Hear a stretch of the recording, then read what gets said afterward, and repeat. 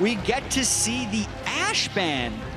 I mean, they talked about it in, the little insight into SKT's communication during the Rocks series. They were already planning on first picking that, so off the table here for Samsung. And that, there's so much pressure on Samsung because, especially their blue side this game, to get a strong bottom lane.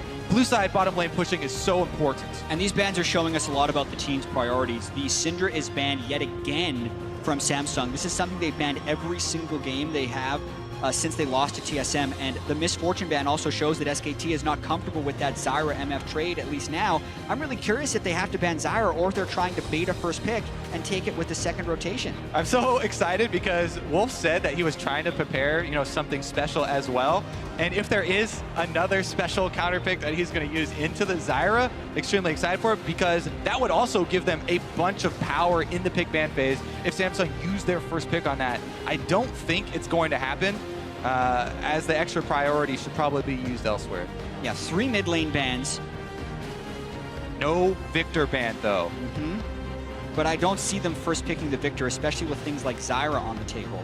And that's the thing, if they don't, Faker has been undefeated in summer on Victor. He has a better Victor all-time win record than Crown does because SKT wins so much. Yeah, that helps a lot when you have a 2-year losing streak on the side of Samsung Galaxy. They did lock in that Zyra. Whether or not Wolf has got a special, sneaky, scary support remains to be seen. But for SK Telecom, the world is their oyster with their 2 picks. Yeah, and there's a lot of power picks available right now. So even if SKT can lock in this Jhin and Olaf, which looks formidable, the Caitlyn is still available for Ruler to be able to play it. And the Caitlyn Zyra lane is obnoxious to play against. So I would like these 2 picks by SKT if they do decide to lock them in, but it doesn't really deny Samsung all that much. Definitely does not. It would also leave the door open here since the Olaf looks like it is going to be locked in, as it's been high priority for Ambition the entire tournament. They need maybe some extra speed with a Karma or something like that showing up on the side of SKT to ensure that they don't fall off later. Karma into Zyra should be theoretically good if Wolf decides to go that route. And now for Ambition, no Nidalee to pick from, no Olaf. We'll find out what he falls back to. Fairly quick lock-ins for the Caitlyn and the Poppy on the side of Samsung. Yeah, the Poppy's interesting here because Duke has played Trundle against Poppy and been very comfortable with it in the past if they want to get late game split push priority. They also, if they did that, would most likely pick something like a Karma Trundle here and then save the last pick for Faker. That's what I think they're going to do. And if you already look at, win conditions here for Samsung, Samsung are locking in a lot of tools for sieging. I mean, they have the Caitlyn, Zyra, Poppy can use the ultimate to zone at towers for sieging as well. Samsung, if they can hold up in the early game, look like they are getting an extremely strong, minion wave control locked in, siege potential locked in, and that very standard tank for the front line as well. A lot of options, and of course, Crown will get his hands on that Victor.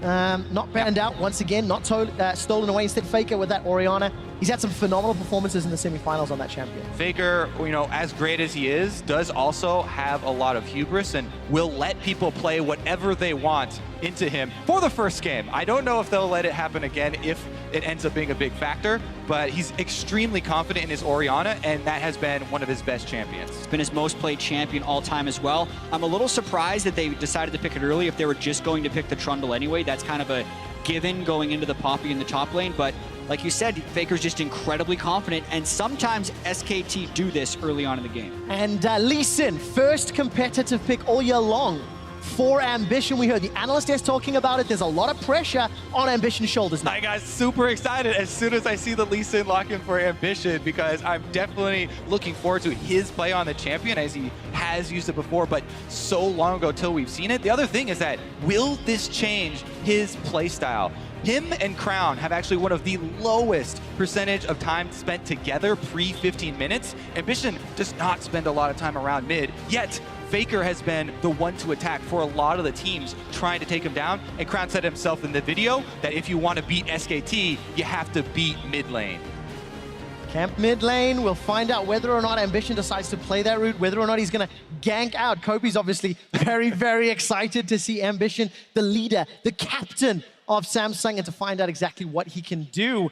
Fairly standard team comps, no gigantic surprises here. Yeah. Karma into Zyra, not the most surprising. It's something that we've talked about and actually seen a couple times. Yeah, we've definitely seen the Caitlyn Zyra lane be able to win the push war in almost all matchups, but you also have to give the player edge to Bang and Wolf because of Bang's numbers so far at the World Championship. So that could be a lane that is dictated heavily by jungle and mid lane priority roaming down there to the bottom lane. And let's see whether or not Crown will do the roaming, because Faker's had a penchant not to do so. The team compositions were on your screens. Staples, put your hands together as we load onto the Rift for Game 1 of Samsung Galaxy taking on SK Telecom for the World Championship title.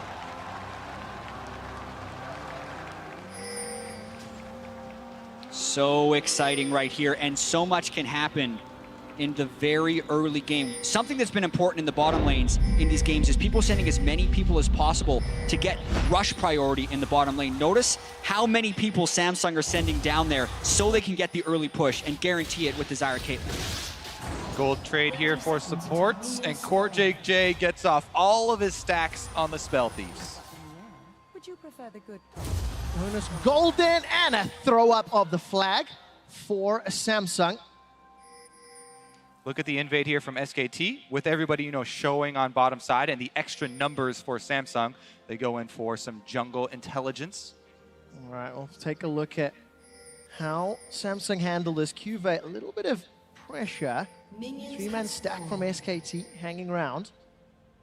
And I want to keep my eyes on Ambition, how he decides to play this early game. We know Olaf's can go for those greedy, low health clears. If Ambition has a good play or a good read, maybe he could get an advantage that way. Yeah, but I also don't think it would be wise of him right now because Samsung sent so many people to the bottom side. They left the window open for a ward to be placed at the start of his jungle, and he should be able to anticipate that and go for a fairly standard clear. Exactly. Plus, the early intelligence, the early vision is a cascading effect. Having seen the start here from Ambition, Bengi now has what he needs to work with to try and track him all game long. Bengi, by the way, one of the highest ward counts for junglers at the entire tournament. Very big vision focused, and he does that to try and protect his solo lanes to let them lane without a lot of interaction with the enemy jungler. That's something I want to watch throughout the course of the series, because SKT had such a good read on Peanut in their semi-final matchup, trading at both mid and top.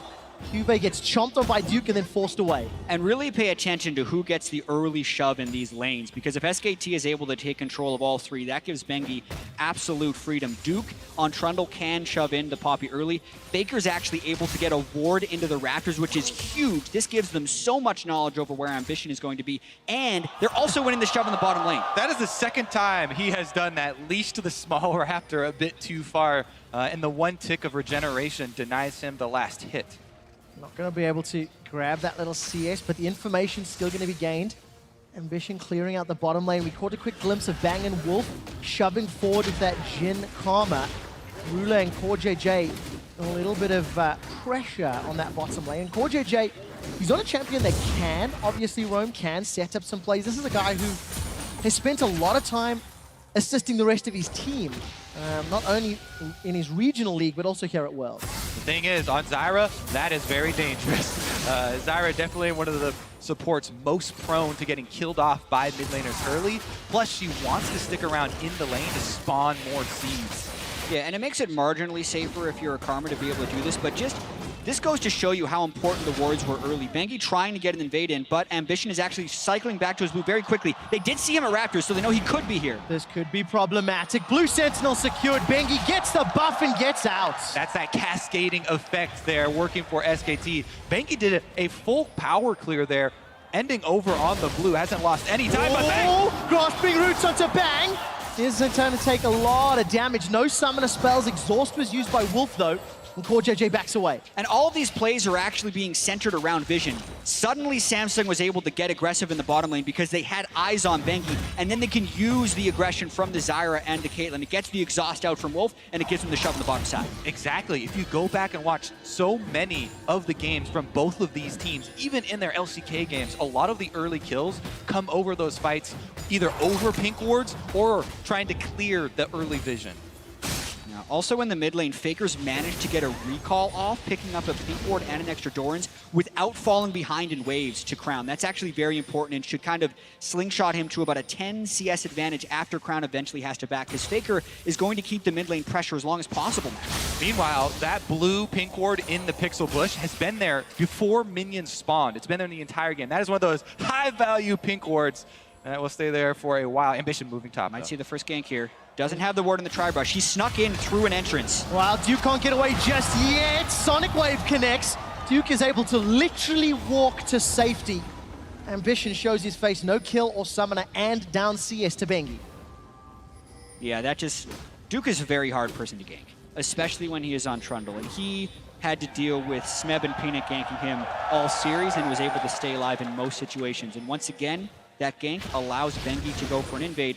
This time he's got to be a little bit more careful, though, because they don't have as much backup as they would like. Both supports are roaming to the top, though. You can see Wolf. Catch him. Wolf immediately went to roam top. And Oh, he's Mirror- caught! He's caught! Caught JJ! Oh! He down Bengi! And Samsung Galaxy! They're not going to do it yet! Bengi runs for his life! Here comes Faker! Flash over the wall, and nobody dies! As I said, Wolf was mirroring the roam the entire time of Core JJ. He had just walked away, though. That was way closer than he wanted to. He had to flash for that shield. Such an incredibly dangerous invade by Bengi, and he barely gets away because they communicate so much about when they're going to potentially need support. Way too risky, shouldn't have been done, but they get away with it. Meanwhile, in the mid lane, we see Crown clearing the wave with his ultimate to try and get the tempo advantage as far as mid lane goes. And the tension continues to rise here as we have yet to draw first blood in the finals. Yeah, you could see the vision toggles. Bengi didn't know Ambition was there until the Q hit him.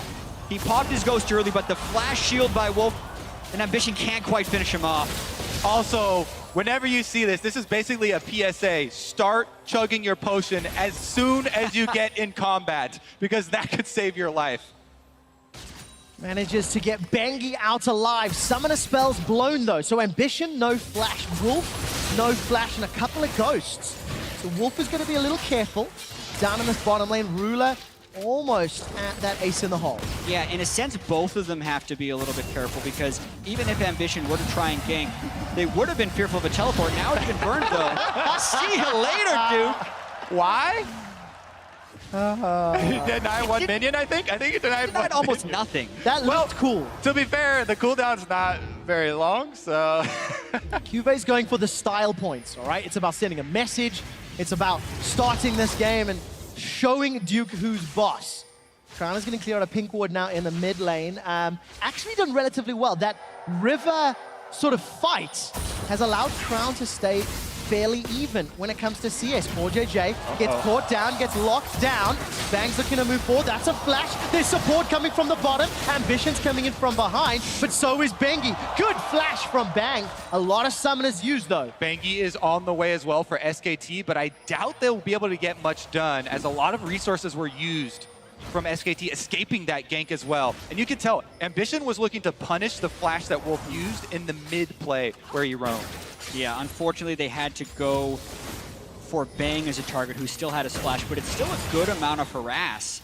They were able to get down on that lane. They took enough of a beating with the gank as well, though, so looks like it's just going to reset. Well, I'm watching Ruler in the bottom lane. Oh, no, in the mid. Faker's going to get caught up by the gravity field. How wild that's happening. Ruler's in trouble. The lost shot doesn't kill him, but no, deadly flourish. Is there enough HP? Ruler's sticking around. Summoner heal has been used. Bengi is sticking around in the jungle. Ruler's running for his life. Now Ambition challenging Bengi. Bengi gets rooted up. The Brambleback is fighting. 3-1 to Bengi. Here comes Crown, gets a reply. Poor JJ and Crown still in their jungle. Ambition was trying to bait that kill because he knew the Crown was coming down from the backside, but he underestimates Bengi's burst and gives over first blood. Plus, just before that, first blood almost went as Ruler was about to die. He survived with 2 HP. The lifesteal from that last auto helped him survive.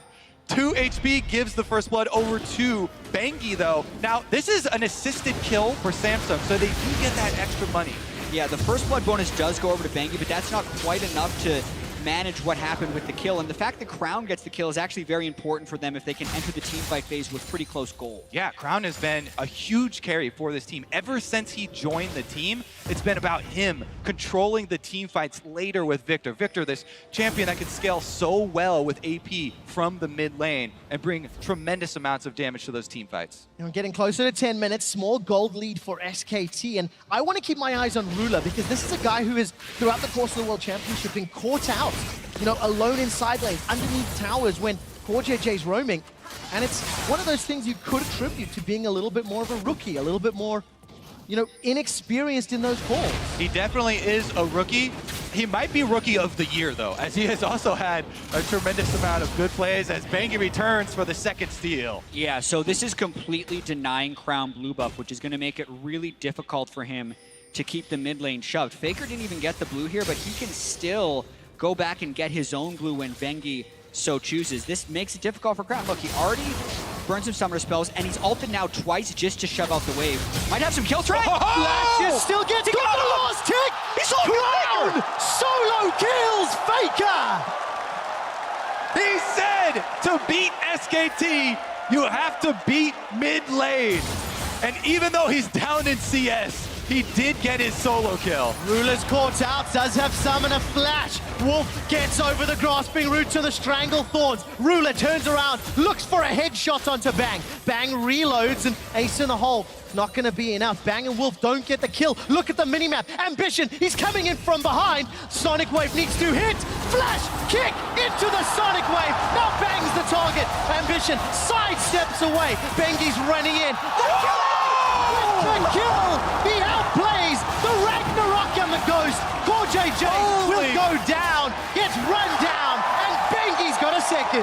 All right, so much just happened that all started with Crown's solo kill in the mid lane, and that transitioned into the gank down to the bottom side. Such slim margins this early on in the game. Faker thought Crown was just clearing a minion wave when he got hit by too many ticks of the Chaos Storm and flashed away a little bit too late, and then that bottom side gank, very nearly a total disaster for SKT, but because Bang got that last hit on Bishop before he died, and because Bangi ran one down, SKT still up 700 gold. Bang indeed. The burst damage here we're going to see come out of him to avenge Wolf. All right, so Wolf does get the exhaust off through the Sonic Wave, but it doesn't matter. And notice Ambition gets a little too close and eats a turret shot here, which puts him in kill range for a bouncing grenade into the fourth shot. The ordering was perfect from Bang, but that wouldn't have been possible if Ambition didn't take that turret shot. Exactly. Bangi now getting chased out of the jungle as they try and clear that pink ward.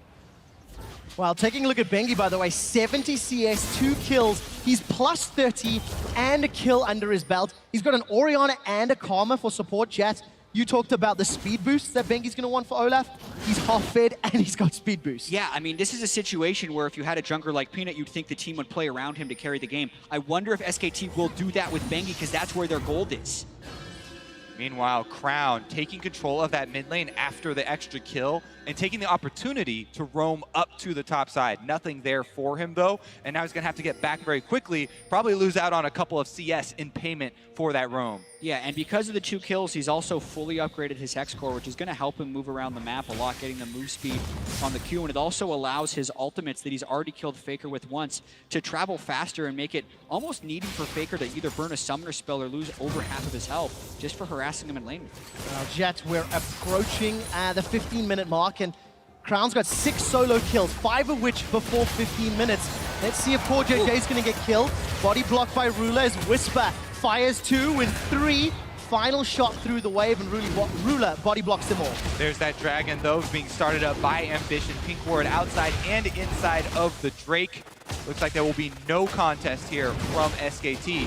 Thing is, SKT, this is such a good steal away from SKT because the Jhin with the completed Ghost Blade is such a huge power spike in that lane. And the bottom lane surviving for Samsung is huge. Yeah, and even though Bengi's got that giant CS advantage on Ambition, they don't have pink ward control in the Dragon area, and they need to actually go and take some pressure back, which is they're going for now. Shot wave on two, and that's just easy. Ambition gets dunked. Baker uses his 3rd summoner spell, Bengi, to get revenge on Samsung, and now Bengi's headed bottom. They saw that play so far in advance. Faker ghosted from the mid lane to get there, and now with 2 people dead, Cube and Duke both would have a chance to teleport into this. They're looking to threaten a dive. They need some poke. Expect the teleports to come in. Look for the Stranglethorns from CoreJJ. He needs to stop them. Bang gets caught out. Stranglethorn's not going to knock him up. CoreJJ and Rula trying to run away. Cubase teleported in, and Duke cancelled his. Yeah, that's actually huge for SKT. Duke can now wail on that top lane turret, and that pushes them closer to getting the first turret of the game. Bengi, that interrupts the recall. Plus, SKT are also pushing mid lane. There's pressure on all sides here from SKT. Again? Closing in on Samsung, and it's going to be up to Ambition to go top. Cube's got to understand that play right there, that he's going to get interrupted again, especially after it happened the first time. That's the mid lane turret that actually falls first from the relentless pushing of Faker. SKT swarm into Samsung territory and turn up the speed of the game. And that's the thing, with 3 pink wards in the river, Samsung felt safe in that quadrant of their jungle, but they snuck through where the vision was, and they are making a repeat attempt at the bottom lane. No teleports this time, and Faker is also on the way. The curtain call comes out. CoreJJ flash and Rula flash into 90 cal. Benga decides not to chase further, but every summoner spell blown. The tower will be the prize. Minion wave conga lines in. It's a 4,000 gold lead for SKT, and it's only going to grow. They focused on this a lot on the analyst. That's of the time that the mid lane turret will fall. Faker focuses so much on controlling that mid lane. As soon as it does, map wide open here for SKT. Meanwhile, though, Crown trying to push back in the mid lane, and Ambition even trying to steal away a little red buff for himself. And Samsung need to show poise right now. They're down 4,000 gold to the defending world champions who have just made a bunch of big plays, and the reaction normally would be to try and panic and get something back. They can't overextend themselves against SKT, who is the best reactive team in the world. All right, let's take another look at this invade double kill. And he got the perfect shockwave at the very end. Crown had even popped his ghost to try and get move speed, but just a little bit too late to get out of the range. And Faker knew that they had both burned flash prior, so they wouldn't be able to flash that shockwave. So when they had that ward in the Raptor camp see him, he saw the play and they made it. Manages to connect, and that allows SKT to just steamroll ahead. They've got CS advantages in every single lane. Their jungler's a beefy frontline ball delivery system, and SKT, they're going top for the next tower. Yeah, they've got a lot of wards here for Samsung so on the top side, so they do see it coming and they will back off. Doesn't mean they're not going to lose that objective, though, as the top lane here very, very low as Duke finishes it off. And also notice the team-wide rotations here. Wolf actually covers the mid lane, so the Crown can't chip that mid lane turret. 3 turrets to 0 is something you rarely see nowadays, especially Samsung losing the first 3 turrets early. Exactly. There's an ebb and flow to the play of most League of Legends games, especially the high-level League of Legends games. And that has to do with both teams only having 5 champions to allocate. So if one team, SKT, makes a play on the top side, usually there'll be a counterplay from Samsung on the other side. That's why you see 1 turret to 1, or most 2 turrets to 1. But to get all 3 right here means Samsung hasn't been able to execute any of their counter plays on SKT, and a lot of that just channeled off of the play that Faker and Bengi made when they got the double kill. And it just snowballed all the way downhill. Cube, if there's one shining light, somewhat holding his own top lane in terms of CS, but unfortunately, those teleports elsewhere has cost him a tower. And that means Cube is going to have a much harder time into what is effectively a counter matchup as we're getting closer and closer to this mid and late game, where Duke can take over side lane pressure. Exactly. As we're getting closer to this mid game, let's talk about how that looks like. You know, SKT, they've got Duke with this pure split push build. He has no tankiness for a team fight. He does not want to fight any more than a single person. He's got the extra lifesteal, so he can stay in that lane and split push for a very long time. However, it's going to look like SKT trying to draw them apart, pressure them, continue to pressure the map from multiple sides. Yeah, and this is very similar to what SKT did in their victories over Rocks Tigers, only this time they have a much larger mid lane gold lead. Duke being able to apply single-man pressure in a side wave allows the rest of SKT to have a lot of freedom with where they go, because if Samsung ever want to do a teleport play or get pressure somewhere, they're going to lose something to Duke's split push, so it really kind of takes the other team's aggression away from them. Just on the outside of the frame, Crown forced to flash away from Faker's shockwave. Juicy target for the next time Crown presents himself. Is Faker playing angry because he got solo killed and came back really quick. 209 CS to 187. SKT with 20 seconds until Infernal Drake spawns. making it very clear what the objective is. Vision inside Samsung's jungle before they peel back and take their first dragon of the game. Yeah, using very proactive sweepers as well. Because of the map control they've had after taking the early turrets, they're fairly confident there's not many deep wards. If there was a place for Samsung to enter the fight, though, there is a ward behind SKT, but they just don't have the rest of the people there to defend. Yeah, SKT have a lot of early alert wards in the red quadrant of the jungle, so they can see anything coming. And the thing is, an Infernal Drake is perfect for a team that wants to split push with that Trundle. Boost his stats up as well. And they are going to be very happy about that one. Faker goes in really aggressive, though. He did indeed. Trades the Shockwave. Chaos Storm not going to be enough to kill him, though. That was Flash for the engage and Ghost to run away. Bengi's now going to Ragnarok out. I think Ambition smited that one down. So no buff steal for Bengi. But Faker, playmaker, not this time. Yeah, a little bit of actual inconsistency coming out from Faker early on in this game. He gives the solo kill over to Crown early in the game, fights back by getting the two-man Shockwave, and then, knowing he had the flash down, kind of goes for something, but ends up just flat out missing because Crown had a great sidestep. And honestly, I got to give a lot of credit to Crown because he has been outplaying in a couple of the different situations here. Didn't get all of them, but definitely earned that solo kill himself.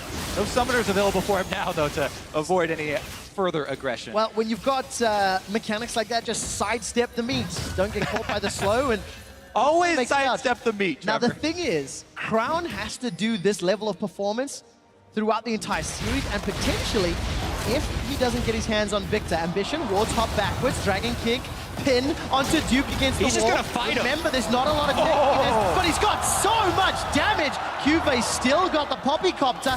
May need it. Support coming from the river. Wolf's looking to lock down Cuvee. Fire out the Copter! Holds it. Nobody gets caught. Did I say Duke only wants to fight one person? Because he was very happy to take on two challengers there. If they can't burst you out as a Ravenous Hydra Trundle, they're not killing you because he has so much sustained damage in those fights, and that's the type of distraction that SKT wants. And I'm pretty sure he subjugated Cuvee as well to even get beefier and tankier. Exactly. And he had maxed out Frozen Domain second, so huge increase to the health gained back there for him. And what does this mean for Samsung Galaxy? 22 minutes into the game, down 4,500 gold, down 3 towers. This was a siege composition from Samsung that, you know, really wanted to either do well in laning or do well in late, and they've now got to play from behind for a long time. Yeah, and they still have the option of trying to win from late because Zyra, Caitlyn, Victor, and Poppy all scale incredibly well. But with the picks they had, they needed to win the bottom lane a little bit more, having the Caitlyn and using your first pick on Zyra. So that's where I feel like they failed from a composition perspective. The rest of it's been okay. Another huge thing for Samsung, though, is that they have extremely good wave clear. This is a very good team at stalling out. So if they want to bunker down and try to go very defensive here, they have Caitlyn traps to defend with. Zyra also great for counter engage, and of course the Victor Crown here can do a lot of work wave clearing, not to mention Cuvee's Poppy actually, so plenty of defensive tools that they can try and use to calm the game down. Well, that's assuming SKT let them. Deathcap Morellonomicon for Faker, Duskblade, Ghostblade for Bang. Everybody's got 2 items. Bengi's even got a Dead Man's Plate. Even more speed to run at whoever the hell he wants to kill for SKT. Been very impressed with the speed of the game so far, and Samsung definitely showing up and fighting valiantly here in the early stages. See what they do, though, as the control for SKT, if you just look at the wards that they have on the map, slowly creeping in and closing off the options that Samsung have available. And it's not just the wards that SKT have, it's the lack of wards that Samsung have in the territory of SKT.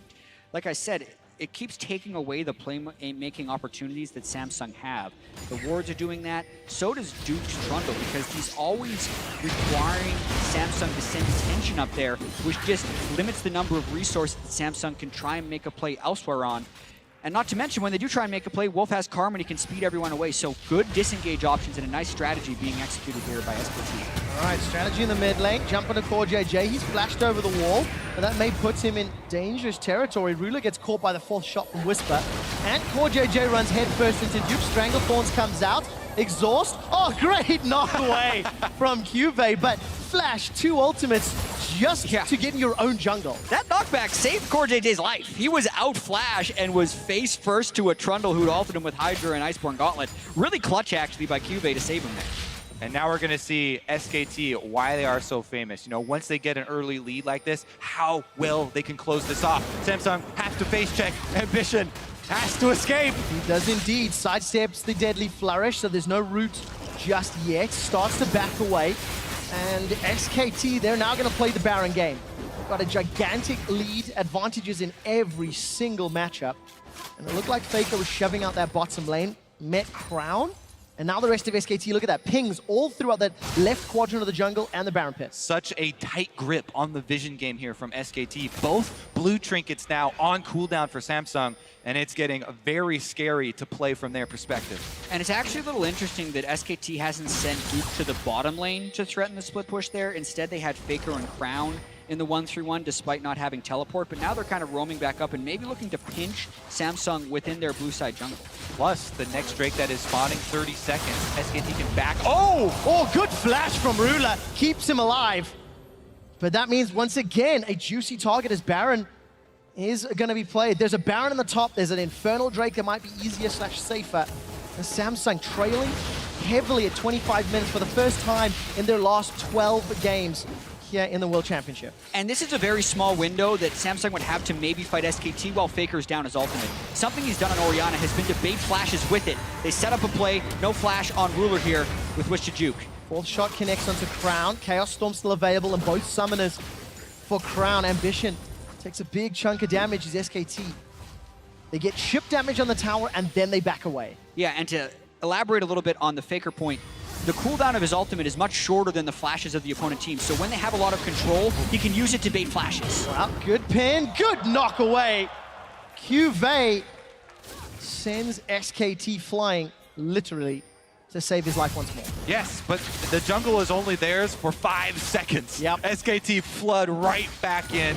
They've got vision on both sides. Ambition looking to make maybe a hero play. He does have flash, so you can ward hop, you can Q in, try and ward hop Q, then use your flash to escape with your life and make some sort of, you know, miracle play to steal that Infernal. But SKT won't even take that chance because they don't have to. Exactly. I wonder, though, if with the recall from Bang, if that was somehow spotted, if Samsung would want to charge it. Looks a little bit unlikely. They don't want to overcommit in the river because of the flashes they are missing on Core JJ and Ruler. If I am Samsung right now and I'm looking at it from their side and we're trying to shot call for them, I kind of put a lot of my eggs in that farm for late basket. As you know, like you said, they do have this Caitlyn, which towards the late game, you know, does have a lot of objective control with the traps if you can set them up. But there's a lot of distance they need to make up as far as team fighting here. So unless an opportunity presents itself where they have a big numbers advantage, I think they really do need to go into that defensive mode. Yeah, and it's so dangerous as well to do that against an Orianna, because if you get hit by one shockwave with your squishies, it's generally over in the late game. That's how Faker was able to close out game 1 against Rock's Tigers when they just hit 45 minutes, Elder Drake fight, shockwaves 3 people, and Ruler seems like he's always on the run here. Yeah, good 90 caliber away. And Ruler's not going to get caught by the rest. Bang just throwing those out, basically on cooldown, just to try set up some plays. And once again, the dance around Infernal is set They're up. going to pull the trigger. Crown is not there. Duke's not there either. Crown was doing blue buff, which is why they're starting They're it, going so for it's steal just only. to steal. Steal indeed, he gets it! Miracle play! Exactly as you want it to happen. Ambition comes through and steals away the Infernal. That will give them a bit more light at the end of the tunnel. Some hope for them to try and stall it out, because now they just have to worry about this Baron bait that SKT can set up. Yes, it's still going to be hard to get vision on the Baron, but they will at least have that extra Infernal in their pockets for later. Yeah, and the difference between a 2-0 Infernal versus a 1-1, that's a 16% swing as far as your attack damage and ability power multipliers. So critical. Well, of the 11 blue or red buffs that have spawned on the side of Samsung Galaxy throughout the game, they've only secured 6 of them. That blue buff that Crown just got his hands on, as you can see on your minimap. It's one of the first in a little while, and this is this miracle steal by Ambition. Right, so Bangi, what he wants to do here on Olaf, every time you want to combo your reckless swing with the true damage, but Bang, a bit too much burst, I think, for Bangi didn't, or maybe he had it on cooldown, and was a smite. Yeah, it looks like he smited at exactly the same time, and Bengi was smited a little bit before his reckless swing landed, and Ambition's smite cut in just before Bengi's did so. Fractions of a second. That's how you have to try and steal against someone who has an execute ability, is pretend you're them. Yeah. And try and time your smite the same place they would. Those are the ones where you have to go back at the replay and look at it frame by frame to see each ability landing. All in all, though, what's important is that Samsung were able to steal that away and actually have a Drake advantage. Problem is that big gold disparity. Well, gentlemen, we're approaching 30 minutes in the game. It's still very clear that SKT are in control of the game, but it feels like Samsung are stalling this one out. They're not giving away much more. What is Samsung doing well to combat this lead that SKT's accrued? Well, they're making sure that SKT isn't getting any 1-3-1 advantages, and it's also the wave clear we talked about earlier. The Caitlyn with the Hurricane and the Victor shove out the lane so well that it's actually very difficult for SKT to make bold plays. That's why they were waiting for the Infernal Drake and are now setting up around Baron, because those are the objectives that can pull Samsung out of their wave clear pattern and get them into the open where SKT can hit them with the gold lead. I mean, how much of a mistake is the fact that Ambition could steal that dragon? Now it looks like SKT are setting up around Baron. They can't afford that same sort of error around that buff, because of course Baron will completely change the course of the game. This is still SKT's match to lose, as they've got advantages in every single metric we track, except dragons. And then as far as the mistake goes, I think it's just an execution play by Ambition, because when pulling out the Drake, they still denied Ambition the ability to target any execute damage. Like, you couldn't Sonic Wave to Resonating Strike Smite. It was really just a great play by Ambition. Also, you can see, how hard it is to have complete vision denial in the game in its current state because of the limited amount of trinkets and pink wards. Here goes SKT, though. Faker ghosted. Not going to use the Shockwave yet, but threatened it. Ambition holds his nerve, no flash actually, so needed to ward hop away. Cuve's down in the bottom lane, teleport is available. And the rest of SKT, again, it is the dance, it is the vision game. And the objective is the big purple worm. And we talked a lot about SKT's ability to disengage, but we haven't necessarily touched on Samsung's, because they're doing quite a good job of avoiding any of SKT's initiation. The curtain calls Bang has thrown up have been relatively ineffective, and aside from that early shockwave, Faker hasn't landed much. Pretty sure Ambition just got that blue buff as well, denied the steal at the very least. Ambition with the hot hand, as you said, with the smite. Able to get back-to-back objectives. That could bode well if the Baron is up next. Well, what does Ambition have to do on this Lee Sin? 1-3-1, down 40 CS. Has to find a ping-pong target of Faker or Bang, really, to try and turn the tide of a fight. And Cube, look at that damage come out. The thing is, you actually do threaten the Poppy as a Trundle because of the Iceborne Gauntlet, but Poppy is also just incredibly elusive as far as running away. So Duke uses ultimate to get a third of Cuve's health out. Really not that much. Samsung have an incredibly sturdy team composition here with the double disengages of both Poppy and Lee Sin. Here comes the big moment, though. Baron has been started up, and SKT try and chase Samsung back into their own jungle. Oh, they're going to be able to two-man this with the shields and the autos. There's support now coming in from Beck. Samsung have no idea. They're simply too late. SK Telecom secure Baron uncontested. Finally able to claim the fruits of their labor. Constantly fighting this vision game for the last almost 20 minutes. SKT has been in the blue quadrant of Samsung's jungle. They finally pulled the trigger, and now they're going to have some pushing power for the siege. Yeah, that Baron was a much more SKT-like conversion of an objective rather than the Dragon Steal we got to see from Ambition. Enough vision denial and enough threat of picking Samsung off that they just weren't able to check at the same time. And that is incredibly impressive. I mean, Samsung, yes, they haven't lost many games, but they've only given up one Baron of the entire tournament, and that was in their one, game loss to TSM. Yeah, doubled the number of Barons that they've given up. But it just speaks to how well they face check without, or how well they do fight that vision war, not face check, without dying. Well, Samsung are going to have to keep doing that even more so as they find themselves down. Further gold, further pressure. Ambition doing what he can against Bengi, but I think Bengi's got over 4,000 hit points at this point. Yeah. Reading that correctly, and it's just the battle over vision. Ambition doesn't want to give up that pink ward just yet. And you really want Core JJ to be able to finish off his Leandries. He's kind of going between the Rylai's with the Giant Spell right now. He eventually wants both of them, but he hasn't been able to farm up nearly as much as he would like on the support Zyra. Duke as well has snuck his way within the jungle here. Oh, this is trouble. Ambition still got a flash available. Cube with a very good stun. The pressure allows Mountain to get secured. Yeah, and that's how they want to be able to deal with Ambition's steal attempts, let alone stopping him from queuing the Drake. Just make sure he's 3,000 range away from him. And this is how annoying it is to try and push against this team. This is what I was talking about earlier in the game with the Caitlyn and the Victor and even Zyra. And if you ever, try and play against that team comp, extremely difficult, even with the Baron buff, for SKT to get inside and try and take down one of these turrets. But they want to make use of this buff. And Bang actually holding onto his crit shot as well to try and get that quick burst of damage in there, if they can even move up to the turret. Well, still a minute and a half left on the buff. It looks like Duke is going to go toe-to-toe with Cube down in the bottom lane. The rest of SKT grouped up in the middle, and Cube, once again, the recipient of a subjugate, just getting hammered and wailed away on as Duke is pushing in to this inner turret. It feels like he may even be able to get more damage in the tower than that mid lane, thanks to his Caitlyn trap. Yeah, and he will actually be able to start killing these turrets unless they send multiple defenders to him. And if they don't, then that means SKT can kill the other turrets. He can ignore enough of the damage from QB with his SKT pushing in there. They got a lot of damage onto that turret, and it's about to fall over, but unable to topple. There it goes. Minions finish it off. Tower falls over. It took almost the full duration of Baron just for that single tower, but it is another big objective that allows more access to Samsung's jungle. And now SKT, look at that, instantly into that bottom quadrant, grouping up, and now setting their sights in the inner bottom turret. CoreJJ immediately flashes already. Shots 2 and 3 and 4 all find their targets. Samsung's defense has been good up until this point. This is a slightly below average Baron power play for SKT. And they still have it though, still working with a couple extra seconds here.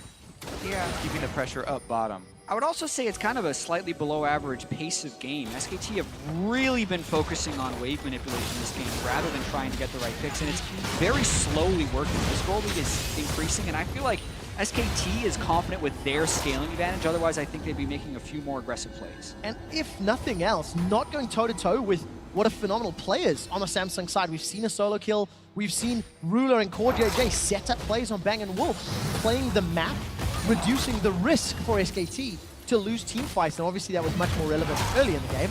Now with this gold lead and map lead, you have a little more wiggle room when it comes to risky engages.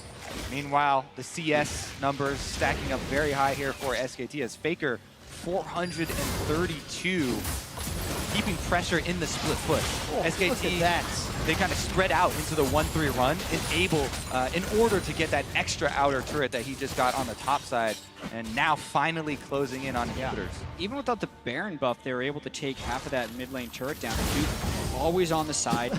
They're playing back enough in their 1-3-1 that they haven't been engaged on by Samsung. And Cube's never had a window to try and get a teleport flank off. This is really methodical play by SKT here. Great control, and what you expect from a defending world champion. Looking to go up 1-0 in the series. They've already got a hand on the Summoner's Cup. They're looking to grasp it and hoist it one more time.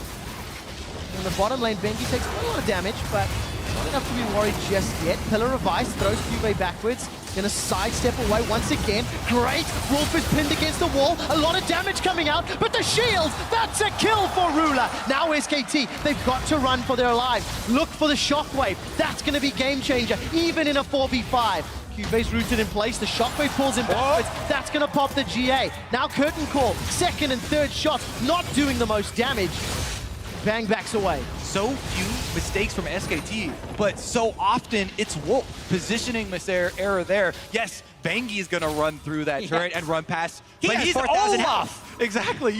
Wolf here tries to take the same route right after him and gives up the kill to Samsung. Any extra gold that you give over to Samsung only further delays this game, further funds their defense. Yeah, watching this one more time, Wolf needs to just walk around the other side. He gets caught by the very tip of the Stranglethorns, and then Cube sees the opportunity to flash stun him into yet another trap there from Ruler. So Wolf, never take that path again, especially if you're support. Duke, just follow Faker.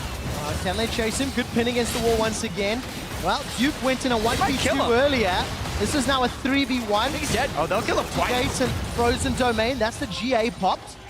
Obviously, Samsung want to try to give this kill over to Ruler. Everyone backs away. Ruler gets another. And SKT, playing a little fast and loose. Another mistake, and that big mistake there is that he's split pushing with nobody else on SKT applying pressure on the map. That ebb and flow we talked about, only one person, applying pressure, pretty easy pickup for Samsung, and they get the GA on top of it. And it boils down to SKT being a little sloppy.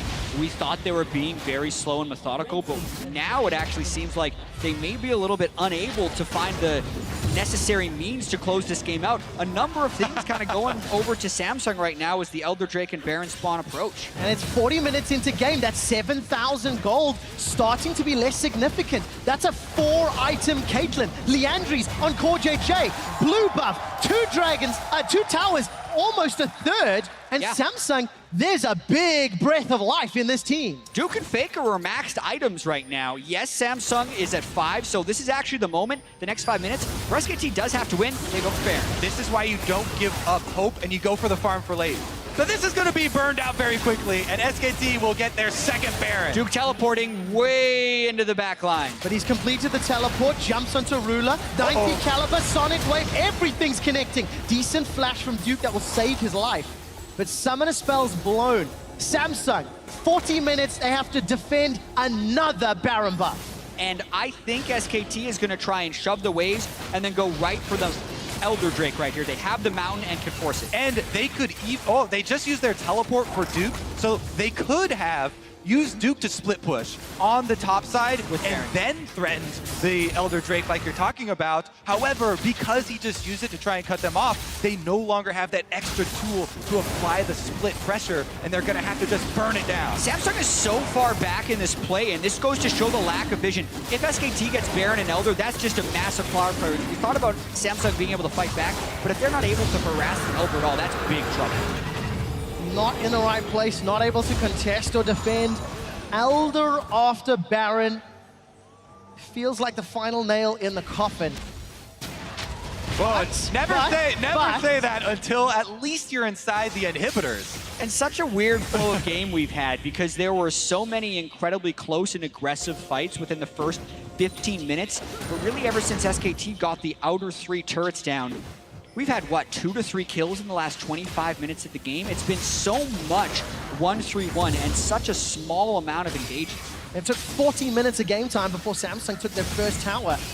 Now they need to defend their last remaining ones. Once again, curtain call used for some form of harass. Ruler's doing what he can. Another BF sword approaching 6 items to clear out those waves. And for JJ, luckily got the Liandry's, but it's going to take a lot of poke and harass. Shockwave onto Cube. Faker just looking to get control. If there's no front line for Samsung, there's no hope in a fight. Elder Drake is a very short buff. They have another minute of this right now, so Samsung want to make sure they don't lose multiple inhibitors. Faker using his shield to go get damage on the turret, and they're inside the base. Inhibitor turret number 1 is down. Cube's doing what he can, this time against Bengi.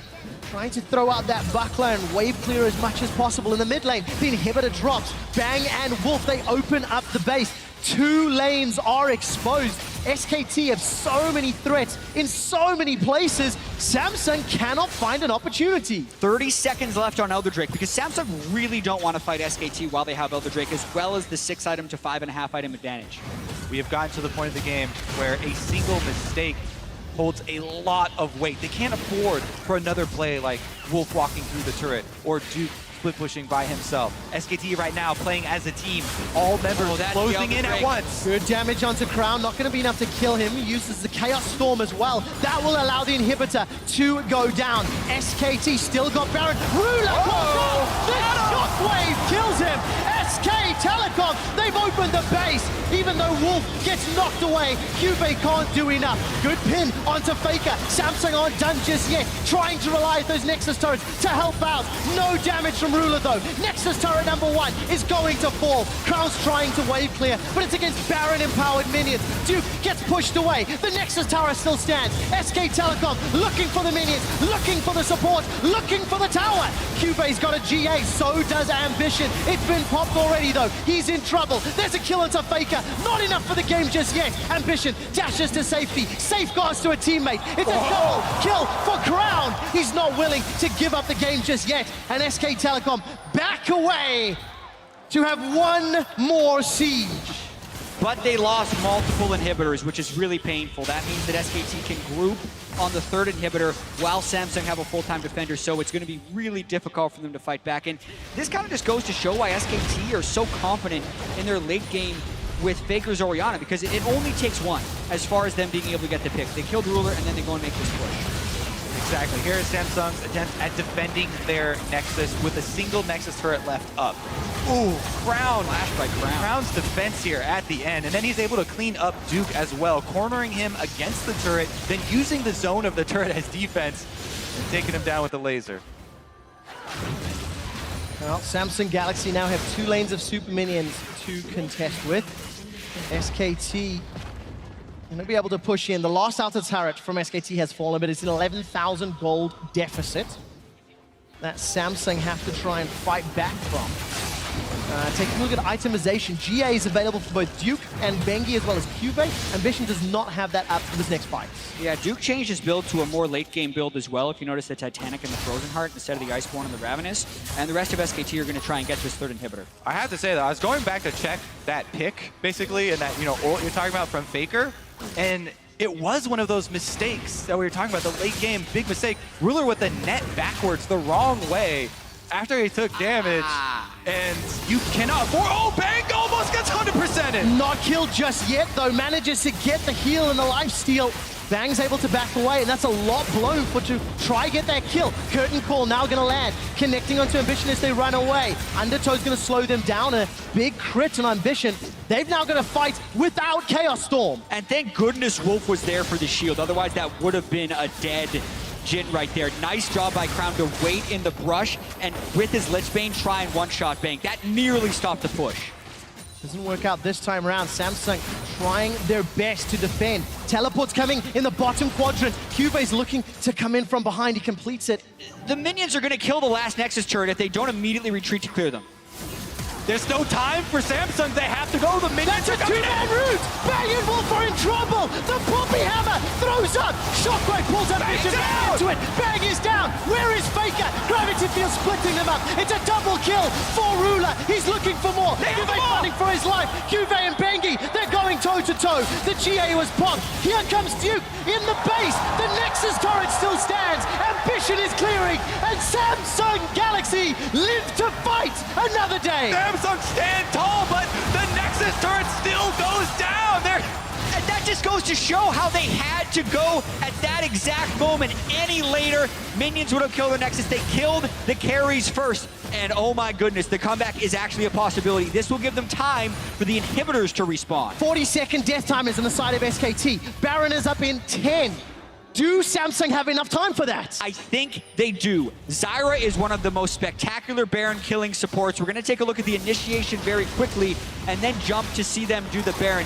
Getting them rooted by poor JJ right there into Bang and Faker, both getting knocked up by the Poppy ultimate, bought them time to finish them off, and they're going to get Baron. Oh my word, Baron is secured! Trevor, never say it until you're inside the base. They have one turret left. SKT have killed the other 10. The Nexus is completely exposed right now, and there would be a ward in their base if Duke really wanted to teleport in, but SKT's got to be careful that Samsung don't just run this up mid for the win. While Tower is going to fall in the mid lane, Ambition's trying to zone away Bengi on the side. Duke with his TP. What can he do? He's converted to this late game build. GA is up now for 2 members of Samsung Galaxy. Full itemization nearly across the board. Yeah, and Samsung has actually managed to equalize this game to a point, even though they haven't killed the turrets of SKT, where a team fight won by either team could win the game for that team. With how long the death timers are going to be at 50 minutes, they could push all the way up mid lane if they're able to ace SKT. Gentlemen, look at the itemization. We touched on how Duke changed to that tank build. Ruler sold his shoes, picked up a Phantom Dancer instead, if I'm reading that correctly. And this is where the value, Duke does get a little bit caught in the jungle, but this is where the value of being a clutch player and the experience of being up on this stage matters so much. The poise under pressure.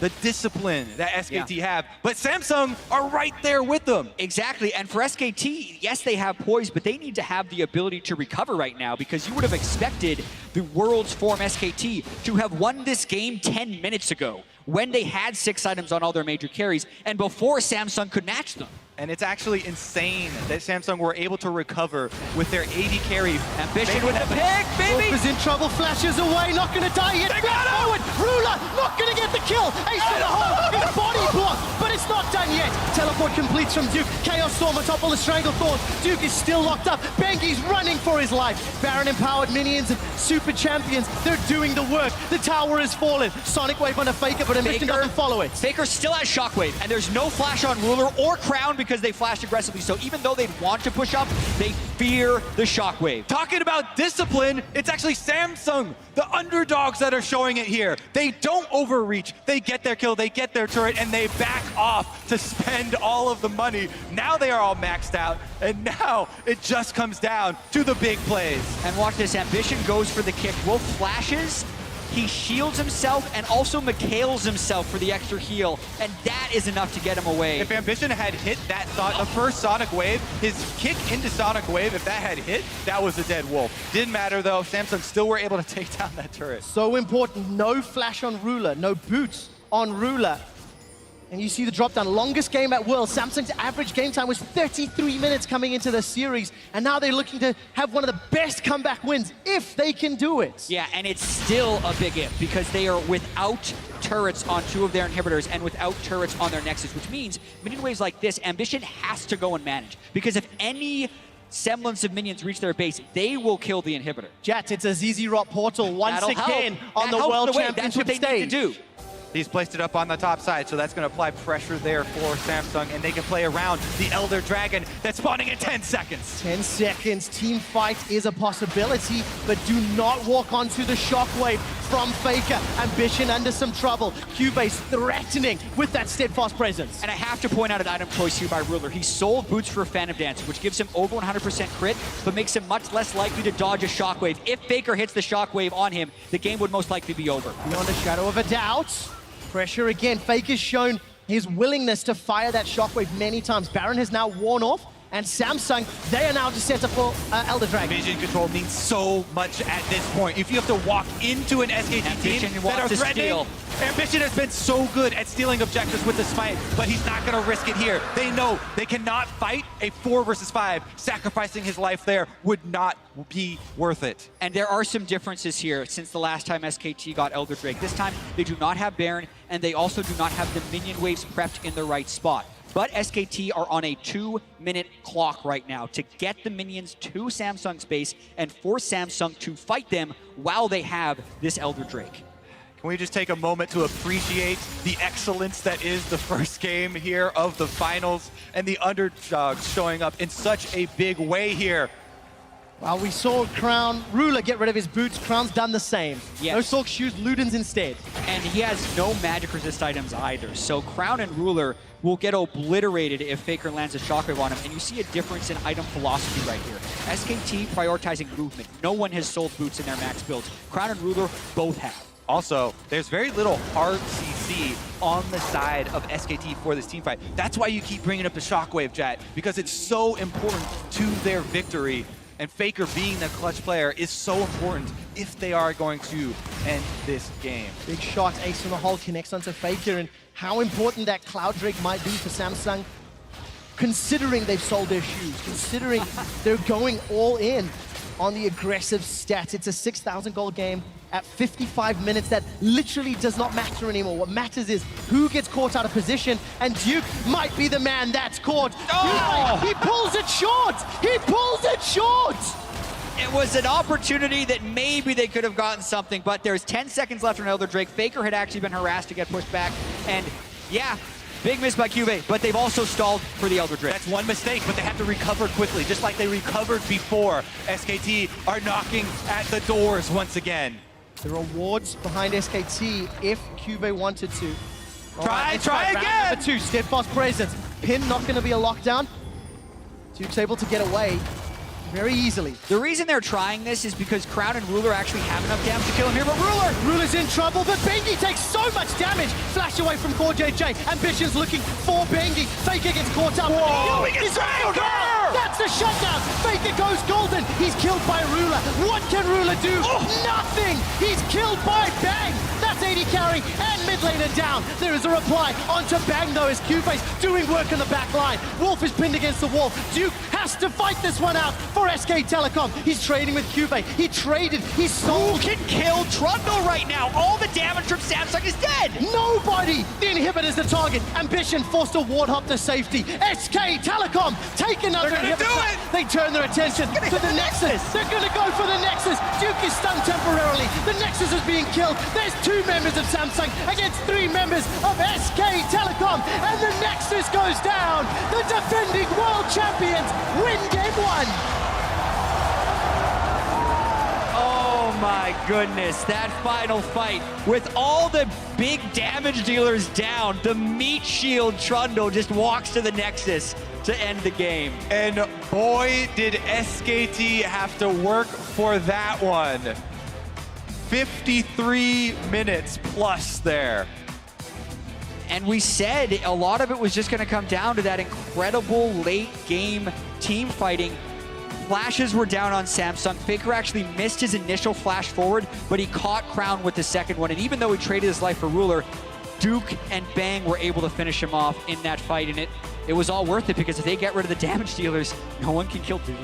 Sustained damage there from Duke in the very end as he cleans up the extra. This is just suddenly thrown in as the first ban for SKT. So already trying to mix a lot up. All right, what else happens next? So Ashe, Syndra, Cassio is what Samsung banned last game. Nidalee, MF, and Rise. MF is one of the questions for me, and maybe the Ashe as well. Olaf banned away by SK Telecom. Don't want to give that first rotation red side to Samsung, and of course the fact Ambition 5-0 on that champion. Yeah, and there's also the added question of whether or not SKT want Bengi to play Nidalee again, or if they have to ban it on the blue side, or if Samsung thinks he's respectable enough on the Nidalee to ban it. So that also cuts down on the potential bans. With Olaf already out of the table, the difference between the next best farming jungler is so vast. So many mid laners are getting through because of these changes, though, and because of the kind of expected last ban there. So I'm very curious to see what we'll get through. If Rise is probably going to get through now, and both of these guys have had very good performances on the Rise. So but Nidalee next one? the jungler... This is SKT forcing Samsung to ban Nidalee almost, because they're really trying to make Samsung's pregame plan irrelevant as far as the ban phase goes. I like what they're doing here, putting the pressure on Samsung in the ban phase. The Lee Sin also very highly prioritized and could very well be picked up now. We'll see if they will go for a first jungle pick after the 3 bans that have already been sunk into that role. Samsung opted for a blue side Zyra first pick. It is open and available once more. This time though, MF is as well. So does that dissuade you from picking it? Obviously, pressure on the top lane, the jungle pool as well. So there's pressure in multiple lanes here. Yeah, both of these support players have definitely put in some time on Misfortune, and that is definitely a very scary counter pick. But yeah, that Rise I was talking about rears his head. Faker, we may get to see him play one of his most famous champions. Yeah, he crushed all of Worlds with it last year. He was the only dude playing Rise, and then he had a bunch of big games. Yet scarce this year, right? And it's his most played in solo queue on the North American server, but this is the first time he will actually be playing the rework Wise in competitive, so very excited to see it. Hope he uses his skin, though he's not famous for using He's skins. not gonna use his It's skin. one of those things you'd love to see. We haven't seen that tumble on stage just yet. All right, Kobe, $1 million question. What is the next round of picks here for Samsung? I mean, I like the hovers that they're already hovering right now, just because, like you talked about, with the Misfortune up, Zyra also does drop in priority, and the speed boost and shielding of the Karma did prove to be extremely important for those mid-game plays. It's also cute what's going on here right now, because just because Samsung has picked Karma doesn't mean they can't pick Zyra or counter a Zyra with the Misfortune, because they can always throw it back. So it means SKT have to be very careful about locking in a Zyra if they want a Jhin Zyra lane, because Samsung can turn right around and give him an MF if Crown was to play Karma, which is not one of his main champions. Yeah, and I think the thinking here also was, you know, even though the jungle pool is being pinched right now with a lot of bans, Ambition has been very willing to play that Rek'Sai, like so many other junglers, and could very easily just go with either the Rek'Sai or the Skarner, one of those tanks for the front line. I still do think that Samsung are going to go with one of those sort of standard, sturdy team comps where they got the front line to protect the Caitlyn for later in the game. Especially when you see how well Ruler played that late game. You can take a look at that 90 caliber net and flash, and ended up costing him towards the end of the game. Poppy's still up for QV as well, and some options for Samsung. Ambition has been practicing Kindred on a solo queue account. It's going to be locked in, which is the first Kindred we've seen at Worlds. All right. The last guy I saw playing this was Maple in the LMS finals over there, so that is an old pick there. I actually think it's a decent pick against Lee Sin here. Especially, if it is going to be a long game. The Kindred is going to be a huge DPS threat. And we'll see if, Karma's going to be on triple duty now. A very high DPS backline for him to keep protected. No front line for Samsung yet, though, but you can anticipate, obviously, Poppy or similar in the top lane, or would we maybe go something more poke or different? I think we don't know, and I like the fact that Samsung has given QV the counter pick in the top lane. SKT in their series against Rocks almost always left Duke for the very last pick, so they're going to go something kind of safe like Gnar. That means QV could cannon into it if he wants to have the lane advantage if they lock in the Gnar. Yeah, and also remember that the Kindred with the ultimate, since we haven't seen it in so long, does provide a lot of extra security for that backline to rely upon as well. And since they have so much damage, a lot of the Kindred is fighting over the territory of the ultimate. If you have the extra damage to push them off of it, then that could be huge. And there's that cannon for the flanks, but also the 1v1 potential. Insta-lock cannon.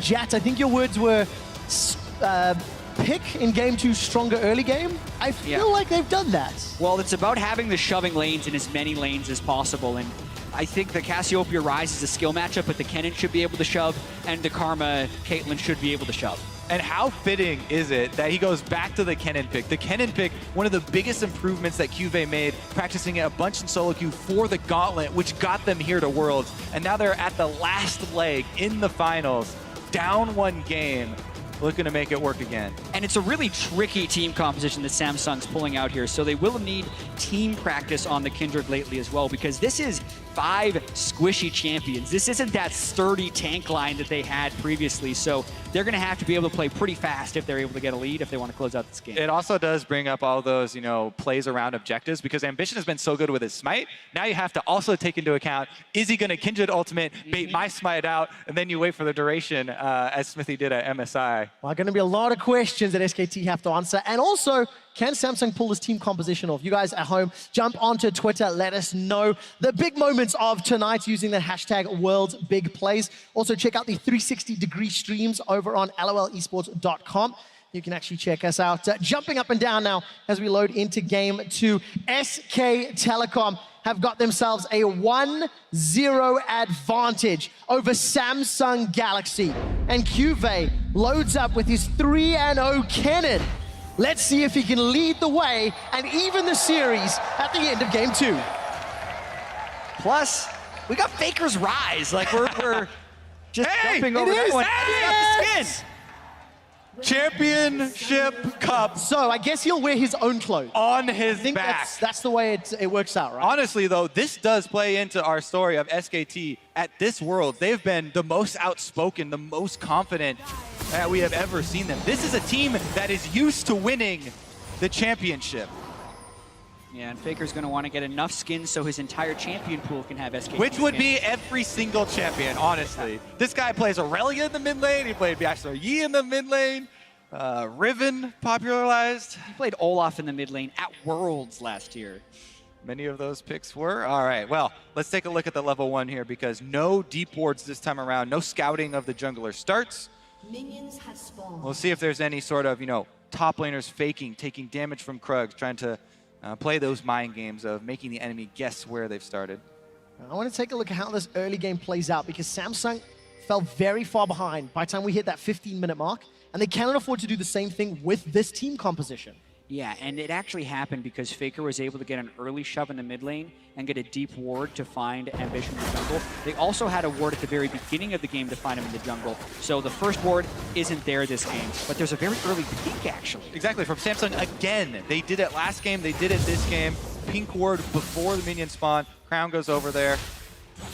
All right, I'm actually kind of disappointed in Bengi. I didn't see, he doesn't have his SKT skin. Where's the coordination, boys?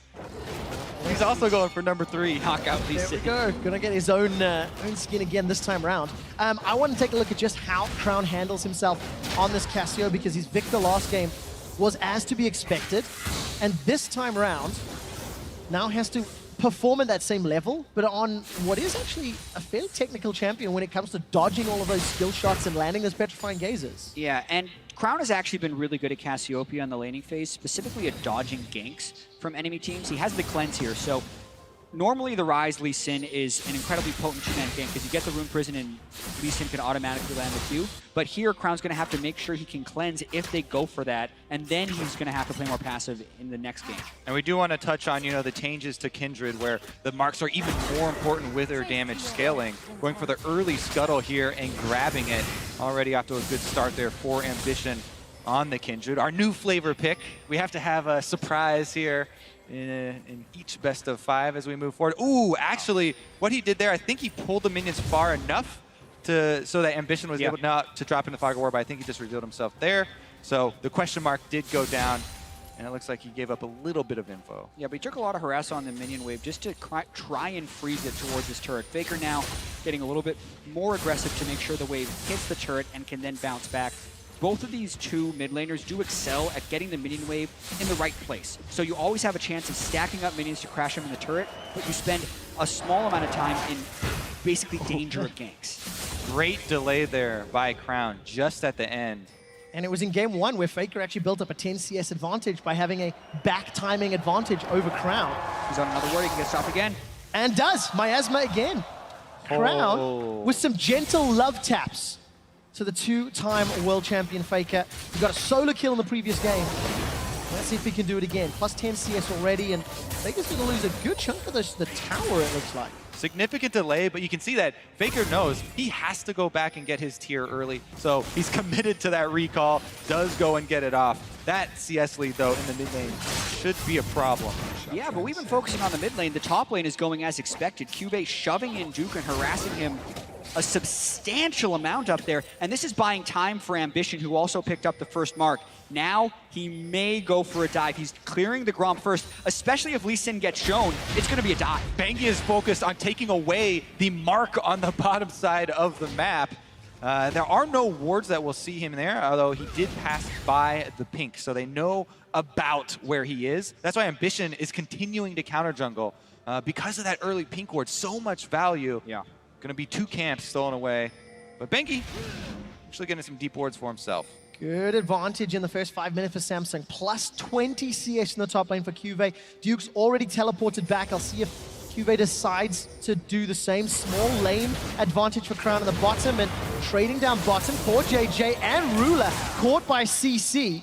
Trades a couple autos, but Bang and Wolf, they turn this one around. Nice 90 cal into the headshot shots. And this is where the Samsung lane needs to be careful, because they do not have the sustain that Wolf has. So while they could get shove on early, when they lose the shove, they're actually a very vulnerable lane. All they have to do is split, because the mid and the top lane are winning very heavily for Samsung. We do really need to touch again on that jungle, though, because such a big advantage from Ambition in the jungle because they've been able to track him with the early pink ward. That was 2 camps that were stolen away. He also smited the wolf, so you get to leave that wolf spirit there, and they saw him again. Yeah. Now, the Vision just slingshotted back a little bit. Bengi cleared the pink ward. Ambition got spotted out. Oh, damage down. Crown's throwing out the poison with those twin fangs. Good shield from Faker. He gets away with his life. To save that Q to pop the overload, getting his shield and speed to get out of it. And denies that 1 versus 2. Meanwhile, though, it gives, again, full control over this mid lane to Samsung to push it up. They get another Scuttle Crab that is marked for Ambition. But Bengi saw him exit into the Fog of War on the top side of the map, trying to make a counterplay on the bottom side. If Bengi can get level 6, he would have a much more threatening gank. He can't yet, as he's have ward control in the jungle, but no wolves to spawn. He might get level 6 off the wolves based on his experience bar. Then he would have threat for a bottom lane gank. Just warding up and trying to make that bottom lane as safe as possible. Not able to have that same sort of early impact. Samsung plus 1,000 gold just from the farm already. I think that's to be expected though, when you look at the team compositions and how the lane is played out. I think credit to Samsung, but they need to do more to have this advantage going into the mid game. Yeah, I think not quite to this degree, especially in the mid lane, you know, and how important those recall interrupts were from Crown on Faker for the early stages. We'll see how this does develop, though, because early magic resistance now on Cassiopeia as well makes Crown really confident in taking those trades with Faker. Yeah, I've talked to a number of mid laners about the Cassiopeia versus Ryze matchup because historically it was Cassiopeia favored, but with the Ryze rework, who has more utility in being able to shield himself in a longer range on his Q for wave clear, it does turn into a very slightly favored Cassio matchup, but not something where you're winning by 15 to 20 CS against Faker. Helps out when Crown is able to interrupt the laning pattern. I'm looking at Bang and Wolf pushing up very heavily in that bottom lane. Teleports and slicing Maelstrom a little bit away. Ambition potentially in some trouble. Realm Warp actually. Ambition's going to get the camp and back out. Remember, Kindred here going to scale very nicely as well, and he is already up to 3 now as he goes back to farm. Trading farm with Lee Sin is definitely an optimal situation for him, especially since the Samsung lanes are in such a good spot winning by themselves.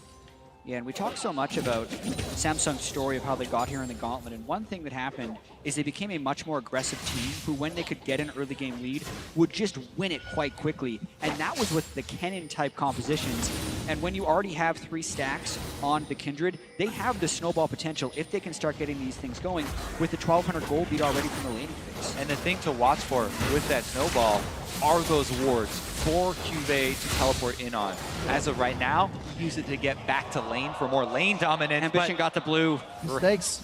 That's one of the first messed up blue handoffs I've seen at Worlds. Teams have been much better about doing it. Big mistake right there. Well, Jungler's now going to be meeting toe-to-toe. Level 7 advantage for Ambition. Gets a ward down. Lamb's Respite is available. Tidal Wave captures both of Samsung Galaxy's bottom lane. Ambition with the Lamb's Respite. It's first blood to Ambition. Body block on the first 2 shots from Wister. The third and the fourth gets nobody. Beautiful. Now Faker's the target. Gets caught out by the red buff. Slowed down. Crown looking for a target. They may want to go for a dive. Crown's full health with both summoner spells up. All summoner spells are up for SKT though. They're closing in, trying to push the minion wave first, and there goes the counterattack from Ryze. The Realm Warp not going to be enough to go for range, but the flash does. Now, Faker and Wolf, they're in enemy territory. Gonna back away. The threat alone means no further engage. It's a 1-for-1 trade. What an impressive counter right there. They know the only way out is forward. They charge Core JJ and do grab the kill, but still, this game, the early game has been going so heavily in favor of Samsung, and they retain that lead. Oh, great stun from Cuvée. Hop away from Duke.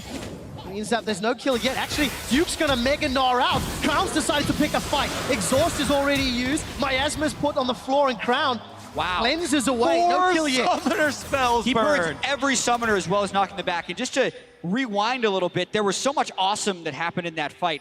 Ambition getting alley-oop towards Faker only to cast his Lamb's Respite to save him. And then the next man up blocking of the Jhin ultimate was perfect by Samsung, and they maintained their early game lead. Ambition wants to make his long-awaited chance at Worlds count. They want to dive Cuvée. So does Faker, though. In the last trade, Duke Mega Gnar out, force Cuvé's flash. This should be an easy And dive. no ultimate. Here comes Ambition as well. Knocked against the wall. Faker is gifted a kill.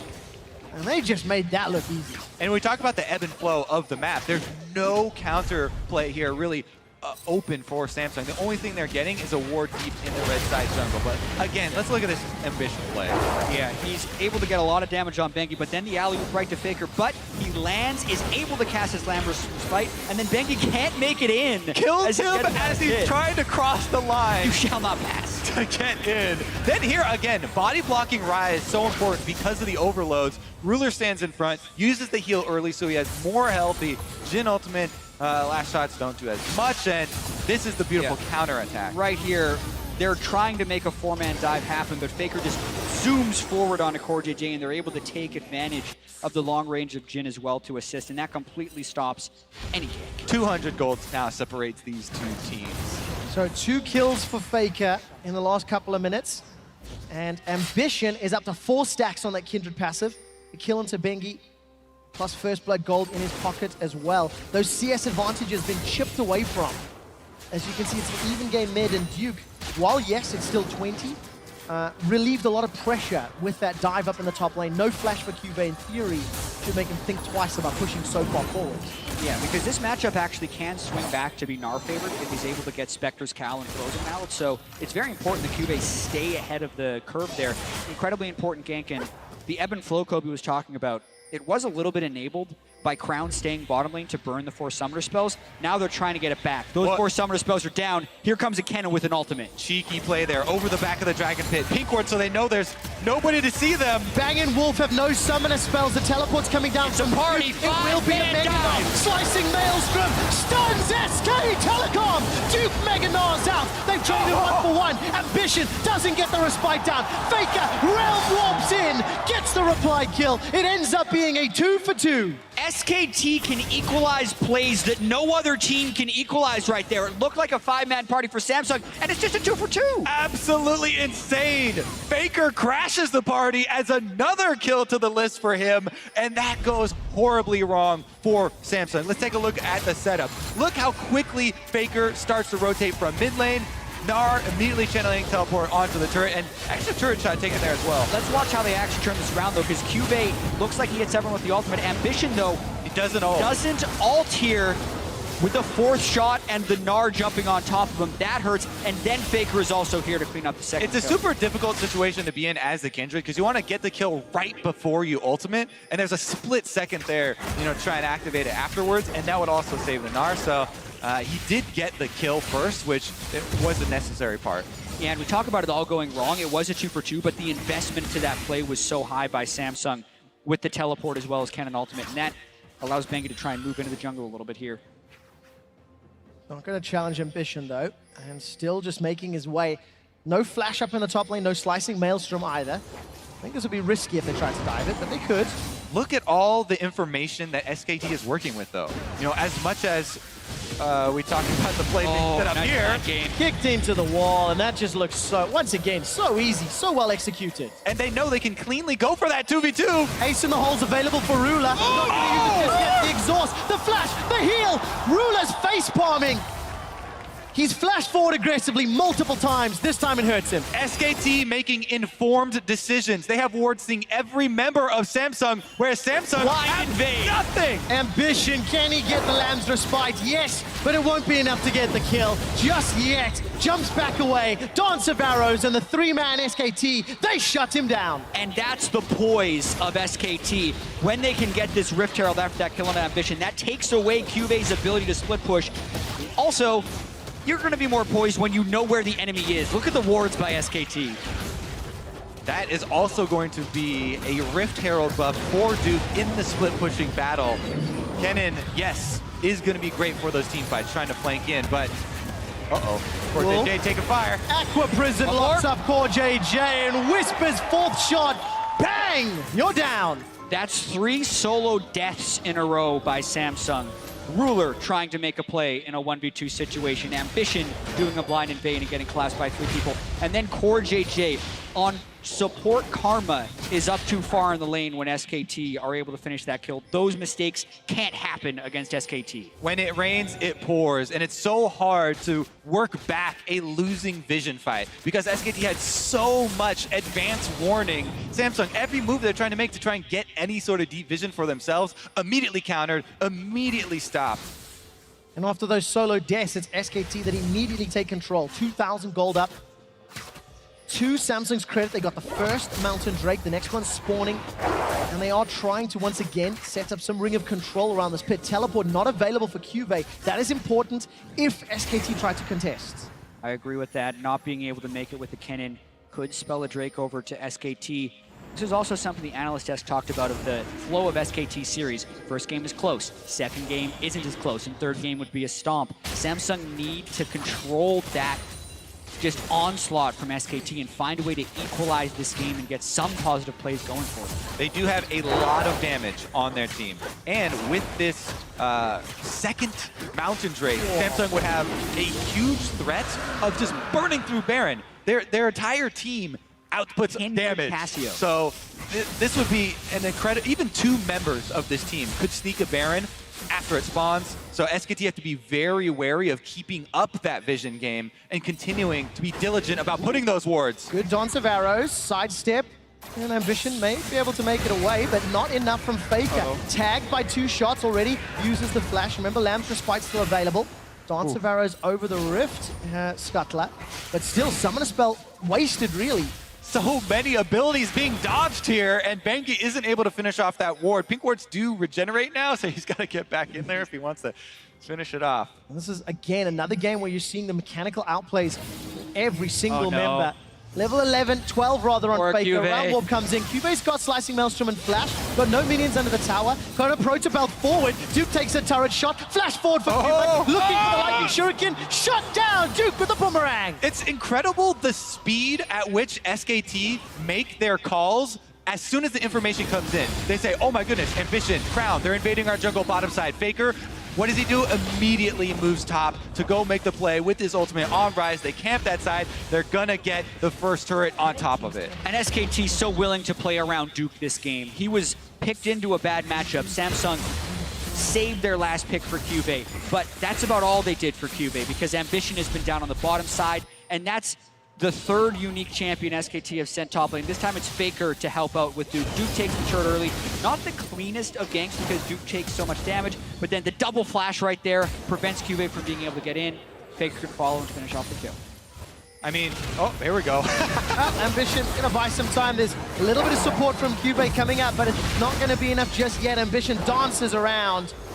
Mounting Dread, Wolf Frenzy, throw everything at Faker, and it's not gonna count. 3-0-3.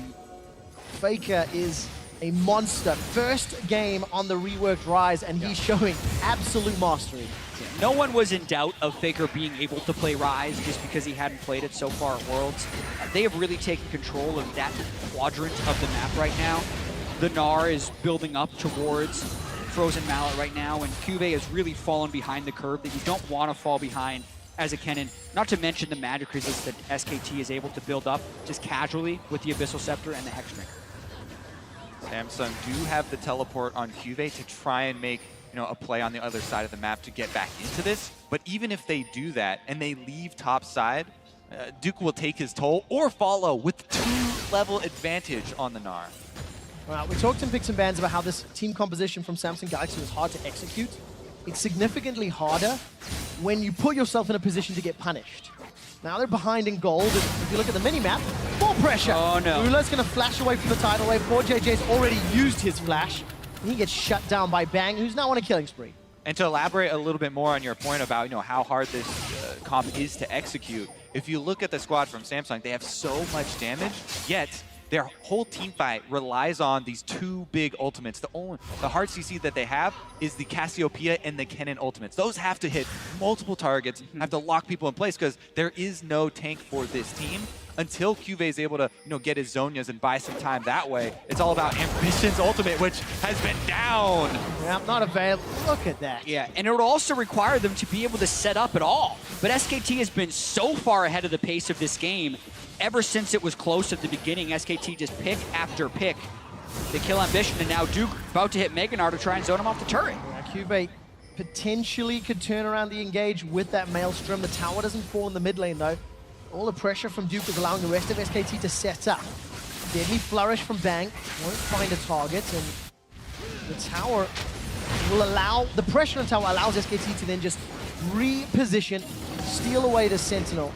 And Ruler could be at threat. Sonic Wave, Ward Hop over, good 90 caliber. There's no flash available, and Bengi doesn't want to go too deep. Not worth the risk at this stage with the lead they've accrued. Exactly. No need for SKT to take any even slightly low percentage play or waste any abilities right now. I mean, honestly, especially if we look back at how this game has gone, there's not too many points where we can super heavily fault Samsung. Their play they set up bottom with 5 players was well set up. It was an intelligent flip over the ball there from Ambition. It was a pink ward that they teleported on, so they knew there was an ward in that bush at least. The problem is SKT's ability to instantly react to any of these plays, and they make it look like a bad play by turning it around.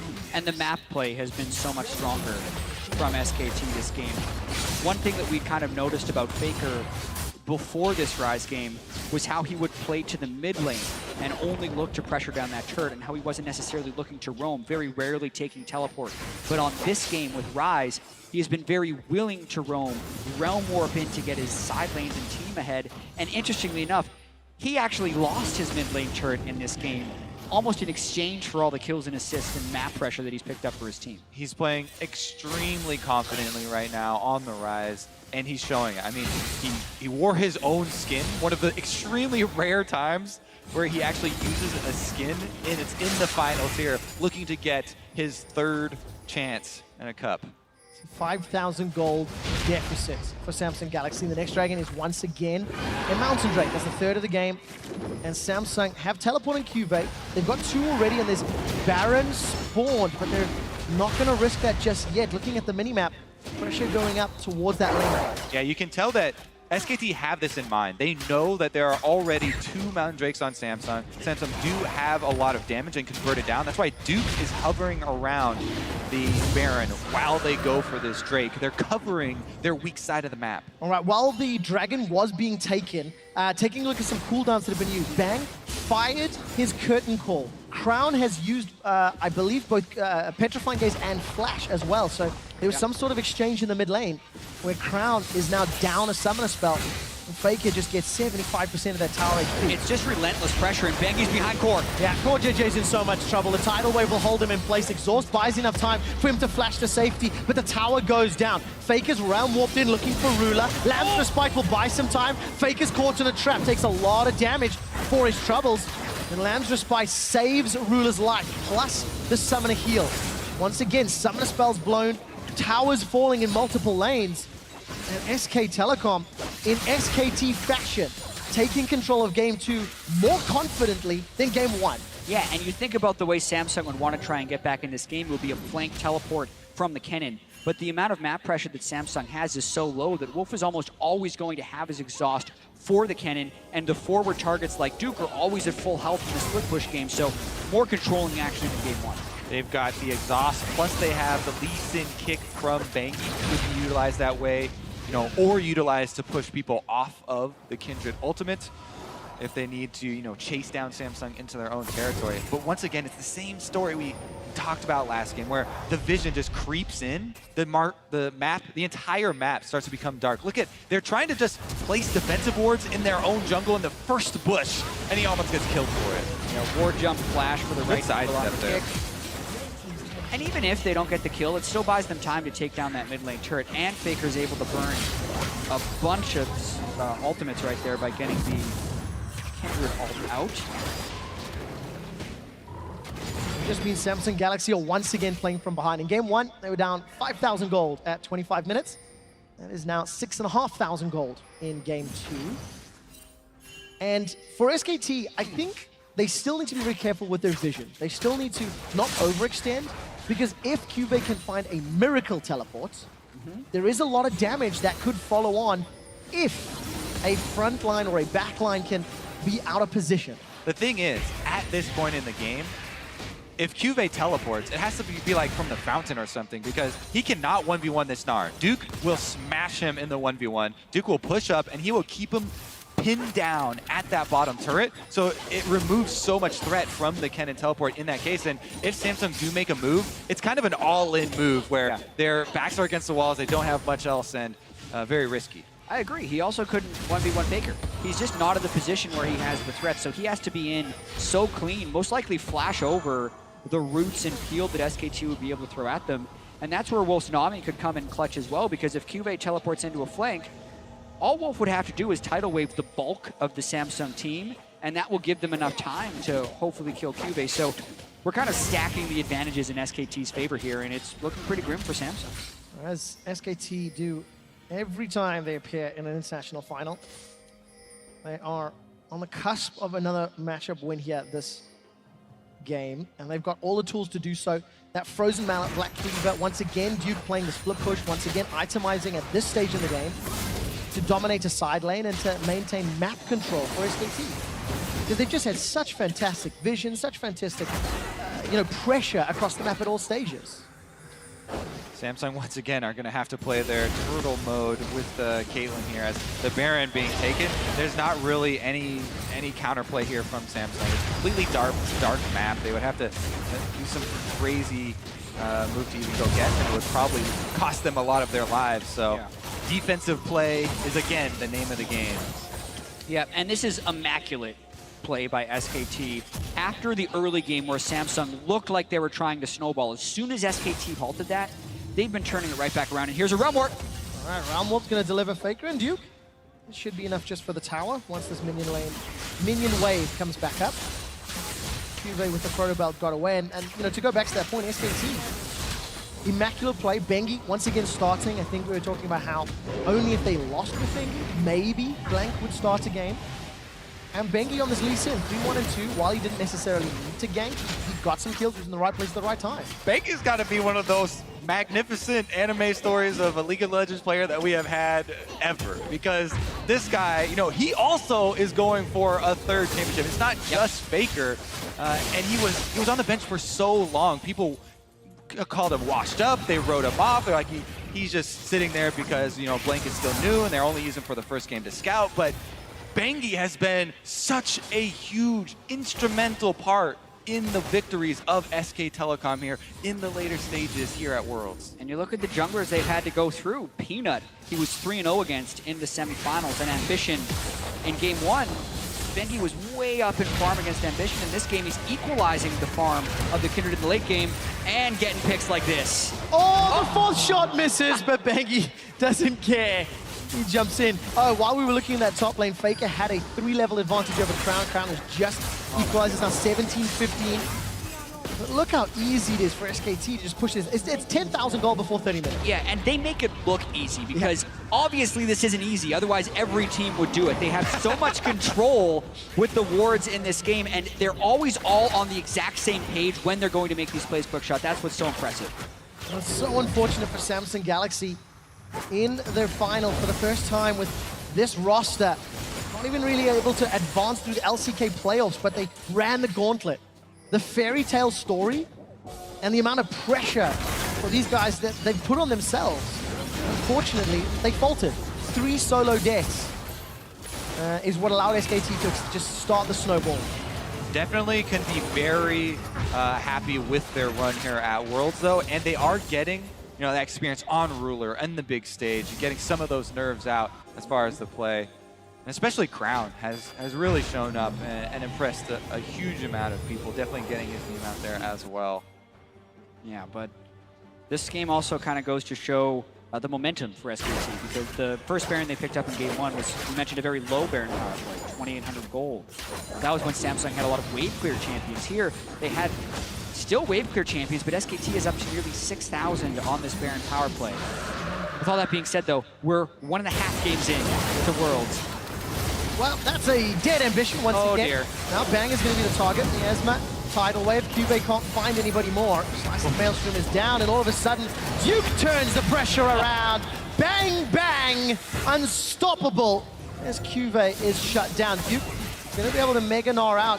Not too long. Hops forward, looking for more. Oh, JJ kicked against the wall, locked against the wall. Duke gnaws Crown. Petrifying Gaze, not going to be enough, and Duke will get popped, but just the GA. Round warp from Faker will allow him to get a double kill onto Ruler at 30 minutes into the game. SKT, they still have to run back out and kill an inhibitor tower.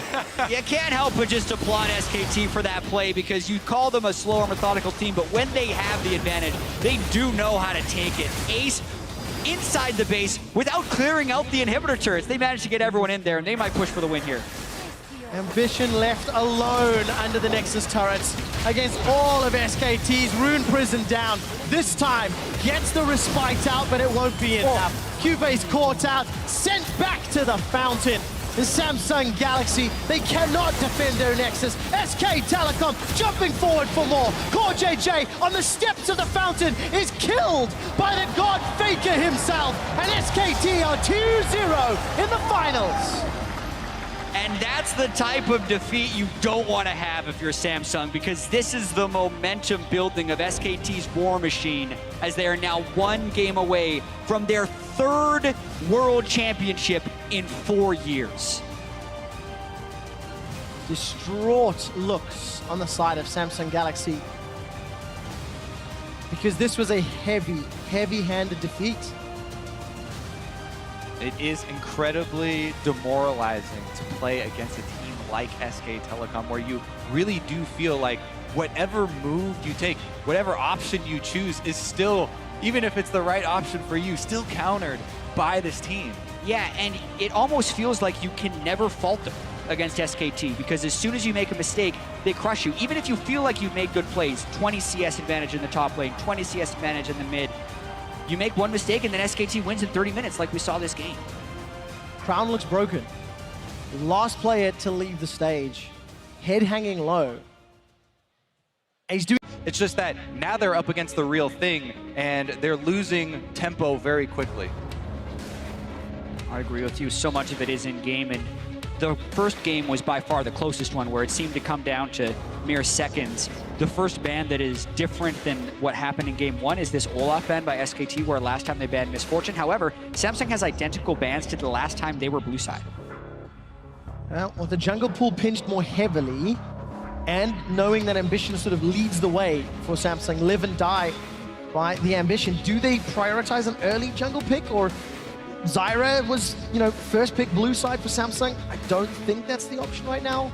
I think it's very strategic what SKT did by banning the 2 junglers, because we wanted to see Ambition on a powerful jungler. But here, the Lee Sin, when Elise is still on the board, doesn't actually give them that much of an advantage. And I don't think they want to pick the Zyra, because they're a little bit afraid that Wolf has learned how to play Misfortune.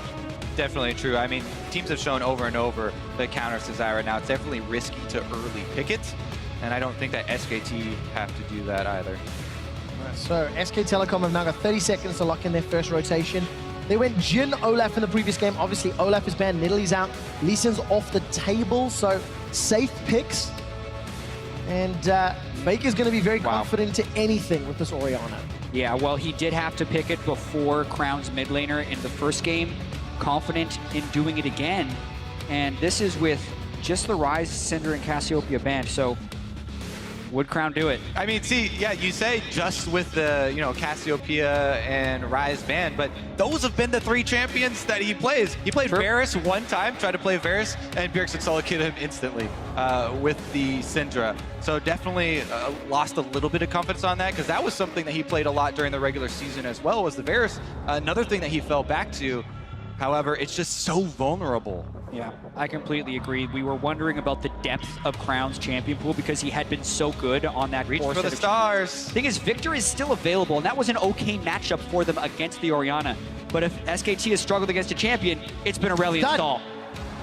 And let me say, again, the effects of SKT, what they do so often in these best of series, where they let their opponents choose their best champions and go ahead, Crown, have your Victor, and then they beat him with it. Now he's reluctant to go back to it, even though that has been his most comfortable champion, his best performing champion. Now they're reaching. Yeah, SKT has been better than any other team in the history of League of Legends of attacking the mind of their opponents, whereas other times they're just specifically banning the optimal champions in every situation. But SKT throw a bunch of curveballs and really make the other team doubt their strengths. Thing is, though, yes, Aurelion Sol, as you said, Quickshot, did find a victory versus SKT in the group stages. And if Samsung, are going to have to reach, this is a great champion to do it with. I don't know how confident I am in Crown's ability on the champion, though, because if we were spying on his solo queue accounts, actually wasn't that great. So my level of confidence in Crown's Aurelion Sol is about the same as in Bengi's Nidalee when they first picked it after he never played it in a competitive game. And Bengi's Nidalee did show up, so there is this chance.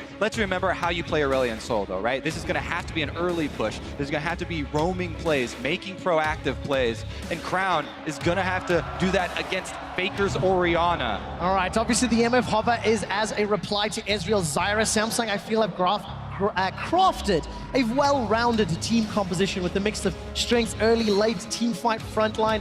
SK Telecom, do they run the counter to Zyra of Misfortune, or the safe counter, the more reliable Karma? I would expect it to be Karma. So they were already able to win the lane with Karma, and we know he would have at maximum a week of practice on the pick, because they thought it was a picking error the first time support MF got picked in this tournament. So still has his options here. They don't even necessarily need the Karma if they wanted to go with more sustain because of the difference in Samsung's pick going Ezreal instead of Caitlyn. Exactly. Ezreal on the tier early is not going to have a lot of lane presence. And this Jhin plus Nami combo has huge poke ability, but also the sustain for the bottom lane.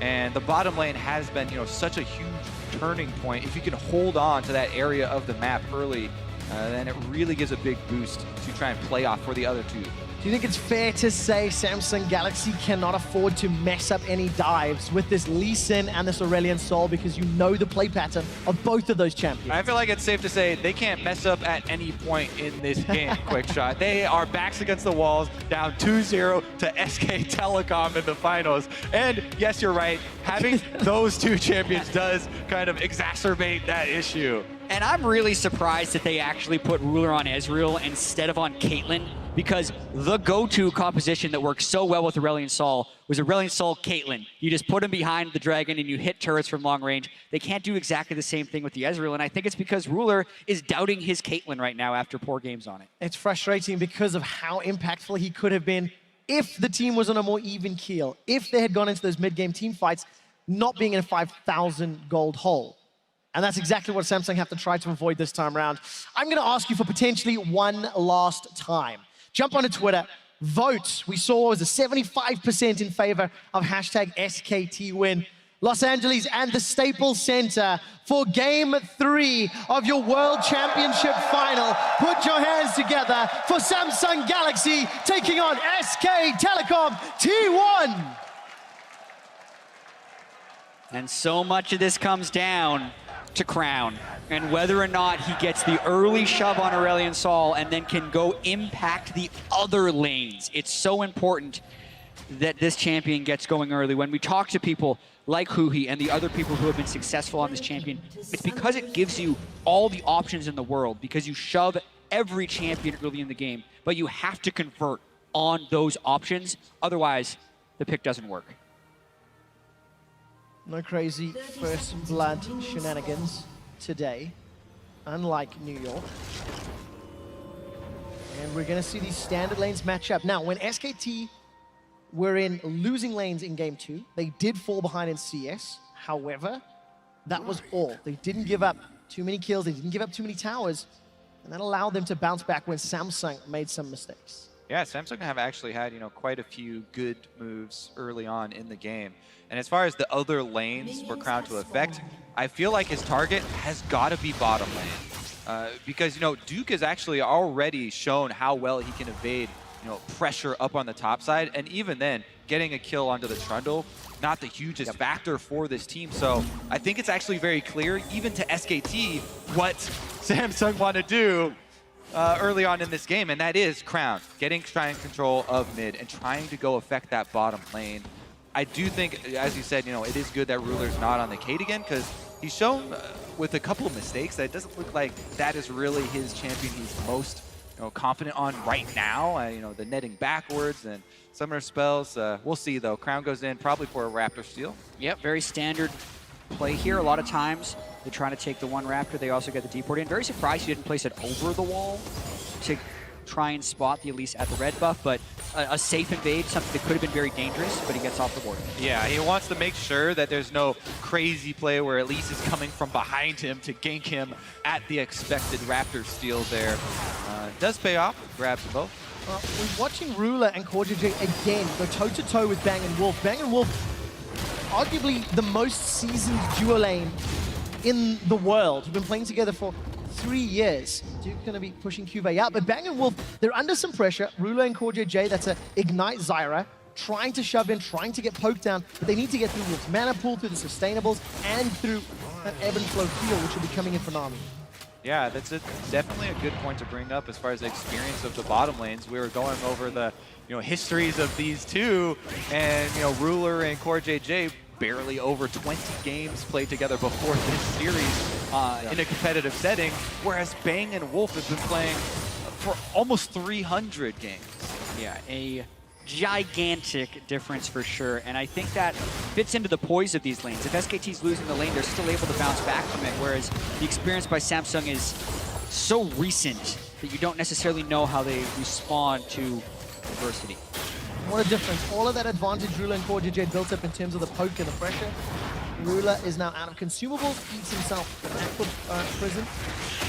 Taking a look at the Dragon. It is an Infernal Drake straight out the gate, so a little bit of a juicier target for either of these teams. Both junglers with early game impact could look to set themselves up. And it's Ambition with the small invade. Crown, gets the stun onto Faker, but doesn't even break the shield. Command Protect, greater than Star Surge at this rank. And let me just touch on Ambition here, what he's doing with this invade. He wants to make sure that he doesn't waste time on the pure, pathing top lane for the top lane gank. Knows that he has time because Poppy wants to get those minions. Bottom lane actually will be more Double ganks at impactful. the same time. Good flash from CoreJJ, sidestep from Rula. Ambition's looking for Duke. Flash is still available. Sonic Wave followed. Duke holds onto the flash for now. Chomp, not going to be enough for a stun. And Duke gets away with his life. Crown, running a little low on mana, but still pushing this wave in, shoving Faker in it again and again. Yeah, interesting ganks there. Really just trying to get the summoner spell out of Duke, and they would need to make a return gank before he can hit level 6 if they want to be able to convert that one. And the same is true for the bottom lane. Both ganks do find a flash on a priority target. CoreJJ on Zyra is one as well. Mid lane, though, don't chase into the fog of war around mid lane is one of the first rules. Learn as a jungler if you don't have vision on that side, especially early on. Crown just wants to be able to continue to shove in so he can get better recall timings here. Interesting that Ambition's also harassing the Raptors when Crown is relatively low on resources at this stage in the lane. Looks like Aurelion Sol would want to recall before making this play. Ambition's going to be in a little bit of trouble. Flash is available to him. Faker, no shockwave though. So Ambition takes the poke and backs away. We did touch on, the experience as far as pro play difference of the bottom lane, but I want to back that up with a few stats as well. Coming into this series, Ruler was averaging down 6 CS at 15 minutes across the board, even though Samsung have only lost 1 game. That's a lot of CS to be down early on, especially for having won so many. Whereas Bang, we've already talked about this, he's got the highest KDA of any player at Worlds, and he had the highest damage per minute of any AD carry, fulfilling his role to a T. Yeah, and you can see it in this game right here already being so massive. And I like the Nami adaptation against Zyra as a gank approaches from the mid lane. Level 6 is flashed away from Crown. If he got pulled back into that, would have gone flash and goes down. Yeah, and it's the little things that SKT do. It's not like they're pulling out this insane support pick, but they have taken the time to figure out that they can beat Zyra without having to go for the support misfortune, which takes away the fear of that pick as this series has progressed. The Jhin Nami is actually winning this lane pretty substantially down in the bottom side. Has had a little bit of help from Bengi's Elise. No flash on CoreJJ, gonna put some additional pressure onto that lane. QV's been able to farm up to 6, even with a gank up top and no flash on Duke. Still behind in CS. Yeah, I mean, honestly, even though Samsung are, right there neck and neck as far as gold is concerned, it doesn't feel like they have very many options on the map. Because we go down the checklist, okay, Aurelion Sol is going to want to push in. He doesn't have, early purchases of damage, and neither does an Ezreal, which is the lane we said he wanted to attack. It's a tier Ezreal versus a Nami Jhin lane that's already ahead. If Samsung is to make an early move, it's going to be difficult for them to convert on the play, and SKT can afford to play reactionary. This time around, Star Surge doesn't find Faker. Faker actually ghosts up, realizes he's down an ultimate, and there's support coming in from Ambition. Yeah, down in ultimate and down in jungle pressure, as he knows Banky is purchasing at the moment, so he rightly backs off and burns the very low cooldown summoner spell there. Now, we also have yet to see Crown make any substantial roams. He wasn't able to take his lane shove in the river or even sync up with jungle invades as of yet, and that's what we've seen out of the successful Aurelion Sol. Potential jungle invade here. Vision from Ambition onto Bengi. Ambition's got support from QV, some pings onto Crown as well, but no roam just yet from the mid laners. That being said, Crown's doing very well in CS and is kind of equalizing the gold difference of the bottom lane that's in favor of SKT. Plus, that control mid lane does result in a red buff steal. Not the largest of objectives, but Samsung definitely something for their troubles. These wards will see any sort of move to bottom lane as well. Ruler's caught up, stunned down, curtain call. Damage will be blocked here by CoreJJ as Ruler standing behind his supports. Yeah, and what we see here is Samsung would want to be able to go down to that side of the map, but they can't because of the pressure. Oh, dashed away from. Ambition gets out of range of the shockwave. Would have been enough damage to kill him, but regardless, backs away. Yeah, and it's the pressure of this bottom lane that's stopping Crown from having a large impact on it because he can't necessarily roam through the river. He's going to try coming through the brush, though. All right, flashes are available for Bang. Here we go. Wolf, Number one. comes up, Star Surge, the Star, Voice of Light, locks down Bang. Celestial Expansion is out. Here comes Bengi. Bengi gets a cocoon. First blood onto Bang. The tidal wave is flashed away from as Core JJ runs for his life. Exactly as we set it up. This is a tier Ezreal, very low damage. Aurelion Sol, no damage purchases. And the bottom lane of SKT is a Jhin with early armor penetration. They can afford to play reactionary there. Overextension from Samsung does give up the first blood. Yeah, Cuvée hits Duke out of the duel, but that gank was awful from Crown. You could say that they said, hey, we really need help bottom lane. We can't let Bang get going. But for all the things Kobe mentioned, Tier versus the serrated Dirk onto Bang, they're going to lose this duel. Look how late Bengi actually is to this play after all of the damage had been burned.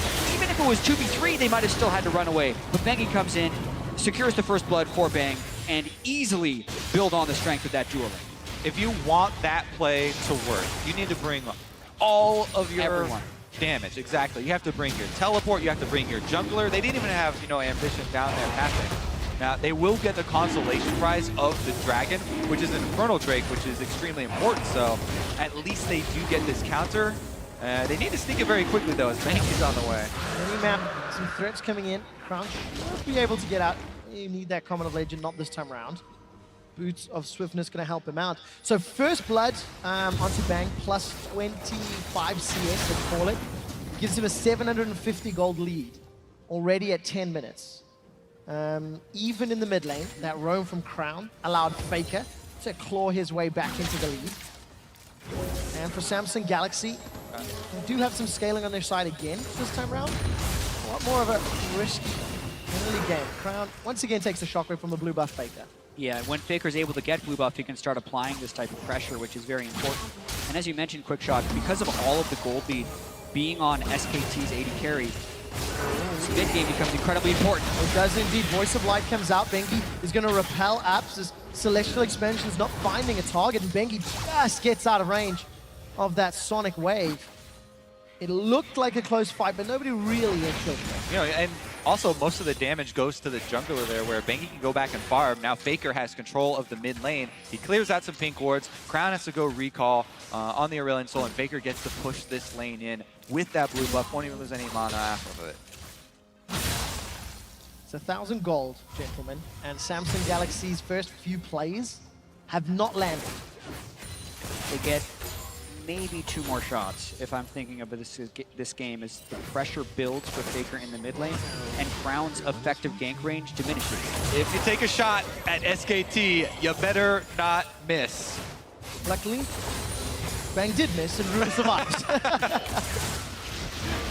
All right, let's also set up this mid game a little bit and talk about why Faker is, as great as he is, and why everyone talks about how he is the best player. So much of it are the predictive plays that he makes. I mean, you can only get so good as far. Well, Speaking of which, speaking of the devil, he's able to get a good chunk off there. Shockwave, flash point from again. Flash. and Faker is blocking these roams from Crown because of the blue buff and the shove he's had and how he's used his ultimate to harass so much. He's kept Crown back in lane, and Aurelion Sol always wants to push and disappear into the fog of war. But Faker's disappearing first and preventing Crown from being able to make those roams. Exactly. He plays off the expected behavior of his opponent, punishes them, before they even realize that they are in a fight. Bengi also clearing out vision, so Faker has more room to work with all around this side of the map.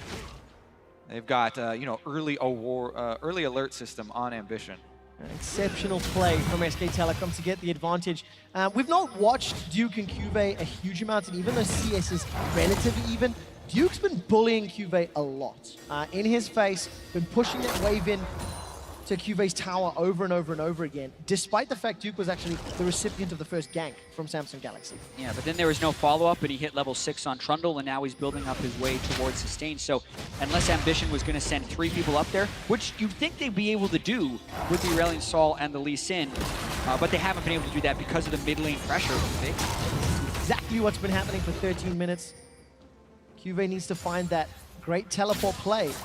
Throw the hammer down. Crown looking for Faker. No Ghost yet, and never chase into the fog of war. You don't know what's waiting in the darkness. Definitely true. The darkness, though, Bengi's moving up to the top side to look at QV. All right, let's follow the cocoon from Bengi. He needs to try lock QV down. In the end, the pillar actually blocks it. Oh, once again, Wow. Easy peasy. Duke and Bengi literally took no damage. Shred the resist, tank the turret with the guy healing off of him, and they, like you say, make it look easy.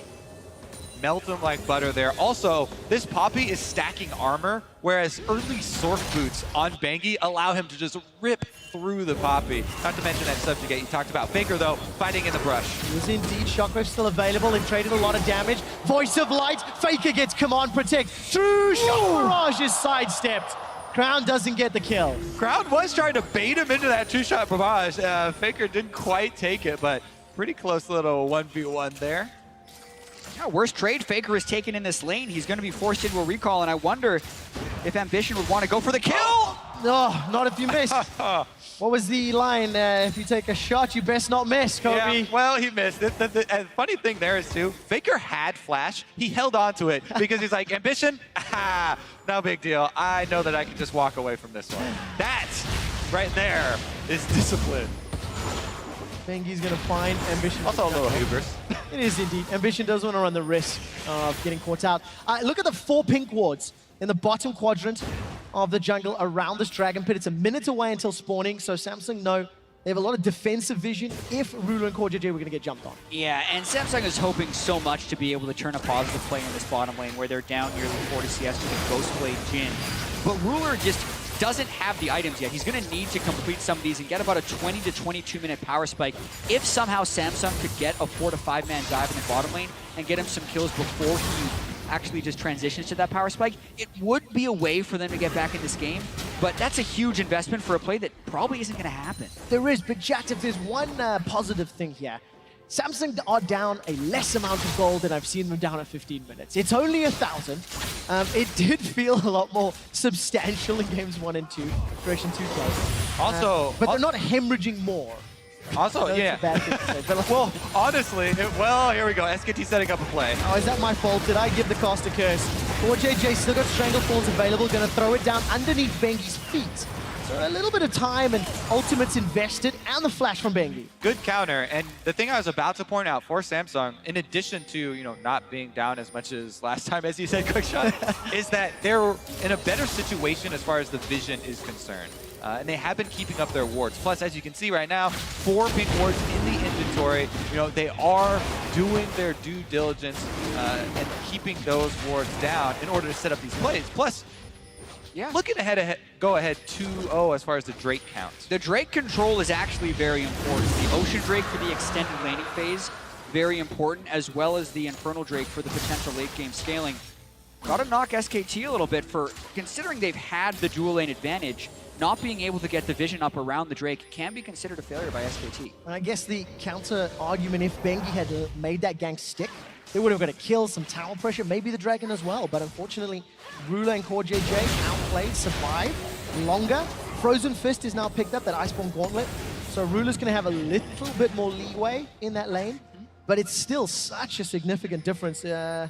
Nearly 1,000 gold between the two AD carries. And it actually is a very important purchase to get some armor versus the flat armor pendant of the Jhin that he's going to build. But SKT actually closed in on mid with multiple members. Shockwave connects this time around and flash away from Crown as he gets out of range of that bubble.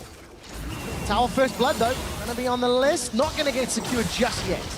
As Core JJ arrives just in time and the wave is cleared by the stars of Crown. That play was super similar to something the analyst desk did in the pregame, where they set up the support in the jungler from both sides of the mid lane as Faker goes for a play and set up relentless pressure on the mid lane turret. This is a play that SKT runs fairly often, and it's quite successful. They're pushing Crown back, nearly taking the turret. And it is also born of that style where Faker's constant pressure in the mid lane, slowly whittling down this turret.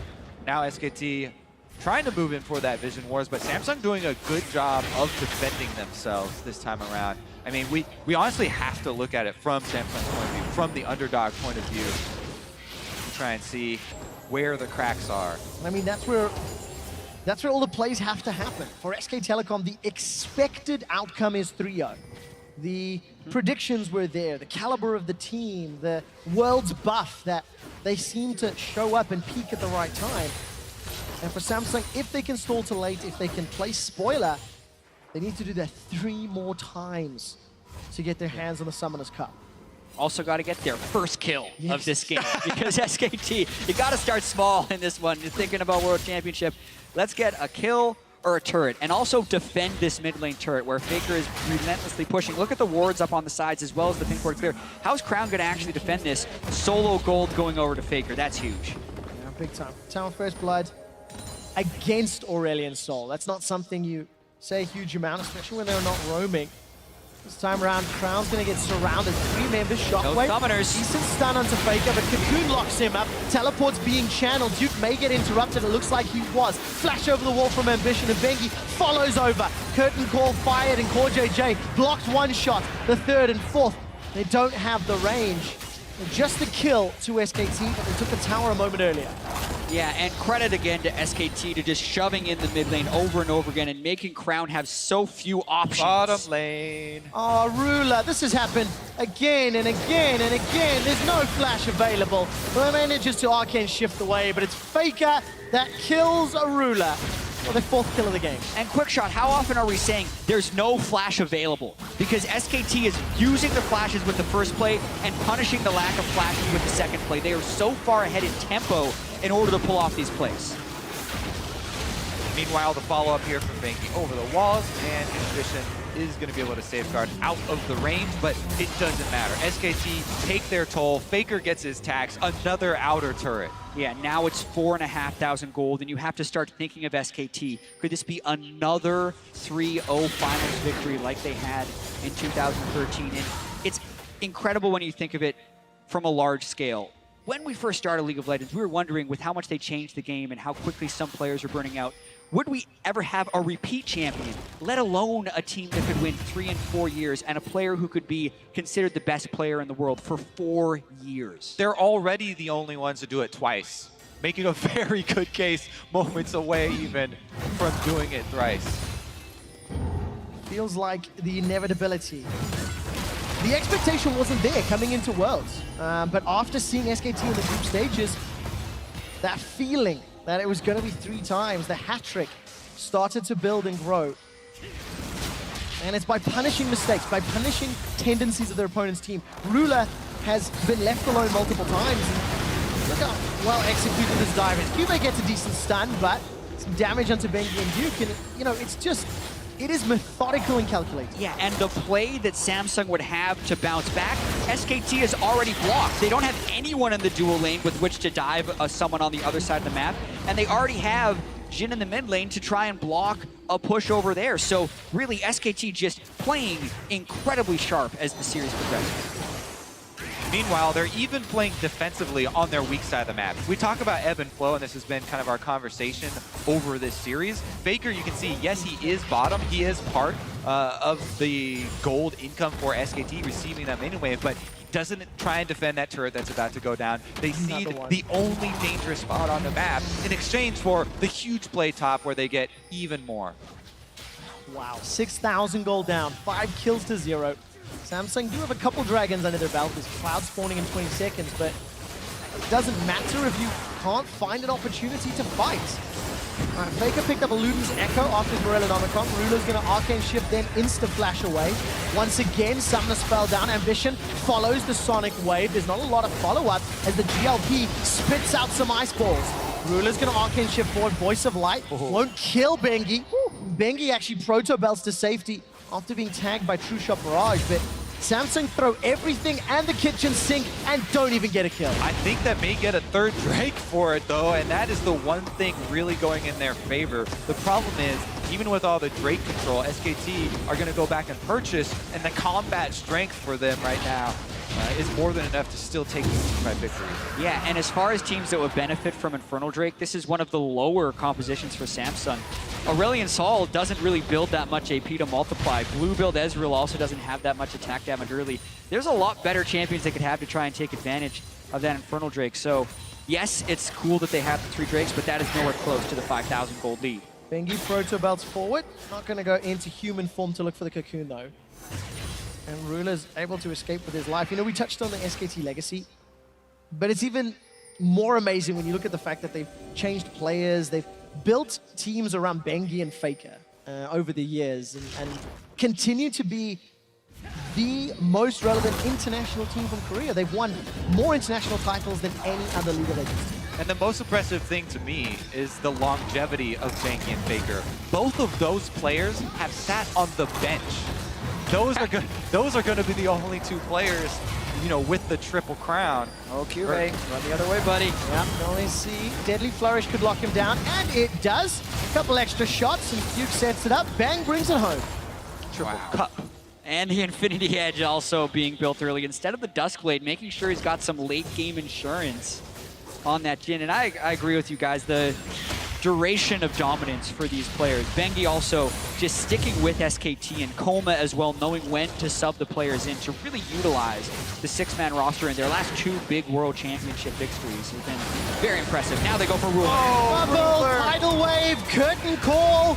Maybe that is the curtain call. SK Telecom sieging the mid inner turret at 25 minutes with an 8,000 gold lead.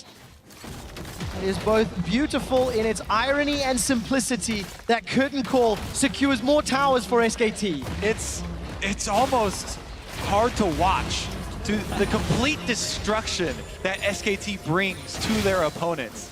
Just taking them out in all aspects of the game.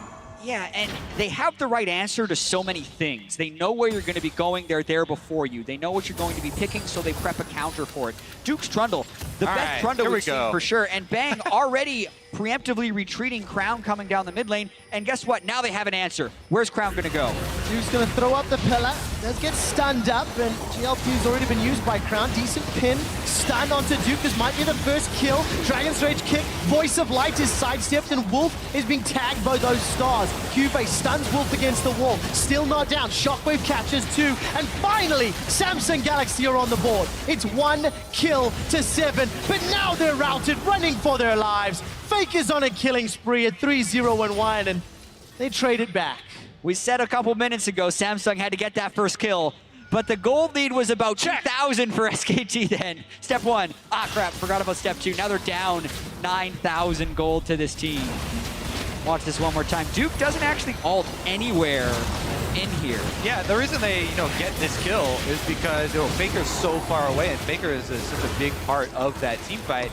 A little aggressive here. Wolf is the one that's going to pay the price. Honestly, though, Samsung, they'll take what they can get. A 1-for-1 at this point in the game is definitely some much-needed gold in their pockets. And really, the only answer there was a great snipe from Bang to land that snare, setting Faker up.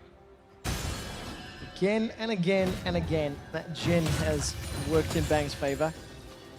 And you were talking about how SKT sort of crushed their opponents. We've mentioned sort of the mental aspect of the game, beating opponents on their best champions.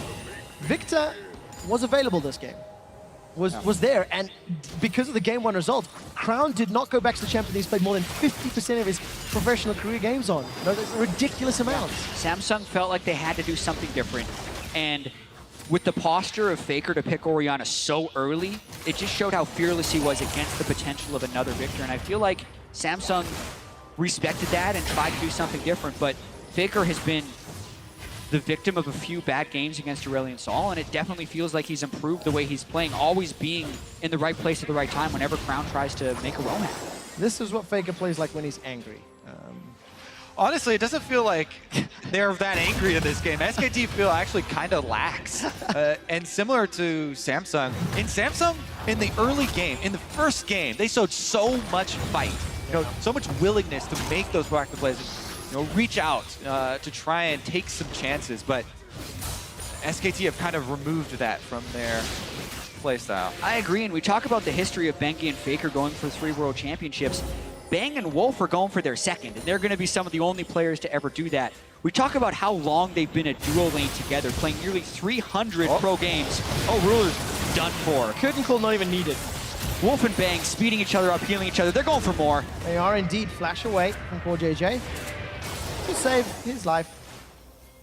And when you go back to the regular season as well, Bang almost always topping the damage per minute charts. For as much as Faker has been dominant, Bang has become probably the best AD carry, at least at Worlds here, and the damage numbers back it up, and with the World Championships are going to back it up as well. Bang also making the legacy for himself alongside Faker. Qv's being run down by Bang. Flash away from QV. Gets the shutdown. Knock up onto Duke. That was a good play by QV to find the stun. And again, small wins, small advantages at 30 minutes, down 10K. Don't worry, Jack. It's still relevant, even though he just died right there. You can write it on the tombstone for going. Bang still cementing a legacy for himself, even if he gets caught out in the third game. Cocoon's caught Crown, as is the Apple Prison. Decent enough flash away. Voice of Light saves Crown's life, but he throws every single spell available to jump out. And it's just desperation plays here for Samsung. Infernal Drake is up, so this will most likely go to Samsung. So that's 4 dragons in 30 minutes, and the next will be Elder. Yeah. We are downplaying this because of the huge gold advantage. But once again, Samsung are faced with the farm for late mentality, which is actually probably the only page left in their playbook at this point. That was a huge pick for them, though, to earn another Drake. But it looks like SKT want to make them pay even more for it. Well, this would be a time to try and get back. They scout it with the True Shot Barrage. You'd want SKT to make Juve has teleport. Samsung can try and make a play back. A lot of damage. Rulers jump forward, already used the True Shot Barrage. Wolf is killed by Ambition. It looks like Samsung are coming back. They've killed Faker, found Bengi, and moving on to Duke. Crown, he's tagging him with the stars. They're peeling backwards. Baron's the target. They can get it. They already have 4 Drakes. None of them are mounts, but they've killed 3. Bang would have his ultimate, and Duke doesn't. So this is going to slingshot it back. Yeah, SKT's so risky. They slip up here. Do you believe, Staples? Samsung Galaxy pick up the Baron. And it came out of nowhere. And suddenly, the Drakes we've been downplaying will play a huge part in this game because there are 5 extra outer turrets for Samsung to clean up with this Baron. There's a huge amount of gold standing on the map. This was simply SKT starting up a 4-man Baron. No respect for Samsung's ability to collapse there, and they punish them heavily for it. And so much of SKT's confidence has worked for them. This time it absolutely works against them because the True Shot Barrage scouted them while Bang wasn't in the Baron pit, and they stayed on the Baron. It was easily punished there by Samsung. Let's keep track of this Baron power play because it should be one of the larger of the tournaments. It needs to be if they want to come back into game. At what point am I allowed to start believing? Because yes, that is a Baron play. Never stop believing, Quick There is Shot. 6,000 gold down. Never stop. But Samsung have started to play scrappy. 4 members of SKT moving into the jungle. Bengi is rooted up by the grasping roots, and Bengi and Duke going away. Bengi takes a lot of damage. Proto belts out, and the minion wave is pushing top. Yeah, Samsung has a good shove going on right here, and Crown never left this wave. It is actually very hard for a team down in gold with Baron to get a big Baron power play, but so far with that rotation, it's very impressive. 2 towers, gonna steal away a red buff, get deep vision in the top quadrant of the jungle. What was a 10,000 gold lead is now 4,000, and Baron stats and dragons helping Samsung mitigate that even closer. Well, now we get to go back to your very early point, Quick Shot, about the champions selected here for Samsung, because they are not the best late game scaling, and they're gonna have to make this extra momentum work and make these picks work for them. Yeah, and they have to be able to get control of the Elder Drake because that's their window into victory. 4 Elemental Drakes stacking with the Elder if they're able to get it. And this game, as far as our narrative was going, was pretty much over with the way SKT was systematically drowning Samsung out. But as it usually switches around the other way, SKT makes the mistake, and now can Samsung punish? Let's find out. Samsung trying to push up. Command attack thrown down by Faker. Cube gonna threaten the tower, and it's picked up by Samsung. That's 4 turrets during this Baron buff they've been able to take. SKT are still keeping up the 1-4-1 though. Okay, gentlemen, the Elder Drake spawns around 36 minutes into the game. Ruler and Crown pushing out the bottom lane. Cube's gonna go meet and match with Duke. to at least slow down and thwart that top lane push. Could another tower be secured? SKT seem better poised to defend. There is a ward behind them. SKT do have teleport available on Duke, but Cuvée is keeping sight on Ambition Duke. going for Faker! Fake is down! They've got him! Fake is down! Crown is pushing forward. It's at the cost of Ambition's life. Crown is zoning away SK Telecom. Another tower has fallen. 5,000 gold on the power play. Ambition makes the huge play on Jungle versus Faker. Kicks him into the team, and that's going to be an inhibitor turret. It's not done yet. Curtain call. Thrown down by Bang. The base is open wide. Cubate's joined the fight. Gonna look for Bangy. The Poppy Copter could be thrown down. Star Surges sidestepped as Crown doesn't find a stun. Cubate again zoning. Ruler's on the inhibitor, knocking it away. Crown's very aggressive. Very careful Got a here. Flash available. Damage out. Cubate on the front line. Doesn't find the stun. Onto Duke. Ruler and Cubate running for their lives. Faker's up in 10 seconds. Ruler, Eokin shifted forward. He's very aggressive. Caught out. Locked down. Cocoon down. Shut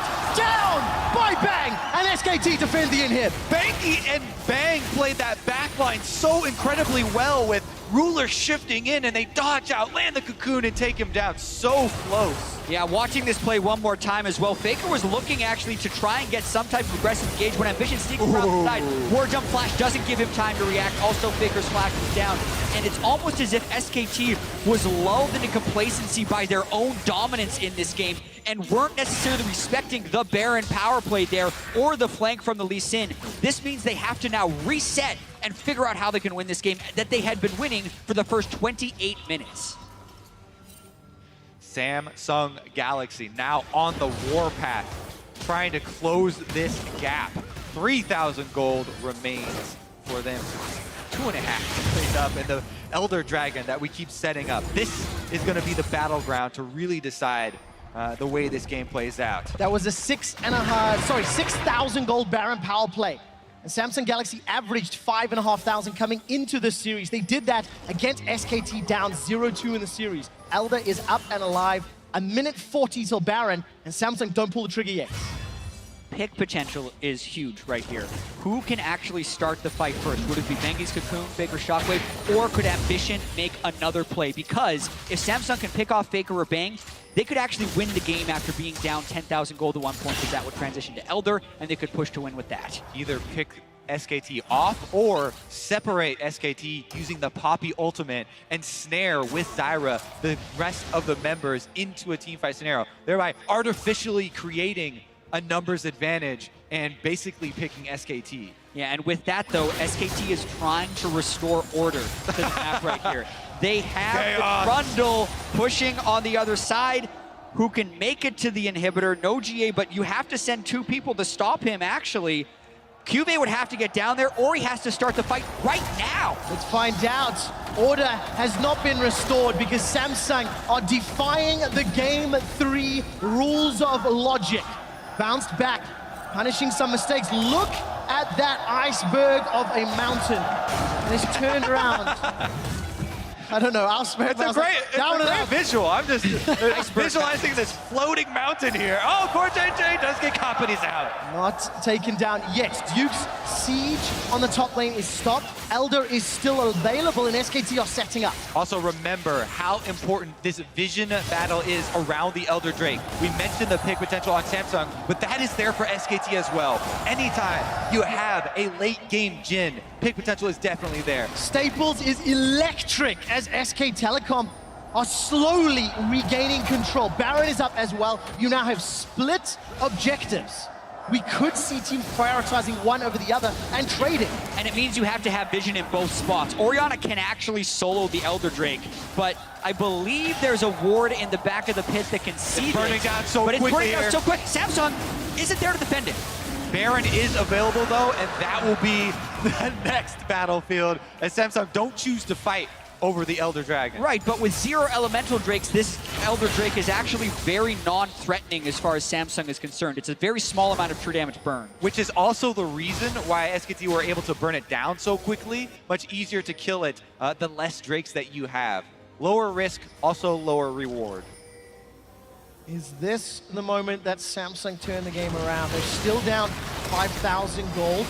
They have to fight against an Elder Dragon buff SKT. Vision I'm looking at, not the greatest in and around that Baron pit. Some defensive wards from SKT.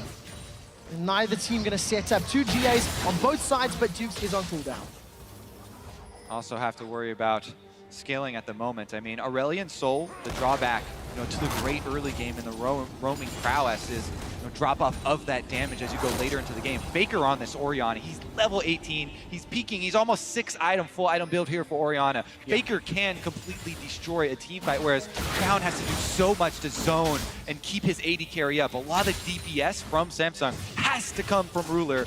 All eyes will be on Ruler for the team fight. Completely agree, and he's been the target of some poor positioning in a lot of these earlier fights.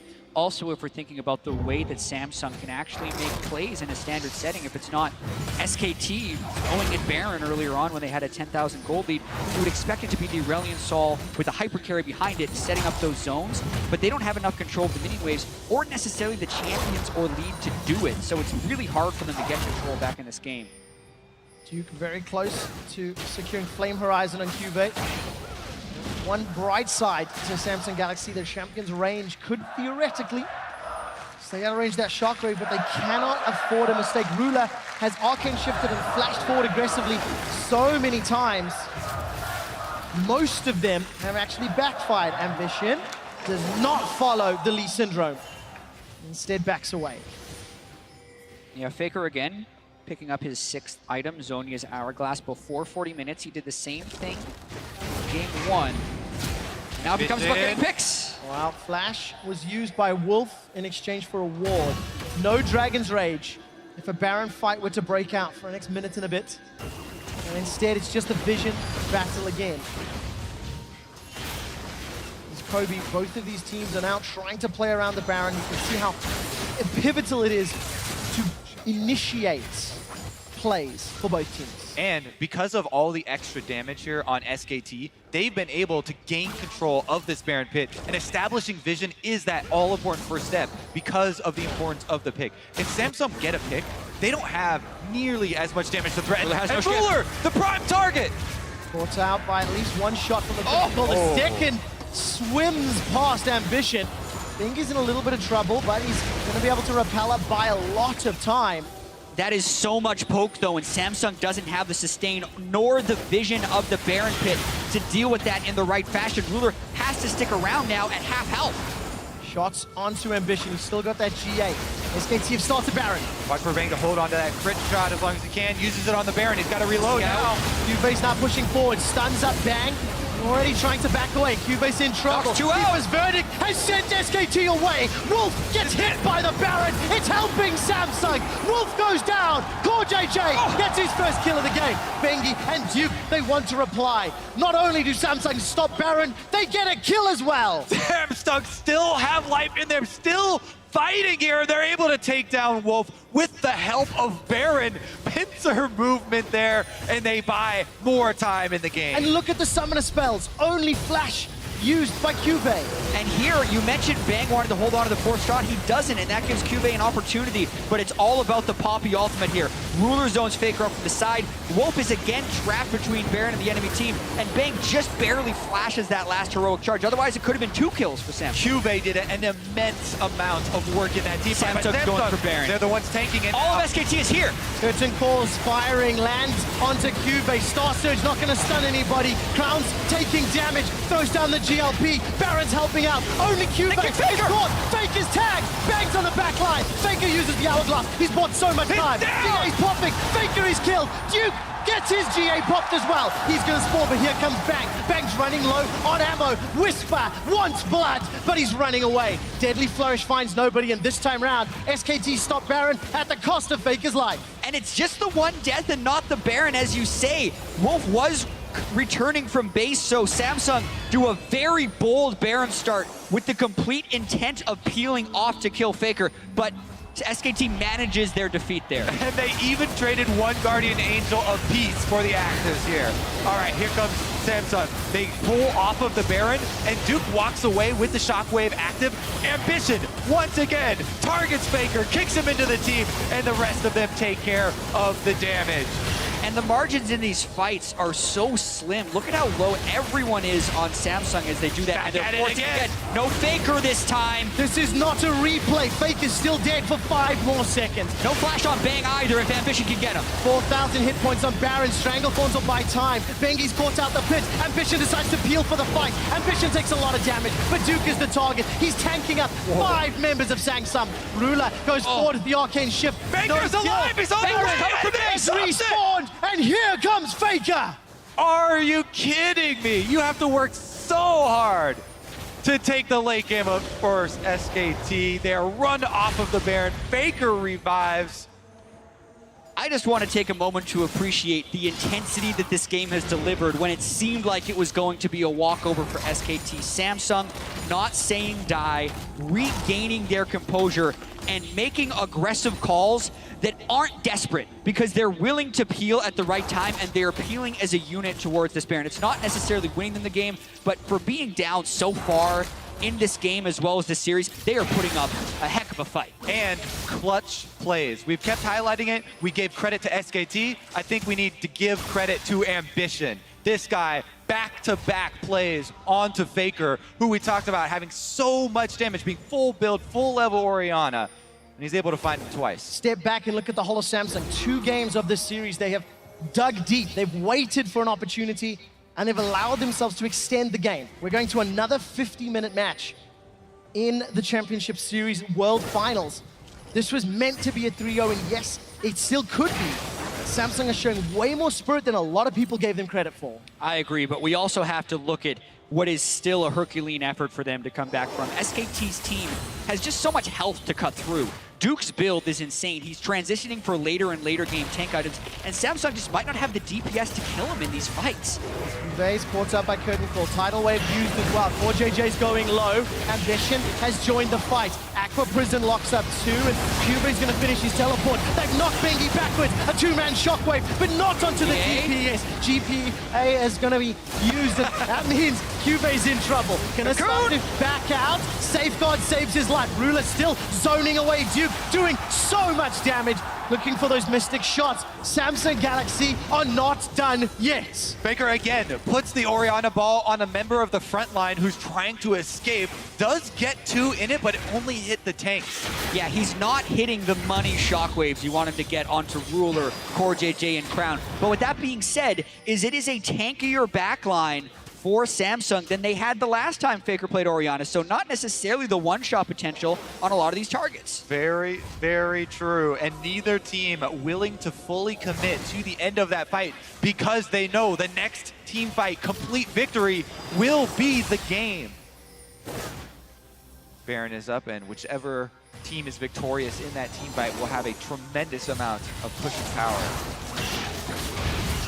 We're also seeing Ruler having some good fights on Ezreal, where late game in fights he was struggling on Caitlyn. This is why they picked it for him. Duke, though, would have to teleport in to stop this Baron.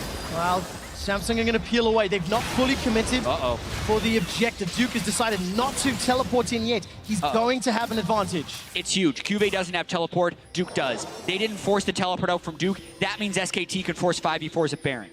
SKT forcing that cross map, and they're going to get the advantage in positioning around Baron Pit, which is crucial, taking down the vision. Duke's got over 120 CS advantage over Cuvée and has really had Cuvé's number throughout the majority of the series. Will he be where SKT need him in these coming minutes? Looks like Cuvé's trying to chase him away. How many more plays does Ambition have in him? Can he find Faker or Bang again? I mean, this guy, this is, for me, the most successful role swap of all time. Ambition was a great professional mid laner, voted to the LCK All-Star team, and now he's on the world stage making plays. Duke, though, starting it off. No lockdown from the Jhin, and now all of a sudden Ambition forced to back away. Curtain Call looking for some targets. His very beefy tanks. 0 for 4 on the shots, too. That's important because SKT needed the poke onto Samsung with Baron and Elder Drake now on the field. You can tell both teams are feeling the tension here and the importance of that next fight.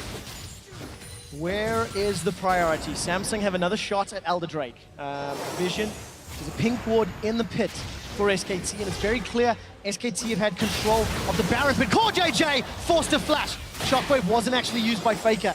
So important with the amount of tension around these objectives. And those are the rewards of winning the vision battles. Oh my goodness, Bangy misses the cocoon. Also notice the little race going down on the bottom side. Cuve's down trying to match Trundle without a teleport advantage, so he's staying really close to him at all times to try and prevent him from forcing a 5v4. But like you say, the vision battle around Baron is SKT trying to chip away at Samsung. Still 60 seconds on the cooldown for Cuve's teleport.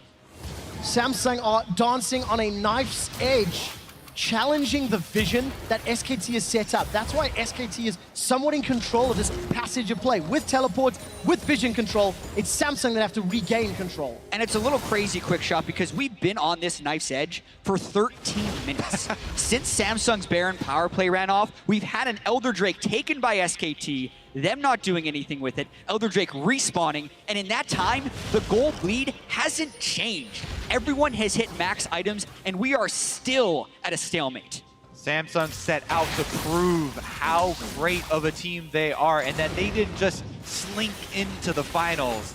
Definitely proven it thus far in the series. Again, Faker trying to burst down Elder. This time around, though, Samsung are closer. Ambition's not there. Don't think they can get there quick enough. 5,000 hit points.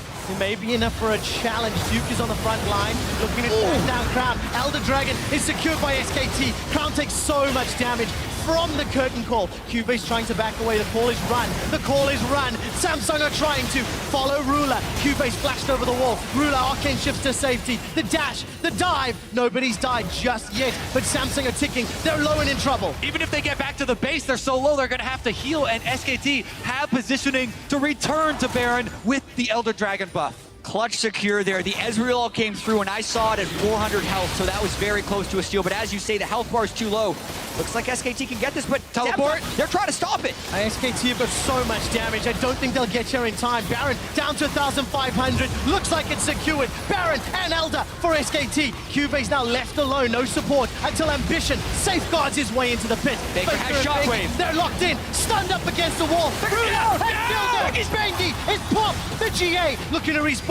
Cuve still running for his life. Ruler, True Shot Barrage. Gonna be dodged by the rebound. Bang! He's out of mana. That's a great hammer. Ambition is still fighting in the front line. Ruler running low on mana. The arcane shifts forward. Trading got them. That's a shutdown. That's another. Duke is now the next target. GA pop inside the pit. Ruler sends the Mystic Shot over the tri-bush. Duke is going to die. It's a double for Ruler. SKT lose 3. And Samsung can push up the mid lane. They're already onto the minions, trying to get an inhibitor turret for themselves. The death timers are so long at this point. Post 50 minutes, they're looking to break inside SKT's base. The thing is, SKT got the Baron and the Elder Drake, so Samsung is trying to make this buffless push, but it's against a support and a jungler, so they can definitely get an inhib. 20 seconds on Faker. As soon as he revives, they have to get out of town. How much do they want, though, with that death timer? Do they go for more? Inhibitor number 1 is down. Inhibitor number 2 should fall. Another Aqua Prison from Wolf, not doing enough. Samsung play the long game, and they back away. Cocoon onto Ambition. Bengi's doing what he can to hold them in place, but it's simply not enough. We talked about Samsung having a similar style to SKT during their Worlds play. They can punish mistakes too. And another Baron fight gone wrong for SKT. Yes, they get the Baron, but then watch. Faker is holding his Shockwave, trying to get this off onto anyone from Samsung who approaches. But Cuve gets the stun. Ruler goes around the back, and Crowd enters to burst him down incredibly quickly. You can tell how important it is for them to take out Faker at the beginning of the team fight. Crowd just went straight through the front line as QB makes a beeline for him. Yeah, and then Bang gets caught up in the root and then is able to flash back. So you're wondering, when can Samsung get him? Lee Sin kick knocks him up, gets him low. Ruler shifts forward to finish him off. Those are the main threats that Samsung need to take down first, and they do. And you have to keep track of the Guardian Angels in this. Oh, Ruler though! Not gonna go down. Tidal Wave is sidestep. Curtain call. Look at this. Samsung is so split up. Not enough pressure though. And Samsung, can they turn this around? Teleport's available for Duke. Again, we are in the split push. he's going to be able to try and combat some of those supers. We're in such a crazy situation here because SKT need to control the minions of both mid and bottom, trying to overextend, but still be able to get back to their base to defend top. But they have empowered recalls on the people who didn't die, which is Bengi and Wolf. So they're the first ones to defend this one. Maybe they're going to be able to defend it. Samsung setting up pressure in the top lane. Duke still in the bottom lane. Baron will be up for 30 seconds. It's a minus 200 power play, thanks to the fact that they lost so many members, inhibitors and waves. And Samsung at 53 minutes, they may be in control of the map. Well, they've certainly regained heart, and Samsung are fighting with everything they have. And it's such a wacky game, but we also have to try and find something normal within it. And it's SKT's confidence in Faker's Orianna late in the game, because every time he's made it to this point, he has landed a Shockwave, which can eventually clinch it. But they're running out of missed Shockwave opportunities. Samsung with 2 inhibitors down, on the prowl for the third, looking to win the game. Vision is going to safeguard out. You can feel the tension. Ruler gets tagged again. Curtain call. He's just going to catch all of the shots. Well, Crown actually steps into 2 of them. It is so hard to push without buffs this late in the game, especially against Orianna and Jhin. And they're running out of time with this push because Duke is wailing away on the bottom minion wave. Exactly. You think that, yes, the extra inhibitor being down is enough pressure to draw away the members, but SKT, even with 3 members defending, are able to hold on, and they're buying extra time for the inhibitors to come back up. Have we ever seen a game where somebody gets double Flame Horizon? It's 150 at the moment. We're approaching the point where minions don't matter at all. Oh, look at that damage. Good flash. Voice of Light onto They're gonna Faker. get him, And maybe. Poor JJ. They're looking to shut him down. Stranglethorns catches Duke. It's Claw JJ that kills Faker. Duke uses the subjugate. He's running for his life, but you can't outrun 5 members of Samsung. Faker goes for the blade, doesn't get it. SKT down 3v5. Jet, we laughed when you brought up the reverse sweep of KT Rolster against SKT, but Samsung here are looking to end the game off of those kills. The solo laners of SKT are down. Watch the minion waves. They do not have minions. Bengi is cutting it off in the mid lane. These turrets are so hard to stop. They do not control Bengi, and he pulls it around. Curtain call inside the base is going to cause more headaches for Samsung. The game's not won yet.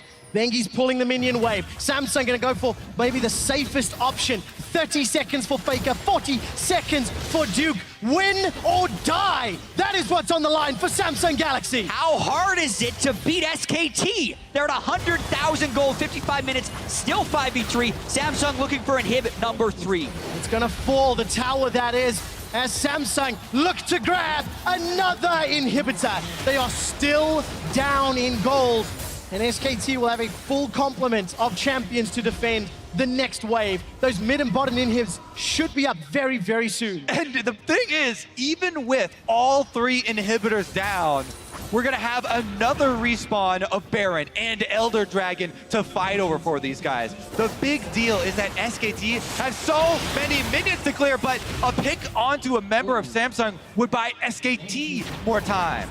Yeah, the Lee Sin ult being down may buy SKT some time to regain vision control in the Baron area, but Ambition incredibly tanky at this point. 1 inhibitor back up for SKT. As long as they don't lose 3 at the same time, because that's what prevents the double super minion spawn in the waves. So they have 2 inhibitors now respawning because they were killed in fairly quick succession. And the auras that the super minions have that buff up the other ones also double stack on themselves. Samsung have to do a lot of work to get themselves that buff, to get themselves the double inhibs. Half an hour ago, I asked you, at what point do you start believing? Staples believes as the Let's Go Samsung chants erupt across the stadium. Baron is alive in 5 seconds. Elder will spawn in the not too distant future, but this time it's Samsung with the vision control. QV does not look for the flash stun. I seriously thought he might. Yeah, I mean, Faker was without summoner spells, so he's very aggressive to be up that far, but he knew Samsung didn't have the damage follow-up if QV were to have gone for that flash stun, and this is where you can't make a mistake.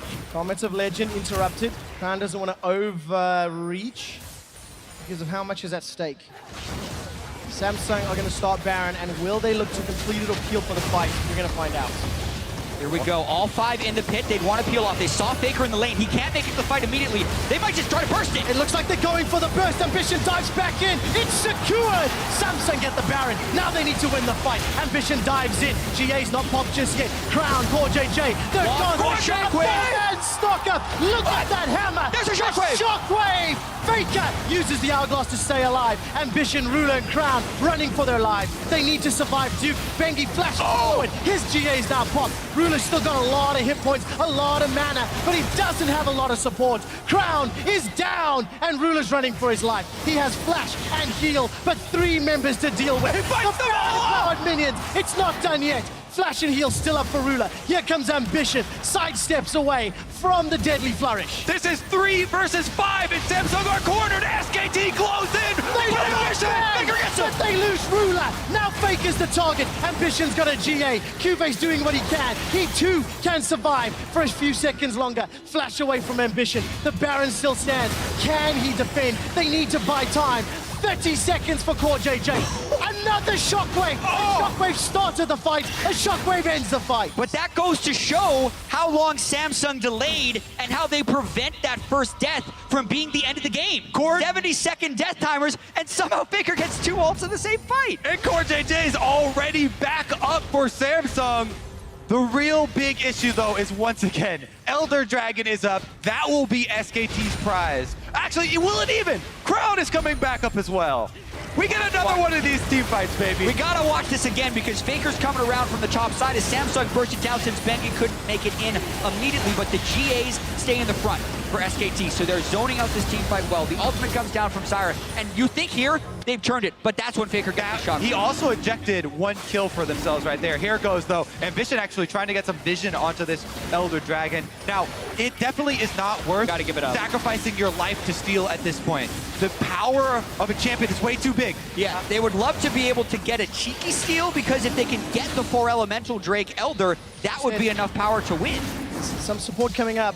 Ruler's coming in from the base, though. Bang's not there. Bang is showing himself on top lane. SKT, what is it? I don't know what is happening. SKT can't force this with Bang top. Ambition has moved on to the Elder. It's now helping out in SKT. It's reset for the 2nd time. SKT do not get the Elder Drake. I'm going to talk that one up to adrenaline from Bengi, just straight up fighting the Elder Dragon. Duke should have been the one hitting the minion wave, which is what they have set up now, so they Okay. can teleport in if they need to, and they can manage the minion wave to begin with. But once again, this could be the first game, I feel like, in the history of League of Legends where a team gets 3 Elder Drakes and still doesn't win. Because if SKT gets this Elder, it's not the end of the world for Samsung because it's a 0 Elemental Drake Elder here.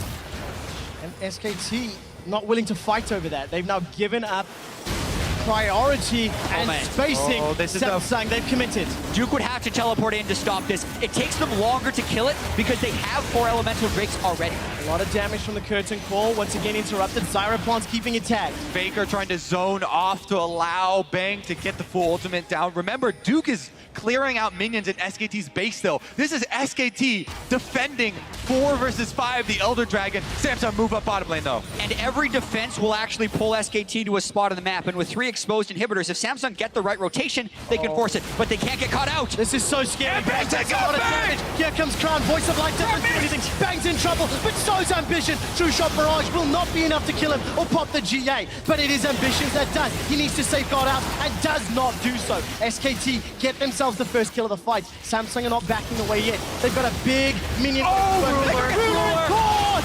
Faker finds him. That might be the pick that wins the game. Wolf loses his life, as does Bengi. It continues to be a 3v3, but Bang and Faker stay alive. Faker's clutch Orianna. How many times does he miss? But SKT never lets it lose the game for them. He catches Ruler as he's going in for the fight.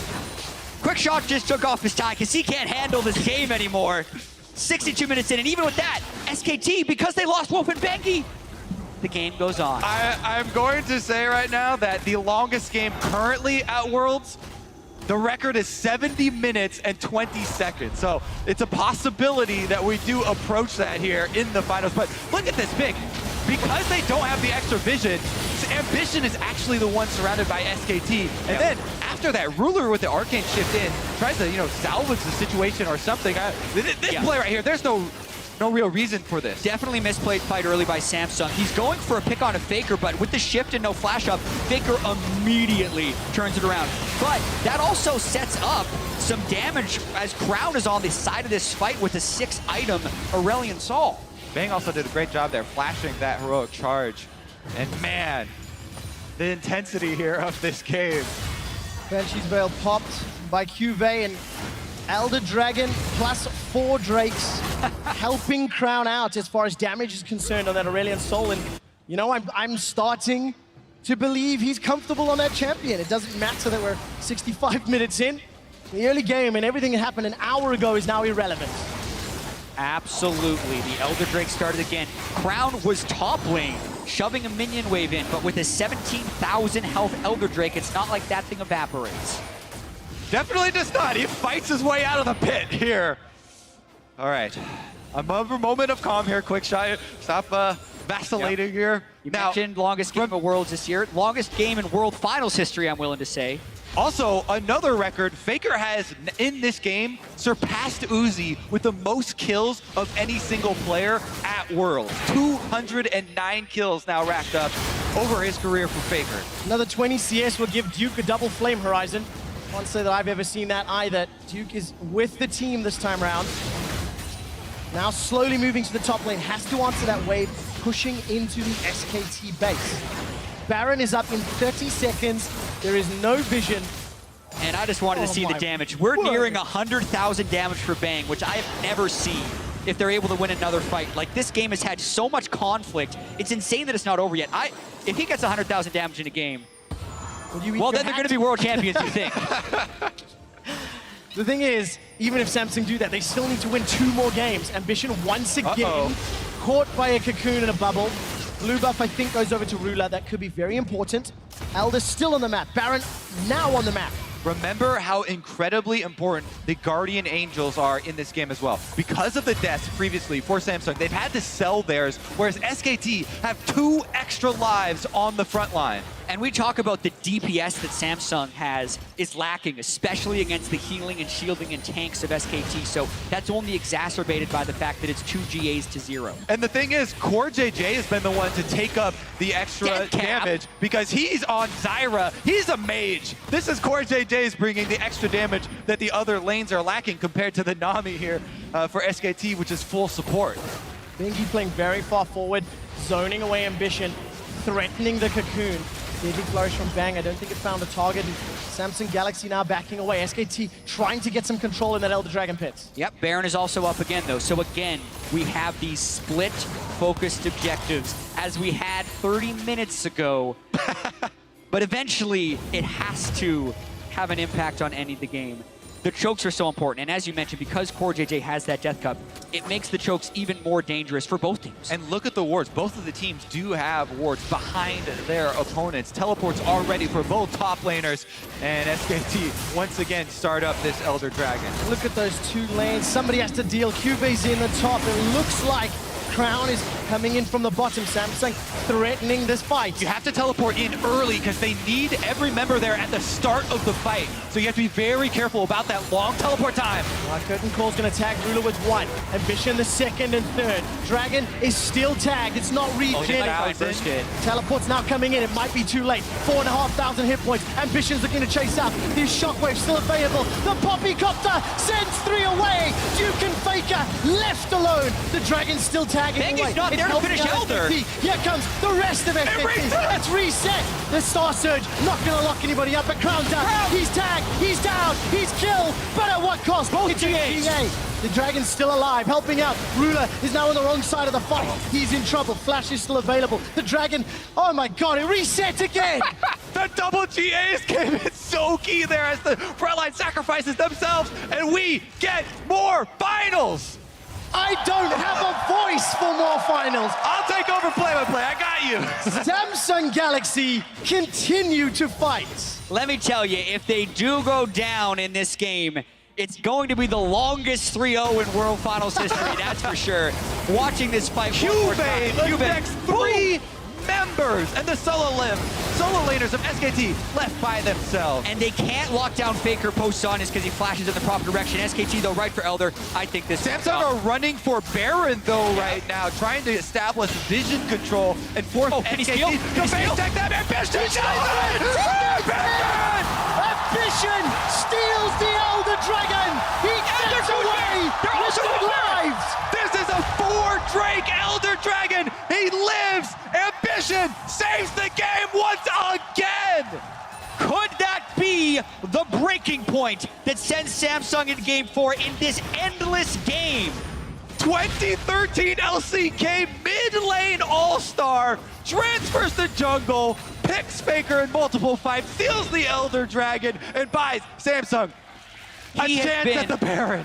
He has been so clutch this game, the initiations as well as the steal, but he has to do it again. Smite is up. They want SKT to fight them. The Elemental Drakes empower them so much. They want to peel for the fight. Let's see if they can. Tidal Wave's coming out. The focus is the Baron. Ambition's tagged the Sonic Wave. He follows it. They peeled out from the fight. Wolf is in pack. Watch for Shockwave. Where is it? That's Cubase. He's in trouble. The GA was popped. Bang's already used that QSS. He's backed away with his life. Nobody else dies, but a GA is popped. Are you kidding me? SKT defend the Baron against a Quadra Elemental Drake team without suffering any casualties? There's a huge minion wave top that they have to deal with right now, though. It's drawing Faker away, and it's going to buy up a little bit more time. Starting up the Baron again. Here comes the engage. Let's see what happens. SKT don't have as many tools this time around. Flash. Bubble comes out. Secured by Samsung. Holy crap. All right. Still trailing gold. That's the most amazing thing. Quick chance for a breath. Samsung need to take this opportunity. The Elder Drake essentially secured them the Baron. It's down in 15 seconds. They have shown the ability to win fights, but they're very close fights. They're going to have to be very careful about moving in here because there's still one Shockwave or another 10,000 damage from Bang away from losing the game. And now the Guardian Angel advantage is back over to Samsung as Ambition repurchase. Split push. Ambition, no flash, but he can ward hop away.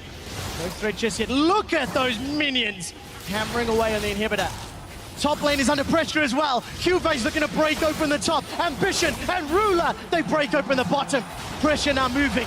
The Mage Core JJ on that full build Zyra. Now putting pressure on the middle inhibitor. Up top is that's three. That's three. Here we go. SKT last stand.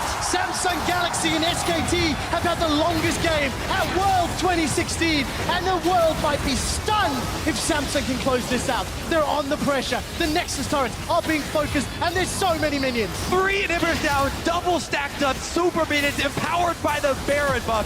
This is the onslaught Samsung were waiting to pull off. Duke's in trouble. He gets kicked the wrong way, though. Crown throws out the Voice of Light. Bang is down, then forced away. He's onto the fountain to regen. The first Nexus turret is down. I asked if you believe. Staples, you got behind Samsung. They're now in the final fight. Stranglethorns buys down. Crown's in trouble, but it's Duke that gets killed. Ruler, Arcane shifts forward once again. So aggressive. They're so low.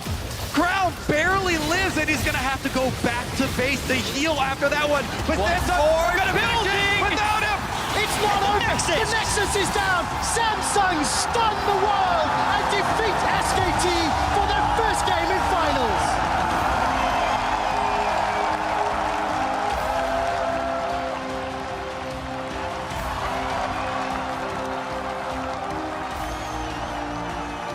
Standing ovation from the crowd here at Staples Center, but a measured response from Samsung because that's what it took to win one game against SKT. They need to do it twice more. But the most important part is that now their faith is restored. Samsung again can come into the next game with some confidence. The dejected looks after game 2 are gone. Both AD carries as Samsung gets the loudest cheer of the night exiting the stage. Both AD carries did over 100,000 damage to champions. In the longest game in world history. Samsung upset SK. 14 seconds short. Oh no! And You know, one of the stats that's very telling for me is that he has, as a jungler at Worlds, the second most lane minions killed pre-15. That means he's playing defensively a lot. You know, after his lanes get ganked, go to the lane to pick up those minions. You know, this guy is a very farm-oriented jungle rather than, you know, gank-oriented or even, you know, trying to get down the vision. All right, let's see how Blank then performs once he gets into game, but the Zyra is banned away. The Jace, once again, on blue side for SKT, but Courtier J not going to have that influential pick that helped them win game number 3. Yeah, they also feel like they're denying Faker a little bit, just making sure he can't first pick the Rise and have a strong performance on it. The Olaf ban is interesting. They're trying to force the Nidalee ban here, as far as I can tell. And it does happen, so what is Olaf? first pick worthy here? Olaf is definitely Olaf is highly... banned Oh, from never mind. SKT It's already as well. banned. Yeah, so it's the Ashe. Basically, it's been a blue side ban by Samsung in multiple games. This is the first game it hasn't been banned, so the pick potential of the Ashe, as well as how good Bang has been at laning it, make it an incredibly high priority. Also, you know, back when I was doing my homework watching the previous summer games in the SKT versus Samsung matchup, the last series that they played, Bang's Ashe was a huge part of actually killing Crown, because Faker and Crown went fairly close to even, but constant arrows from Bang's Ashe, you know, caused them to get picks and also enabled them to run in a very effective 1-4 composition and use the 4 members to pick off enemy Samsung enemies. Yeah, now we're in this difficult situation again, though, where it's the Lee Sin pick for Ambition, and he's in the spot where he's going to have to be a huge playmaker. This time as well, they need to make sure they can get enough late game damage, because a lot of the tanks would still be available for SKT. Yeah, I mean, it could be a mid lane Karma, but then you would run into that damage problem that you're talking about. And with Zyra, one of the high damage supports also off the table, you'd be hard pressed to fill in that extra damage across the board. Hypothetically, if this Gnar gets locked in, does Cuvée then lean back on that cannon once again? Even though it did not go very well for him in game 2. I mean, the laning phase started well, but it didn't go anywhere from there. I think so. I think Samsung needs to have faith in their power picks. I think Kennen is a good power pick for them against Gnar, and it also allows them to save their last pick for Faker if they lock it in now. And I think Kennen very good against Ashe specifically as well. Low mobility for Bang, for the backline, so could present a good target for that. Meanwhile, Jhin, which they prioritized denying Ruler, has been picked up for him. And we talked about comfort champions at Worlds for a Ruler that has been Jhin. And Crown, all time, has been Victor. Now he's going back to it after their Aurelion Soul game. Yeah, and this is similar to when Faker locked in the Orianna blind before he necessarily had to. This is kind of Samsung making sure that Faker can't play the Victor, because Faker has played the Victor against Crown before and been extremely successful. So I kind of like it, actually, defaulting back to so much comfort here. I think it also demonstrates the renewed confidence of this team after that victory. They defeated SKT in at least a game. They know it is at least possible for them to destroy an SKT Nexus. We'll see whether or not Samsung Galaxy can sustain their early and mid-game weaknesses. They've got a team composition that can most certainly do that. Definitely powers up in that mid-game very well. SKT need to lock in a... It's Zac! Baby. It's Zac! Watch yourself, Crown, because... It's the Zac Ori combo, too. Yeah, mid lane is definitely a target for that. Meanwhile, Cuvée also very quick to lock in that Kennen we were talking about. We'll see if he can have the same success early versus Duke. How surprising is Zac? Because I'm pretty shocked. I thought it was a Meteor special. I mean, a lot. It's definitely something that both of these junglers have had to be working on, is an expansion of their champion pool, because so many jungle bans have been targeted at one another, and in this situation, it is something that makes it very difficult for Victor to push, and it's something Blank has played in the past. And it's something that doubles down on the initiation. SKT have many forms of very long-range initiation with this composition. They can definitely create picks on Samsung members, like I talked about, if they do spread out again. Addition, in terms of initiation, the Ashe, the Zac, the Gnar, any one of those lands, and the Shockwave can finish it off. Faker, he found some good Shockwaves towards the end of that game 3, but the mid-game was definitely lacking. Yeah, there was a big target on Faker's back, as he was the main initiator in SKT. it was also critical that Samsung would consistently try to initiate on Faker, and that's how they won a lot of those fights. Yeah, definitely did indeed. We're loading up into game 4. Team compositions are on your screen. Don't forget to send in those show-stopping moments by tweeting at LOL Esports with the hashtag #WorldsBigPlays. This could be the last game of the 2016 World Championship, and it's SK Telecom running Zach in the jungle against Samsung Galaxy. You know, there was a time where we would be losing our minds about the Zach pick, but it's going to be surprising a little bit just because you would have more expected to see something normal like Elise in this situation. But I do agree with Kobe here. It's a long-range initiation, and it's trying to fill a hole that SKT had in the last game. And even in game 1 where they had struggle closing, they get the big lead, they can play the waves, but really just trying to corral Samsung in the fights is something they have struggled with. And Zach and Orianna do fill that gap. And of course, if Blank has been practicing this pocket pick, maybe scrimming with it with SKT when Bengi was not, whatever, it's a different flavor. Well, he did play it versus RNG once. Only showed it there. Didn't die. No. Deathless on Zach at Worlds. We have to see how he does today. More pressure on the line. A lot more at stake. Quick numbers for you really quick. Samsung over the last 3 games. Approaching 10 minutes, they were down 23 gold. Approaching 15 minutes, they were down 2,200 gold. And 20 minutes, down 3,900 gold. Now, they do have one win under the belt with those sorts of numbers. They need to stop doing that if they want to reverse sweep. And that's why, even though, yes, they've got a win, it's still such a ridiculous uphill struggle for Samsung. I agree with you, and the numbers that you just talked about are nothing like the numbers they displayed throughout the rest of the World Championship, where between the 15 and 20-minute phase was their best phase. That's where they decimated teams. Kind of goes to show how strong SKT is at just playing the map, especially whenever Faker has that mid lane pressure. I know he's dying a lot, but I cannot underscore how impressive it is when he shoves up, the rest of the team gets wards around him, and they win the map off of that. Also, you know, one of my favorite news statistics that we've been tracking is basically time pre-15 minutes where any member of the team has spent across the halfway mark, across half court, and all of the lanes of SKT are top 4 for time spent playing aggressively, playing in enemy territory. And even before that, Faker spends 29% of his time forward, Crown 19%. So Faker, even before this matchup, is trending in that direction, but very aggressive trades here, trying to make sure Crown stays pushed in. Yeah, using that Orianna passive to shove down Crown. Now, we've seen the 2 mid and top lane matchups before. Once we get a moment or two, I want to see what you think of this Ashe Nami into the Jhin Karma as well. Well, still on this mid lane, Faker, he's trading very aggressively because he went and put that ward on the Raptor camp, did see Ambition. That's why you can see him positioning here on the bottom side just barely. He should be timing it as they saw Ambition leave the Raptor camp. Meanwhile, Crown was taking those trades without any advanced knowledge of where Blank was. Now they've gotten into the jungle, they've seen him place that ward, and they can act accordingly. We also have to remember, Crown did get that kill onto Faker in game 1 solo on the Victor, so he's confident in the Victor versus Orianna matchup as well. Top lane matchup should favor Cuvée early, and the dual lane matchup you would think would favor the Ashe Nami. We'll have to find out.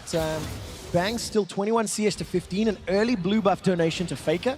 It looks like it will be mirrored, as both Ambition and Blank are on manaless junglers. Slightly slower here from the Crown Ambition. Whoop. And fans getting behind Samsung Galaxy. Definitely worth voting for. I want to talk about how few options Blank actually has, though. Faker, as his recall is interrupted, he gets a summoner spell out of Crown. Well, that'll help Crown out, and he's actually got some support coming here from Ambition. Look for the Sonic Wave. Ward hop forward. We hit it! X follows it through. 100 HP, red buff is ticking. Not going to be enough to burn him down. I love the flash there by Ambition, because even though he knew it wouldn't kill, he knew it would get the second summoner spell from Faker. All right, hop over. Nas about to pop. Flash from Cuvée. So mid lane Faker's down, top lane Cuvé's down. All right, we'll see how the junglers return to those lanes, because both of them have been playing aggressively. You know, both of those two were pushed up and will be prime targets. That also calls for, you know, both Ambition and Blink to bring out wards for their laners. There's the pink ward in QV's inventory after he's blown that flash. Yeah, look at this quest there. CoreJJ to get the very deep pink ward early, and it doesn't look like they spotted him heading in there. So unless Blank is disciplined enough to check that brush, it's going to be there for a while. Great reaction to seeing the top lane gank. CoreJJ knows he can't be punished as they have vision of everyone who would collapse and do so. Even going to delay the backs there from Bang & Wolf, so keep them in lane a little longer. Ruler is down 15 CS, but he's got a good wave and a half in front of him. Unfortunately, no support from CoreJJ, as he is losing quite a lot of those. And it's going to be falling slightly further behind, as he's now going to farm up under tower. So, early advantages here to Samsung Galaxy just in the mid lane. Some vision inside that bottom quadrant of SK Telecom. And QV actually not with a very big CS lead at the moment. Picked up those double Doran's blades, and is now going to try to bully Duke even more, but not the same sort of lead he built up earlier in the day. Yeah, but with the double Dorans, I think he's still going to have a shove advantage. It's just the gank is going to prevent him from being a little bit more aggressive. Also, notice how Blank didn't catch the ward in the jungle, so this is giving Samsung a ton of knowledge of how to play the lanes, at least at this phase. So the early ward already paying some dividends. Yeah, exactly. You know, a Zac gank onto a Kennen, all it's really going to do is kind of even up the lane play and force QV to play a little bit more, you know, safe. Because, yes, a Zac burning that flash is decently big, but because of the lightning rush, a Kennen never really has to be super scared of Zac gank. He can easily dodge the slingshot as soon as he sees it. Only thing he has to do is place his pink ward in the tribe brush so that he will see any sort of, you know, backdoor gank from Blank. We'll see if there's enough discipline from QV in terms of vision. Crown used that Chaos Storm to push Faker a little bit away. Both of these mid laners actually not opposed to throwing down those ultimates just for some pressure in the lane. It's a fairly short cooldown, especially when Crown's first item is those Lucidity boots. So definitely going to help him out in terms of all the utility that will offer. Yeah, the mid laners definitely have been playing around pressure more than kills, and that's where the junglers can then play through the rest of the map because of what the mid lane can do. Yeah, we talk about pressure a lot in League of Legends, and it's actually quite hard to keep track of all of the mini objectives, basically, that especially the Korean teams prize very highly. Those involve, you know, opportunity. Oh, never mind. All right, flash away from Crown, and Ghost tries to turn around to Faker. There's no flash available yet, but Ambition is too far away. He'll be unable to close the gap. Double summoner burn there for Blank's time. Elastic slingshot towards the mid lane, very common gank. Ambition does get a smite once again.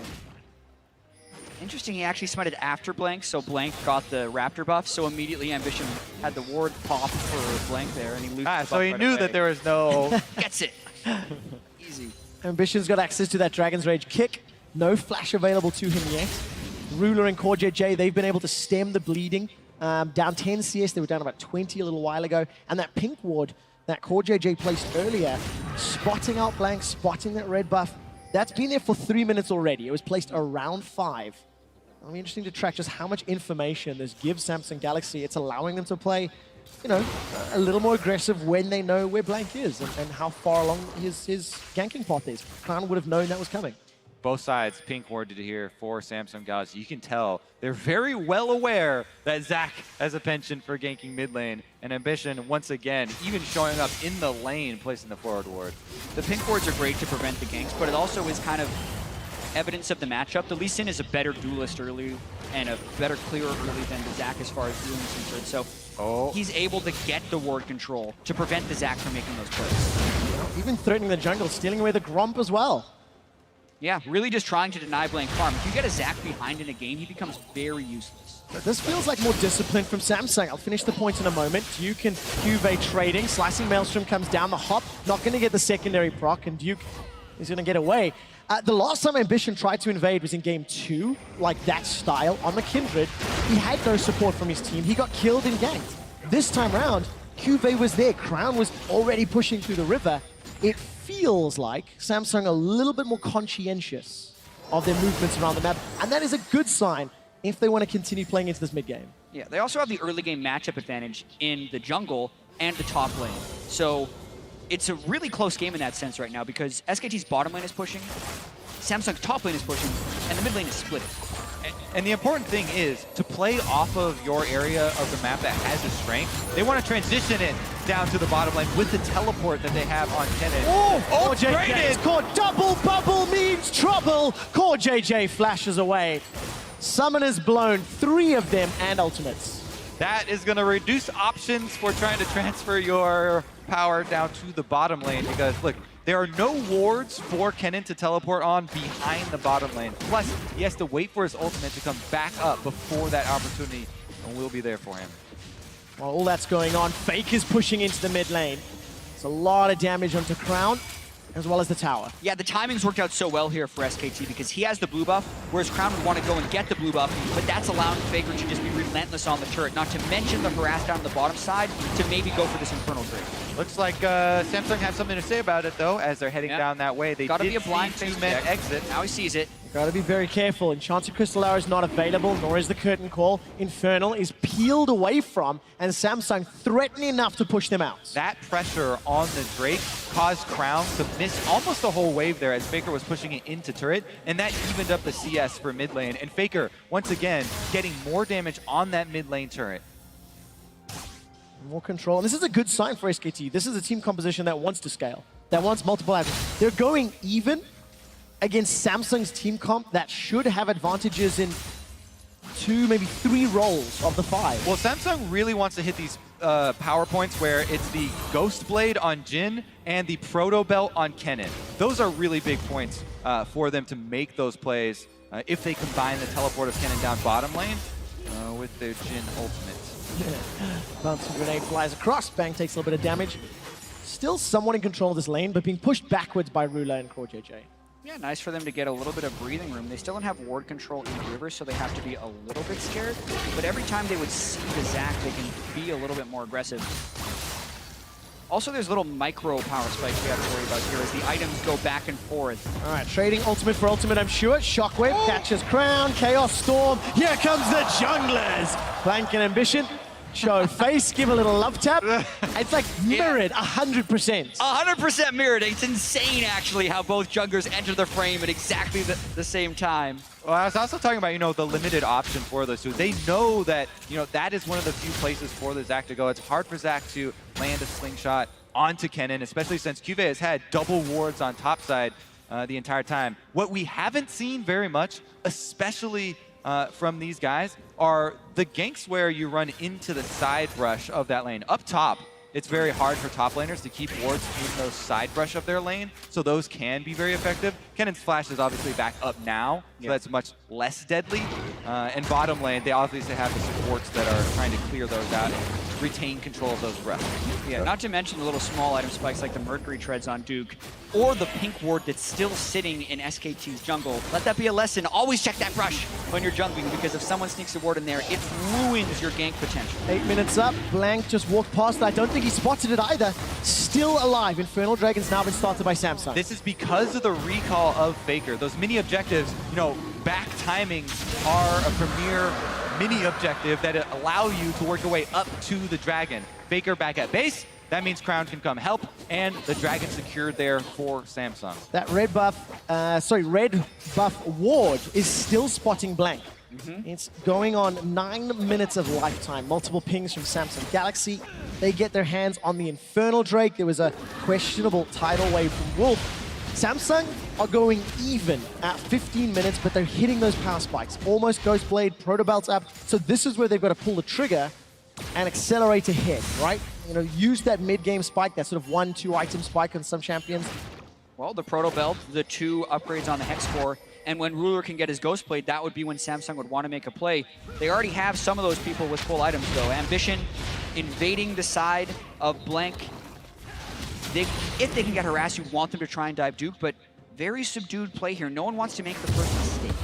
Also, they don't have, much tankiness up on the top side of the map or a way to avoid tower aggro. So if you go for Duke, you have to be sure that he is just exhausted on the Gnar and won't turn Mega. As of right now, it's definitely dangerous. And Faker chases him out of their jungle. Yeah, this time Ambition did not have the support on his team. He uses a scuttle grab to taxi out. He's Lee Sin, though, instead of Kindred, so he is much more mobile and able to get these escapes off. This is a much closer early game than Samsung has been able to play in the past, which speaks well to the momentum they may have gained from that last win. Not to mention, I do actually think it's a bit of lack of discipline from Blank to never check that brush where the pink ward is. The side lane brush gank here from Ambition, just positioning both for a counter gank, plus any aggression from Duke. Actually cancels his recall there because thought there was a chance Duke would go in, but definitely not because he's mini and just went exhausted. Yeah, not gonna look for the engage just yet. 15 minutes has crested by. Samsung Galaxy had a 100 goal lead. It's the first time they've had a lead at that phase, but they're losing some pressure on the map. Bang and Wolf have really sort of had the time of the lane against Ruler Core JJ. Faker is pushing Crown in again and again and again, and it's Crown's tower that is looking like it'll be tower first blood. Unless the junglers have anything to say about it. Which here they come. All right, Ambition, let's look for the shockwave. Again, mid laners on mid laners, junglers on junglers, but this isn't fair. Here comes the support. Crown flashes away. Ambition's running low. He uses the kick to send Blank flying. Ash Arrow comes out. Blank takes a couple extra shots, but nobody dies. Up in the top lane, Duke and Cuvee, they're going toe-to-toe. Slicing Maelstrom burns through. Flash for flash. Cuvee, first blood. Solo kills Duke. Cuvee came into this series with the most solo kills of anyone. 15, and now he racks on another. And in the clutch moment, after an incredibly close fight in mid lane, knows no one else can come there, he makes it happen. The curtain call! Figure Bang! Bang! Look for him! Bang! Bang! Blank flashes for his life. Samsung get another. Ruler, more like it, as they land, and Wolf didn't take the hit. Oh my goodness. Samsung, though, takes the hit. Another kill, this time mid lane, and they haven't had pressure mid lane in forever. Blank might have been low. He's got cell division. He can take a hit. He's got a passive that brings him back to life. That was... Nobody wants to take a hit. Poor coordination. You have to play behind Faker. Watching this one more time, the instant Duke loses the Mega Gnar, Cuvee decides to go aggressive. He clears all the minions as well with the ultimate. And here, he knows he's got 2 stacks on him to get the final stun. Exactly. The 2 lightnings there, and Cuvee goes in to find that. They also take this as a... Look at the play between Faker and Crown here as Faker moves over to get actually snared right through. Yeah, Wolf is going for the heal damage onto Crown. Unlucky. Unlucky indeed. Samsung Galaxy, 2 kills, an Infernal Drake, and a 1,000 gold lead in 17 minutes. It took the items. They got their Proto Belt, they got their Ghost Blade, and almost instantly, they make a play.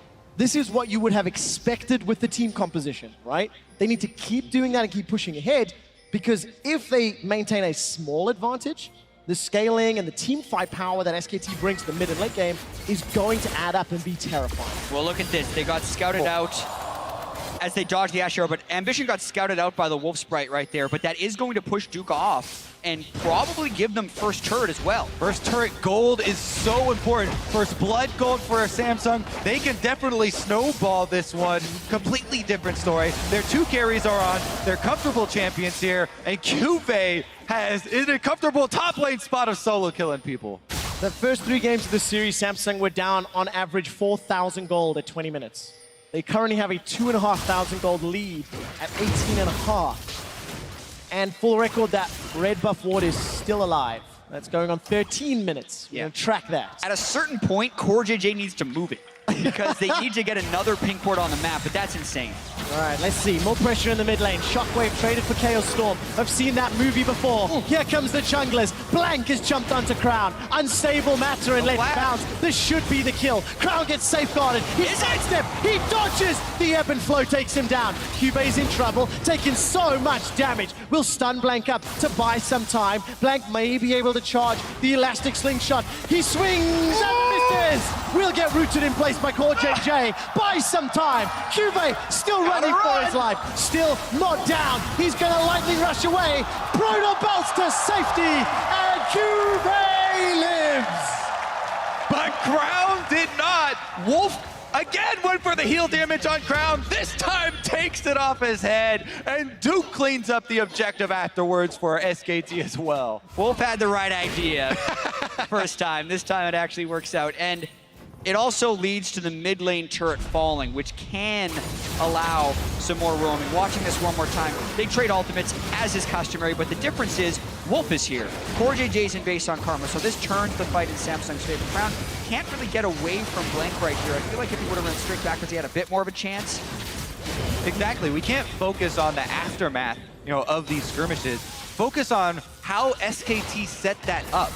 They force the bottom lane to recall for Samsung and immediately go to roam to make a play on mid lane instead of recalling themselves.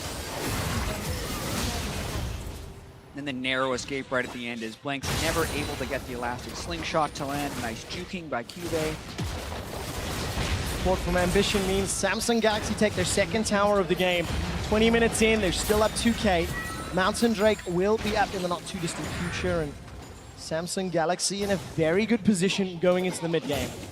Cannot afford execution mistakes because they don't have a very sturdy front line, especially with Warrior Enchant on that Lee Sin. Exactly. Once again, they're going to rely on the crowd control and zone control that comes from a Kennen. So Cuvée, the importance of his teleport and his flash summoner spells are huge for this team. Also, that means that SKT have to focus so heavily on clearing out any Samsung wards that do get across the map for them. Didn't catch exactly when that red buff ward went down, but it is now cleared from the bottom quadrant of SKT's jungle. And SK Telecom starting to build up. It's a Frozen Mallet first for Duke's Nas, a little bit focused again on that split push, as has really been his sort of flavor of the series. Definitely wants to get that advantage. And remember what we were talking about as well in Champion Select with this SKT composition, how many AoE abilities they bring to this team fight. If they can start it off with an Ash Arrow, it's very easy for them to combo, shockwaves into Gnar ultimate. So both have to be very wary.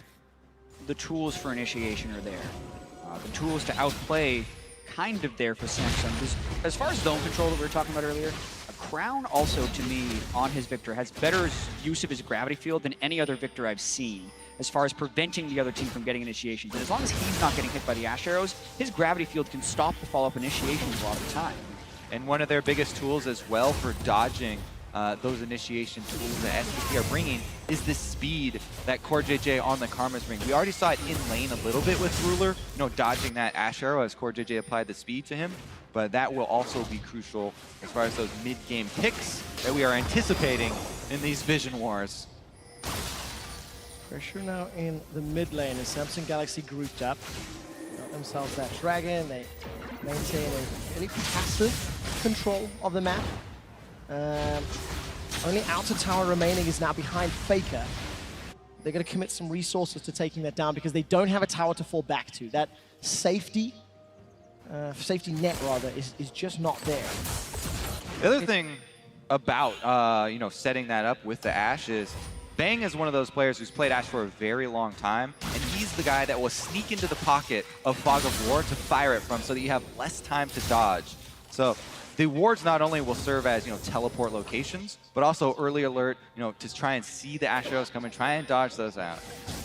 And so much of that is prepped by the vision control very early on. The pink ward control in the mid lane for SKT is pretty good, and I think some of that spews from the mid lane turret being down already. I think it's fair to say that SKT's vision this game has been 1 or 2 steps ahead of Samsung's over the course of the 4 games. It feels like they've pushed vision in very deep. They've cleared vision out where needed in the areas they're prioritizing. And a lot of times, Samsung will actually be ahead in the warding stats. They place more wards in this series by SKT by a long shot. But that's because SKT switches over to sweepers so much earlier. You can see even in this game already 2 sweepers, and that's actually how they caught the pink ward, was Wolf running through their own jungle with the sweeper to get rid of it. And there's another example of it right there. Exactly. Switch over the sweepers very early. Also, when you're in control of the map, as SKT have been in control for a very large portion of those early games in the series, don't have to replace your pink wards as often, as they're not getting killed out by the enemy, leading to lower numbers, but higher control. A little bit deceptive. Okay, so Samsung's in control. They've got a minor lead. They've got a good mid-game team composition.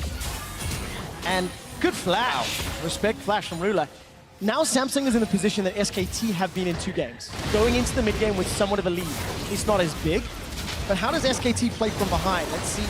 As Blank is being jumped on. Very good curtain call. This is going to be a target of Blank. Teleports matched 1-for-1 in the river in mid lane. Oh, Maelstrom. Bang just gets blown up. Blank gets turned on. He gets kicked back into the mid lane. Cube is going to get dropped, so that makes it a 1-for-1. Looks like Blank's able to get away for now. Yeah, he had a very quick flash there right off of the screen, so he was able to get out.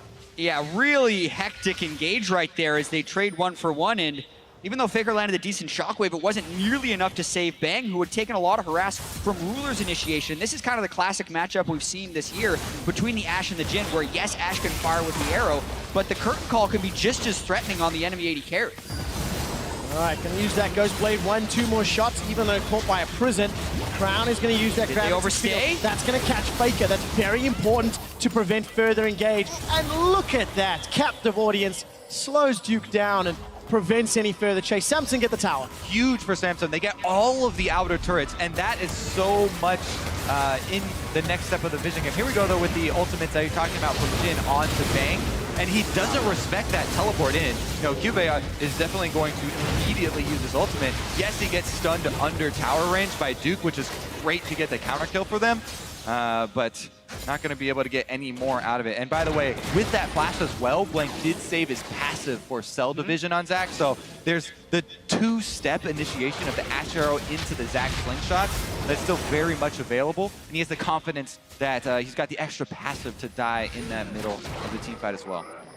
Yeah, already 2 Drakes to 0 for Samsung. If he gets Crown, no, got flash. He does indeed flash away from Crown. Ambition sidesteps the arrow. It was Core JJ that ate it. He's now going to flash into the blue pit and continue backing away. Blank, elastic slingshots over the wall. There's still a tower here for Crown and Ambition to get in. Very good Aqua Prison and another elastic slingshot. Crown will go down. Throws down a gravity field to buy some escape time. SKT relentless. They have so many of these CC abilities, these tools for initiation, that they continue to attack Crown, and he can't get any more flashes, so. Yeah, really good extended fight there by SKT, taking a small numbers advantage at the start and being willing to spread out as they chase everyone of Samsung down. Oh, Faker. Speaking of which, that also happened before the fight, which meant they had a numbers advantage more so when they're going in there. Huge play there by Faker. And that's the kill that Faker couldn't pull off earlier in the season. He's flashing for Crown and just misplayed it. This time around, gets his man. Wow, so that actually means that it was 2 kills as well as the Drake, and that gives them a gold lead for the first time in quite a while. Going back to the question just before what happened, kill Samsung Galaxy and take the dragon. Seems like a pretty easy answer to how do SKT play this mid game.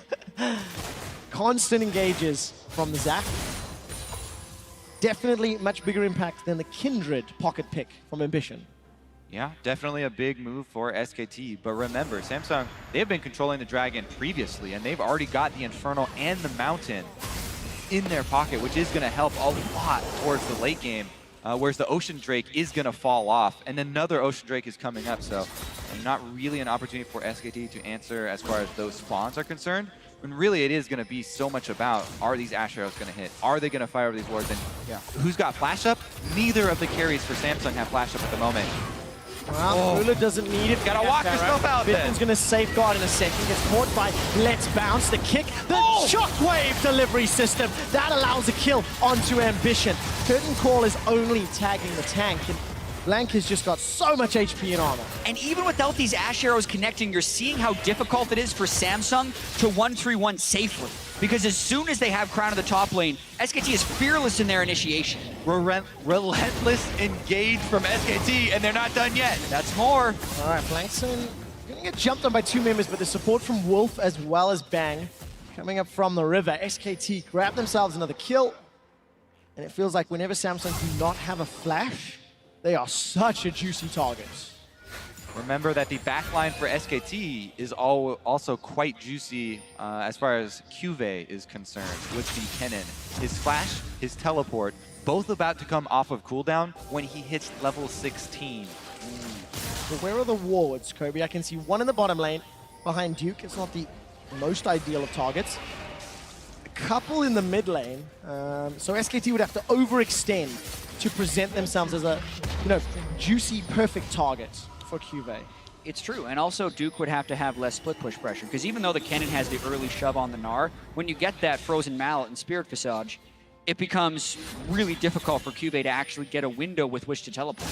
Also, as you can see by the cooldown on that Proto Belt, he constantly uses the Proto Belt to clear minion waves, so then wouldn't have it if there's an on-demand teleport, if something breaks out, and you need to have these instant responses, because as we talked about, SKT decision-making is lightning quick.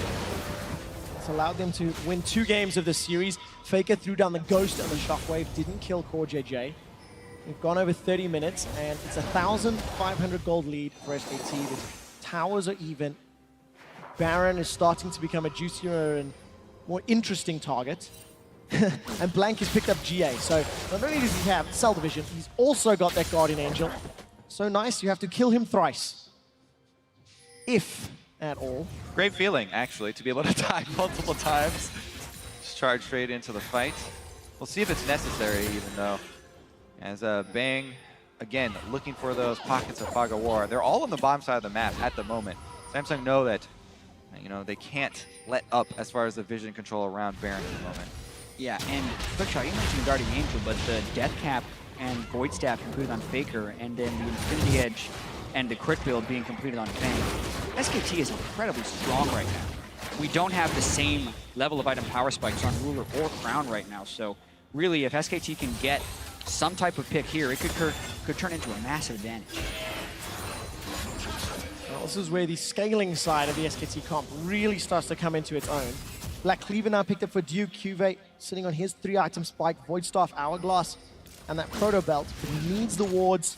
He needs to get in behind SKT to win a team fight, because if you look at all the damage on Samsung Galaxy, it's going to take so many rotations of spells to get through Zac and Gnar alone, if they're on a straight-up head-to-head fight. There is a huge amount of pressure on QV's shoulders to run the makeshift front line using the zoning of his ultimate, but then also the invulnerability of his Zhonya's. There's plenty of damage on Samsung. If once someone does get stunned up with the ultimate of Kennen, Crown has been magnificent at layering his gravity shields, gravity fields. Now Cheryl onto Ambition. Blank's coming in from behind. And the fight's now going to break out. Gravity Field will pull Blank backwards. That should be the GA pop. Cell Division still available. Curtain Call interrupted. Very good tidal wave.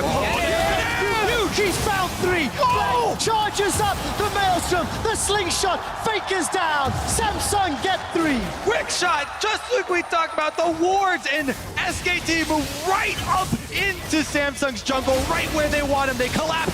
Now it's going to be the Baron for them as well. And it's nothing that SKT can do about it at this point. They meander into a fight in Samsung's jungle and get absolutely obliterated by Samsung's response. That is the reverse of what you expect when watching SKT, who normally is the reactive team. The arrow onto Lee Sin, who simply safeguards away. And even though Blank has multiple lives, you don't want to use them inside the jungle. They corner themselves. Gnar is not there to start it out either, and that is the dream flank. All members of the back line for QV. When the pressure is on, the weight on his shoulders, he grabs them all. Not to mention the tidal wave was used to interrupt the curtain call, which left no disengage once QV had entered the fight.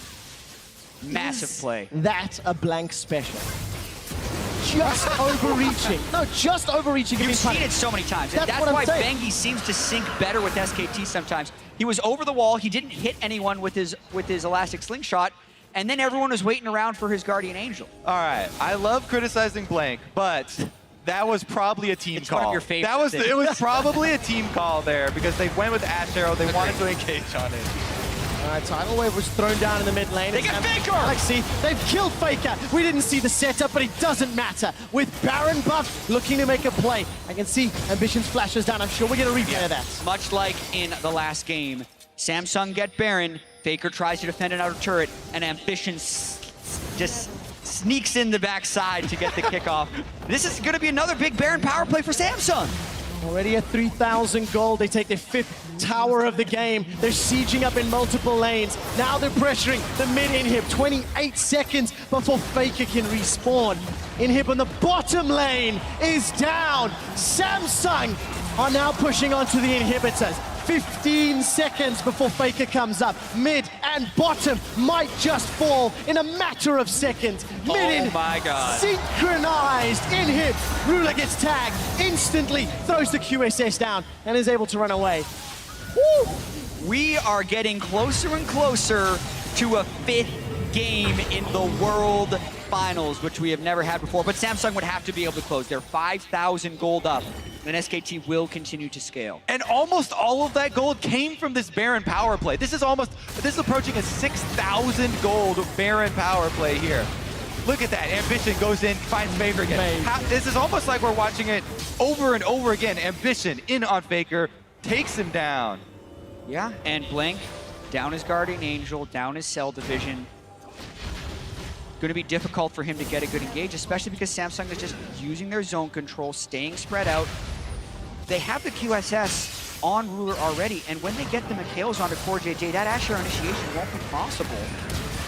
Oh, Ambition's looking for for him Faker again. Not going to find him just yet. Get him. Let's bounce, interrupting the possibility of a Dead. Ambition is now down. SKT turning it around. Core JJ gets caught out. The Mega Knock comes down as well. That's 2 kills for SKT. Samsung unable to find a kick this time around. Great punish there from SKT, making Ambition pay this time around. And that should be enough to actually buy them a huge amount of time for those inhibitors to come back up. Yes, we just had a game where Samsung had multiple SKT inhibitors down, yet it took them 70 minutes. So we could very well be in for the long haul. Yeah, watching this attempt one more time, they do see Faker on a ward, so they think they can get the pick. Because if they get this with 2 inhibitors down, they think they win the game. But he can't sneak behind him here.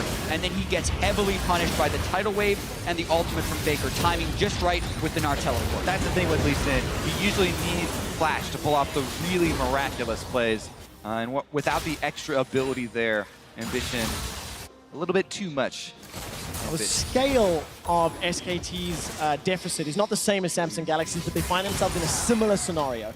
They're behind, their opponents have got strong map control, there's super minions on the map, and Samsung Galaxy are looking great route, but Duke managed to hop away.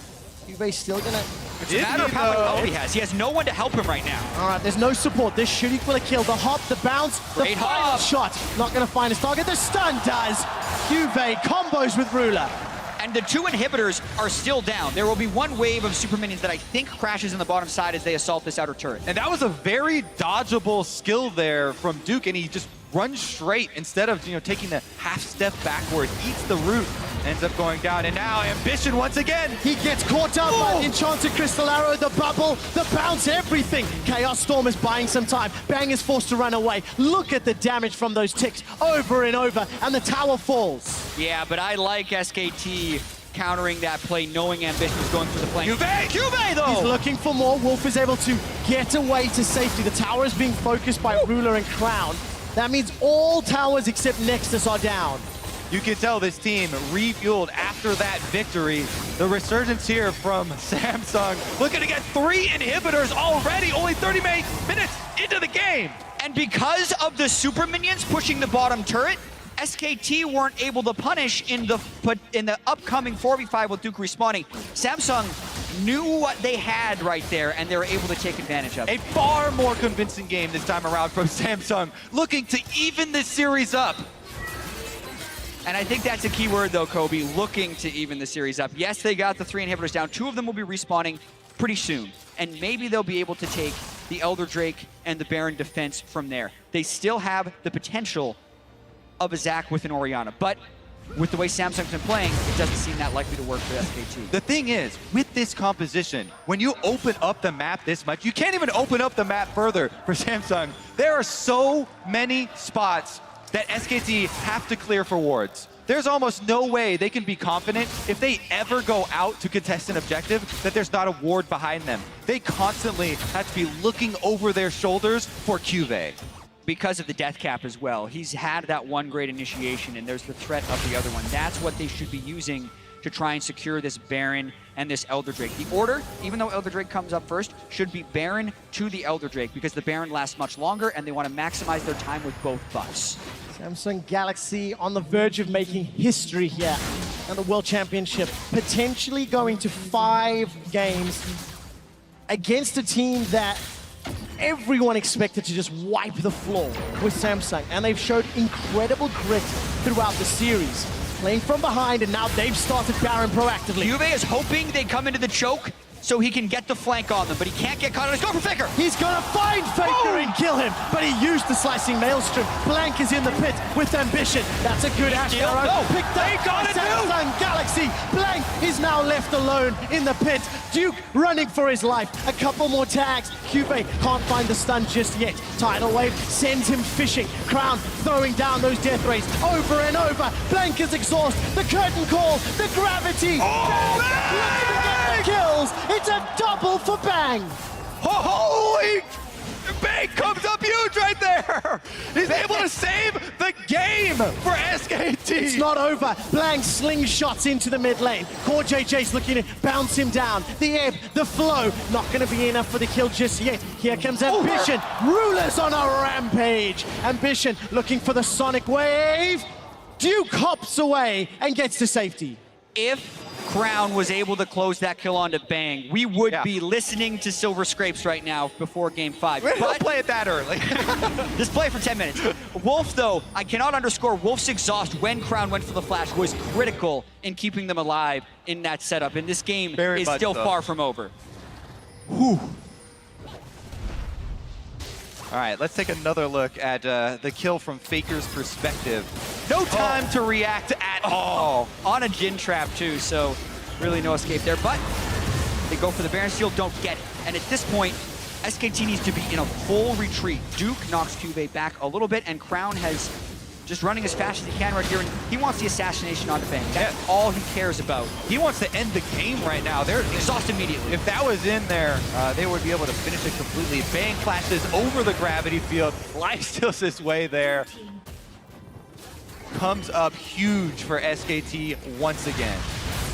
Samsung Galaxy still maintain control. Baron on a couple of their members and exposed inhibitors in the middle and bottom lane. As we crest the 40 minutes, Bang sets another World Championship record this series, 460 CS. Ambition is looking for Wolf. He's caught in the jungle. Kind of on his own here. Completely by himself. Gets the Dragon's Rage, eats a shockwave. A lot of ultimates used. Samsung now in a 4v5, 4v4 as Duke was not there. A critical mistake there by Ambition because that delays their setup for the Elder Drake and gives Duke time to clear the super minions in the lane with the exposed inhibitor. So Ambition definitely going a little bit too hard there. Last game was definitely the Ambition show. This game he's actually being carried a bit by the rest of his team. And time is exactly what SKT need. They have such a solid team fight composition. If they can make it to the point to even up the war chest here, the gold is starting to close, and the vision game. We could be in for another banger. I think we already are, Kobe. Yeah, this is a barn burner if I've ever seen one. And this series could really heat up if we're able to get to the 5th game. We mentioned SKT with the potential of the reverse sweep. That's what happened the last time when they lost to KT Rolster in the LCK playoffs. You didn't think it would be possible here against Samsung, but Samsung thinks otherwise. Gentlemen, to give you an idea of how much of a barn burner, 10 Barons and 21 Dragons in 4 games with the potential of more. Samsung Galaxy start the Elder Dragon using some of their abilities, and Duke is still pushing in the top lane. Yeah, tight timings here because they would need to teleport in right now for Duke, and I need to see his Meganar bar. He's trying to charge up halfway there. All right, Dragon is going to reset. The minion wave continues to push. Duke has arrived. He's in the pit. No flash available. Elder Dragon down to 4,000. It seems to be focused. Samsung blank combo away. It's not reset just yet. Curtain call onto Wolf is going to get interrupted by the tidal wave, and Cube has found Bang and push them away. But Blank is bouncing all up in Samsung Galaxy. The shockwave kills Cube. Bank is going low. Blank is going to flash away. Duke's in trouble. Ruler can't get the kill. He does in the end. Sends him packing with a deadly flourish. Now Now Duke's in trouble. The GA's pop. Oh, Ruler bang. gets another, finds the shutdown, turns his attention into Duke, and Samsung Galaxy are pushing into the base. Ruler, Rookie of the Year, flashes forward for the play for Samsung to get back inside the base. What a game for Ruler, but that fight was so close right there. Crown staying full health this entire time, and the question is, will that be enough to close the game? It's just Faker and Blank trying to defend. 2 versus 4, Samsung Galaxy waiting for the minions to push in. They've got their second inhib. Blank's cutting off the minion wave as well, so they can't actually get minions into the base. Couple of pings on the top inhibitor. The rest of Samsung pushing around. blobs. Ambition and Blank starting to go toe-to-toe. Jungler on jungler action. Shockwave catches Ruler, but the Defiance comes up. that's it. Crown shuts him down. That's a good kill. The third inhibitor falls. Samsung waiting for the supers. Can't cut all the minion waves. Cube's here now. Juve is running into Blank. That's the GA. That's gone down. Cell division might still be up, and it will not matter. With 3 inhibitors down and 2 players, it's a matter of time, you would think. It's just Bang, Wolf, and Duke to try and prevent a Game 5. Oh, let's see the final push. Samsung Galaxy, they throw down the curtain call. The music is about to play. Silver Scrapes, cue it up. Samsung now running for their lives. Ash Arrow onto Cube. Gets a crowd. The slicing Maelstrom. That stays Bang packing. There's not done yet. The Nexus turrets are the focus. And Staples Center play the Silver Scrapes. Samsung and SKT are going to Game 5.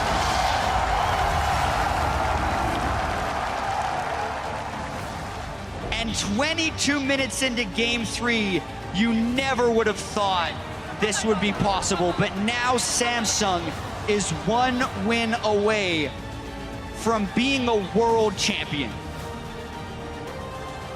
A completely rebuilt team, bringing players back from CBLOL, from the NALCS, from retirement almost, and from solo queue. Ruler steps up. From the history books, Ambition, role swaps to jungle. The greatest player to never make Worlds is in a Game 5 championship bout in his first time here. Greatest role swap of all time. Yeah, and Has to be. we're blessed so far with this series because this is the first World Final to go all 5 games. I cannot wait. Every single step of the way from KT Rolster to this very game, Samsung have overcome the challenges, and this is the last one. Syndra, Ryze, Nidalee, Zyra. What is next to be banned? Olaf still up there. Something that we've seen a couple of times as well. Oh, I'm just so in awe of this series right now, but that is multiple mid lane bans from Samsung, and there is no way they can necessarily ban out the Olaf and the Lee Sin. Would be very curious to see if they ban the Olaf here with the Karma being banned already. Would still be a pretty scary pick. I'm Throw the Victor. expecting Olaf Throw the ban. Victor. Make him play the Cassiopeia. Faker Orianna into Cassiopeia is a better matchup than Orianna into the Victor. Ooh. Still scared of the Aurelion Soul though. Okay, but now there's a lot of priority picks available, and it's near insta-lock for that Olaf. That would be expected as he has been banned so much and is the best jungler on the board. But the question would now be, with that Victor up, does SKT take it away with an early pick? Do they go something like Ashe Victor here? There's your answer. That's the strategy. Finally. All right, so what is the reply then? If Ashe Victor is now locked in, Either Crown tries to go the Orianna into it, but I think it's Cassiopeia. I think it's, in all yeah, I honesty. think he does stick with you know, what he has been playing and go with the Cassiopeia as well. But again, I talked about it last game, but we didn't see many of the Ashe arrows from Bang flying towards mid lane, you know, which is something that they found success on before. Maybe they try a bit more of that instead of using the Ashe arrows in lane. Because SKT so often wins through the mid lane, Faker's pressure, taking down these early turrets, using that space to get wards into the jungle and play from there. And I do have to say, though, the early pressure of Victor isn't the same that he's been able to output on champions like Orianna. So even if it is Victor versus Cassiopeia, that's not a lane where Victor can take very early control of it, and it does change SKT a little bit. Oh! Tom Kench. It's so good against Ash, too, especially preventing the picks in the mid-game. Yes. So, pivot, melee supports. This is something that the broadcast talked about much earlier in the day, how they could be a pivot away. Double support bans. Triple melee here from Samsung, trying to charge through SKT to the back line. Very good you pick up on the triple melee there because they can stack things that are hard to run through right now. Trundle's pillar, nearly impossible. Victor and Ash already very hard to charge through. So SKT's thinking smart here. And the Lee Sin kick should be used defensively. Honestly, though, it's very difficult because, you know, Tom Kench gets to use the ultimate to teleport in very close, and Olaf goes immune to CC. Well, that will be the 4th time that CoreJJ has played this champion at Worlds. Obviously undefeated as they had a fantastic run leading up to the finals. Lee Sin and Trundle are locked in. There's no speed ups or amplifiers here for the Samsung Galaxy squad. They've locked in Jin and Cassio. They'll sit behind that back line of Poppy, Tom, and Olaf. CoreJJ's Tom Kench was so good and so instrumental in getting them here as well. You know, through that gauntlet that they had to run. You have to watch out for those mid-game uses of the Abyssal Voyage to try and surprise other lanes. Have to be very, very aware in the early game here for SKT. Yeah, would we pivot back to a Braum in this lane instead of a Nami, which would be the other expected pick from SKT? I can see it as far as wanting to get a really, really hard to kill frontline when Cassiopeia and Jin are the main damage coming out from Samsung. Really almost defaulting back to some of the stuff we saw several months ago. You gotta love the fact that this support AD carry meta, how it's adjusted and adapted throughout the course of the World Championship. The final game, a couple extra support bans, and we're back to Tom Kench versus Braum in the bottom lane. We've come full circle. We did it. This means there's only, you can't play more games than this. The circle is complete. Now who will win? The cycle of melee and range supports. Of course, the 2 bans didn't hurt. Now, what do we think about these 2 team compositions? It feels like there's a little bit more damage on the side of the Samsung squad, but you know, a lot of utility on SKT. I mean, they're still very heavily focused around mid and ADC. Very evenly matched, these 2 compositions right here. They have almost exactly the same style. You have really tanky champions in the top lane, melee supports, AD and high damage mids, with physical damage junglers. They are so close to each other as far as overall style goes that it's really just going to be about who the better team is. In terms of lane matchups, early game, does that favor one particular composition more than the other? Because that was something that was very pivotal in game 4, and one great team fight broke open the scaling option that SKT had. It really depends on how good Bang's Ash is against Ruler's Jin right here, because I think Cassio can shove in Victor, and early on the Trundle Poppy is the Trundle favorite matchup, so it's back and forth in a lot of different lanes. Definitely excited to see about the early jungle pathing as well, because the opportunity is definitely here for Bengi to storm once again back into the game when SKT need him most to save the series. Bengi was the big reason why SK Telecom took down the Rocks Tigers. Will he be a big reason for SK Telecom to win their 3rd World Championship? You guys know how to vote. It was down to 52% and 48%.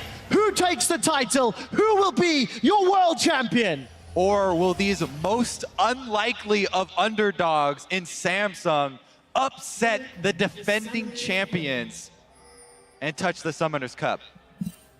Unbelievable. The way that the legacies will be changed based on the results of this map. You could have world champion CoreJJ after this game. Everyone on Samsung, those players could call themselves world champions. Duke could win his 1st world championship. Faker and Bengi, their 3rd. Ruler's There's rookie year. So much. Yeah. And again, it's just that storyline that, you know, both of these teams have very, very, very different backgrounds. But all of that feels in some way insignificant right now because of the context of this World Championship, because of the craziness of groups, the ridiculousness of Rocks versus SKT, and now Samsung have stepped up to the challenge. Something that they were counted out from. They were not meant to do this by all logic coming into the games. The arena is dead silent right now in anticipation for this game to start. Ha! Proved you wrong. Now they start making noise. I agree with you as far as the early jungle paths go, though. Look at this. Both junglers actually doing buff starts, because I think they're guarding against the big play from the opponent, trying to go and catch them at a second buff. We touched on this what feels like 5 hours ago, but technically Faker's 5 Victor hours ago. has a significantly better win-loss ratio than Crowns. Again, that helps being on a more winninger team. And we'll see how Faker handles Victor against what is considered to be the world's best Victor. SKT are the winningest team in Worlds history. Yeah, they have Yet also, all that matters is this one game. exactly, and they've also lost more games at this World Championship than ever before. This is now their 6th loss was what happened last game, but still, just matters how many games they're able to win. Crazy to think that Samsung have lost 3 games to this World Championship to get to this point. A slightly favorable playoff bracket where they just ran through it. Faker this time round gets his hands on one of those mini Raptors. Yes, Faker versus the Mini Raptors. Success. He's technically 1-2. He's got a losing record against them. Just saying. From what we've caught on camera. feel like we've caught on camera. All right, there's the first jungler spotted on the ward. Ambition is seen at the Raptor camp, and Bangy's moving bottom while the mid laner is training. Who's gonna get it? Crown's looking noxious blast. Gonna go all in Twin and kill fang. him. We've got to jump bottom. Ruler is gonna be in trouble. Can score? JJ's running for his life. First blood picked up by Wolf. Wow! Bangy comes back into the series, grabs first blood for the bottom lane, and we'll see if Ambition has anything to say about it. He's got the scuttle crab, and he's going in to tax the wolves. Unbelievable right there, being able to pull off first blood. It goes to Wolf, however, which isn't the greatest distribution of gold, and Faker's down both summoner spells. Here It's comes low. Ambition! Ambition's running in. Gravity fields up. That will stun Ambition under the tower. Kill is secured, but Ambition loses his life. Bangy got in experience range there, and he's going to be able to take up these minions. Wolf roaming! More action! Here comes Bengi and Wolf. Crown's gonna sidestep and dodge. He will get stunned up by the concussive blows. SK Telecom, 3 kills to 1. And they jump out the gate, countering Samsung's play in the mid lane. Bengi arrives. Wolf is the main roam in that play. Game 5 in the finals, and the action is breaking through. Faker gets the gravity field off to lock in the extra kill here on Ambition. Then the roam from Wolf so quickly. Crown wanted to stick around to make sure the wave gets jumped in the turret, and he should have been straight back. Not calling the miss on Wolf right there, and everyone was expecting Wolf to be in base after what happened in the bottom lane, but after getting first blood, he roams on the melee support. Those are the guys that make the roam plays happen. We come back to the game, and Bangy is still inside of Samsung's jungle, recalling as he's counter jungling, has smited Samsung's Wolf again, Spirit. he's level 3. Oh, a lot of damage onto Faker. Those Twin Fangs chunking him down. Bengi's still not left the jungle, for the record. He's now clearing out the Gromp, farming up away, and the fan vote looking to the underdogs and Samsung Galaxy. One of the most insulting things is a jungler smiting your Wolf Camp Spirit that early in the game. As it will see, as soon as Ambition goes back to farm, and Ambition didn't have vision, so he didn't take that opportunity to go in and counter jungle Bangy, even though they already had the vision down. They already had pink wards, so Bangy gets away with it. He catches up in the experience, and he's gonna be able to farm his own jungle. I agree, and the other thing we do have to keep track of, though, is when Ambition ran for the gank in mid lane, he did get some wards in SKT's jungle, so it's good of Bengi to make it all the way back to the blue buff, try and re-establish control over there, because with the melee supports, we're much more likely to see ganks on the bottom side, which means ward control in that half of the map becomes more important. Talking about all those wards, there is a pink ward from SKT inside, just behind the Wolf Camp. Ambition moving closer and closer to it. We'll see how long that one does actually last. Duke was being pushed under his turret by Cuve. Cuve has just started to back away as Duke's completed that teleport, even on CS in those 2 lanes. And Ambition was seen by the Wolf Spirit. There was a ping there for SKT, so they know he's on the top side. He's actually making a play right now, kind of born of desperation, since there are no camps for him to pick. Even though the Wolf Spirit did see him, he goes away, he steals the Krugs, and he might go for the gank on Duke to burn the flash. So much counter jungling going on right now, and Ambition level 6 is an incredibly strong duelist. Would he want to make the counter gank onto Bengi? He's expecting Bengi to be in that brush. Would they collapse? It would be a close fight. Faker I mean, he not can yet level safeguard 6. pretty quickly. 2v2, Bengi is going to ward hop over. This does not opt in to the engage. Too much on the line, too risky. Bang is being pushed away. Rula and CoreJJ using that ranged poke, those tongue lashes to their advantage. They're playing fairly defensively. Good bounce. Yeah, Wolf taking the harass. Samsung need to be able to get some advantages in that lane. The Jin and Tong pinch pick, because you want to be able to unlock CoreJJ to roam. That's what he's been so successful at with this team. I think Ward's still sitting in that little banana bush area to the left of mid lane. Crown got blue buff. He's actually done fairly well at bullying Faker, but unfortunately he's donated a kill thanks to that tower dive in the end. And notice how both junglers are hovering around the mid lane for that action, fighting over the Raptors now, as Bengi claims the small ones. Yep, throwing it back and forth. He doesn't have smite though for the big. So Cuvee loses the trade thanks to the subjugates. And Duke is already winning this trade. Tiamat into Barmy Cinder. No real surprise. A slightly worrying, transition here for Samsung Galaxy.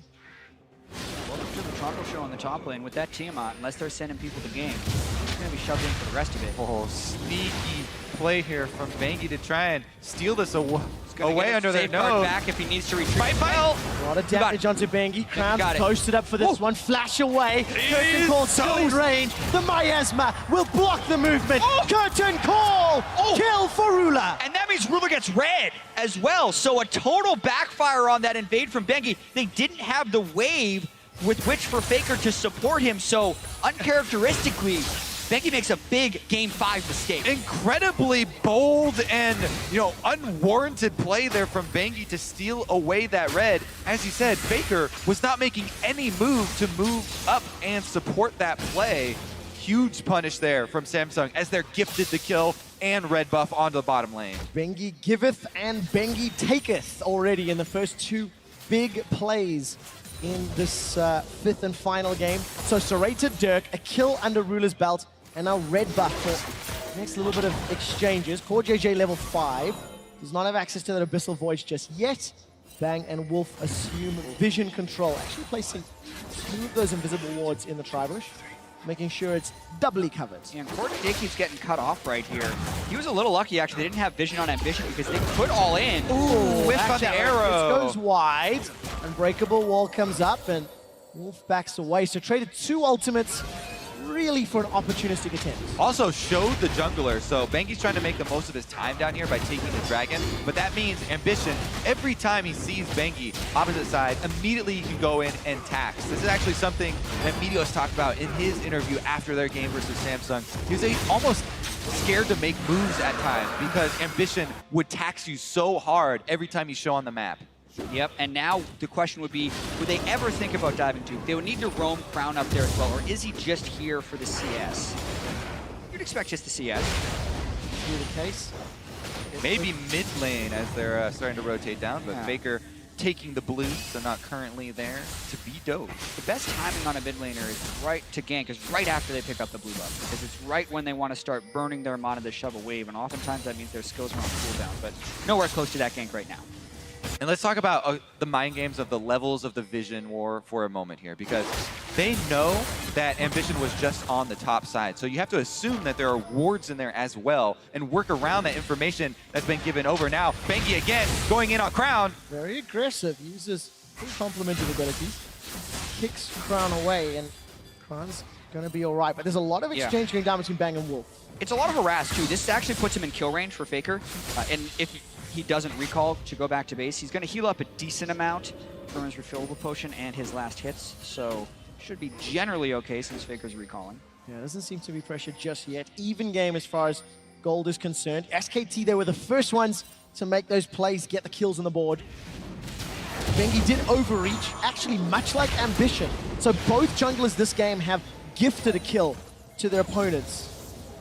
And they got to be very careful as that continues to play out. The game is seemingly happening on the bottom half of the map. There's Abyssal Voyage. He's going to deliver CoreJJ and Ambition. Flash away from Bang. He gets gobbled up from the tongue lashing. Will go down. Root in place, not going to lock down Wolf. The Crown has roamed, and Wolf gets the kill. And that's the CoreJJ playmaking right there on Tahm Kench. The instant he hits level 6, he brings Ambition in and the roam from Crown. Now, though, it's going to be a race to see who can get the first turret down. Teleport being used there by Cube to try and defend the mid turret, and Samsung will capitalize with the objective on top of it. Finally, they're attacking the bottom lane, which SKT have lost 3 games to very strong AD carries. And as they talked about on the analyst test, Officio mentioned one of the ways through SKT is through the bottom lane. 2,000 gold lead. They have the kill advantage, first tower blood, and it all stems from this phenomenal tower dive. Yeah, they don't actually see if they're even able to bring in multiple people. Wolf and Bang can't get away in time. Love the flash follow for the eat by CoreJJ. The Tahm Kench pick, once again, so huge for CoreJJ. And as you talked about, the roam from Crown at the same time. This was a mistake that we saw earlier in the series from Samsung. They made a play on the bottom lane, but they didn't coordinate all members. This time around, they bring the mid lane guns and they get the extra kill plus first turret gold. Yeah, and the fact that they didn't lose any of their other turrets is great, but they did sacrifice some damage on them, because when they burned the top laner's teleport to defend mid lane, they also lose chip damage on the top lane turret. So we're at an interesting inflection point of the game right now, where if Samsung can take control of the top side of the map and make sure the mid lane and top lane don't get pushed in as hard, then they can kind of negate the chip damage they took on their turrets and try and really expand this gold lead quickly. And now the real test is on SK Telecom. They've lost the 2 games. In game 4 of this series, they fell behind, but not this early and not this much. Samsung have now played more aggressively. Cube's even putting a lot of damage onto Duke. And not in this way. All of the kills there went over to Samsung's carries. 2 for Crown and 2 for Ruler. The Jhin loves getting so much early armor penetration with that gold. And he's definitely set up to make plays, but SKT looking to go on the offensive. CoreJJ is devoured. Ambition is here. Ambition's running in, teleport coming down for Duke. Cube doesn't have his available, but CoreJJ is already killed. Faker was there to join the party. Cube continues to pressure in the bottom inner turrets, and Bang's Ash Arrows have not been the greatest thus far. Well, he wanted to hit the arrow to stop Jin's ultimate, but Faker charging at your face is also going to cause him to pack up early and leave. Yeah, they definitely doubled down on that interrupt, but I will say this time it was SKT who was faster on the roam, and CoreJJ's aggressive play on Tahm Kench is punished pretty well there by SKT to equalize those turrets. How fitting with these 2 teams down to the game 5, going blow for blow, play for play. Still though, Samsung with a slight edge. Yeah, it's starting to feel more and more like a game of chess. Each move costing units, costing objectives. And at some point, you give away something that is too important. We're 15 minutes in. Which team will be the first? Because it's still dead even. And it's even more analogous to chess in this game because they picked kind of the same pieces. The super tank top lane, the physical damage jungler, the magic damage high DPS mage. Like, it's all kind of fitting together here for these guys to just try and outplay each other with a lot of the same tools.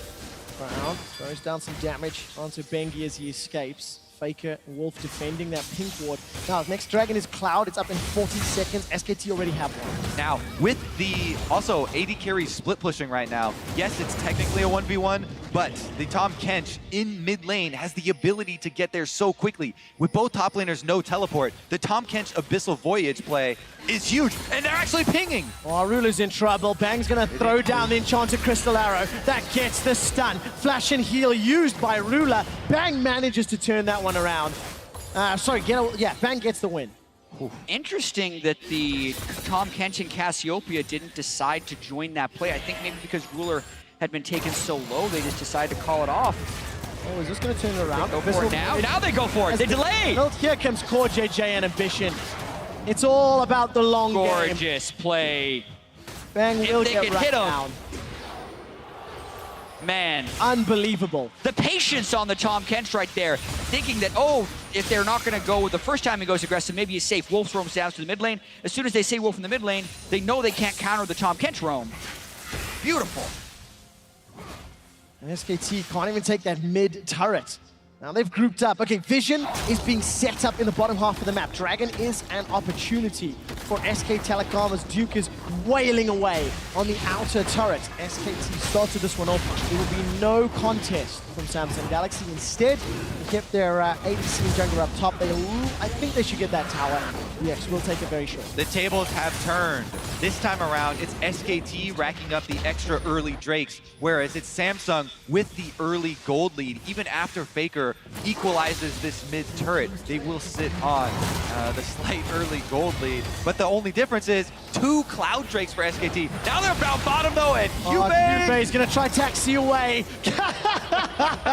Gets chomped before he can fire the verdict. And that could be a problem. This is what happened when Duke had the Trundle in their winning games. He just shoves you into the turret, ults you, tanks the turret, and it's a free dive unless you're there to return fire. No Tahm Kench ultimate to lend assistance, and SKT actually jump ahead in gold, as well as having the double Cloud Drakes, which enable them to make many more roams. Another play here for Wolf. Is going to get gobbled up by Core JJ. There's that counter to Ashe that we talked about. That Ashe arrow looked like it was going to hit until the Devour. And the big deciding factor is, I mean, we've had so many plays in this game.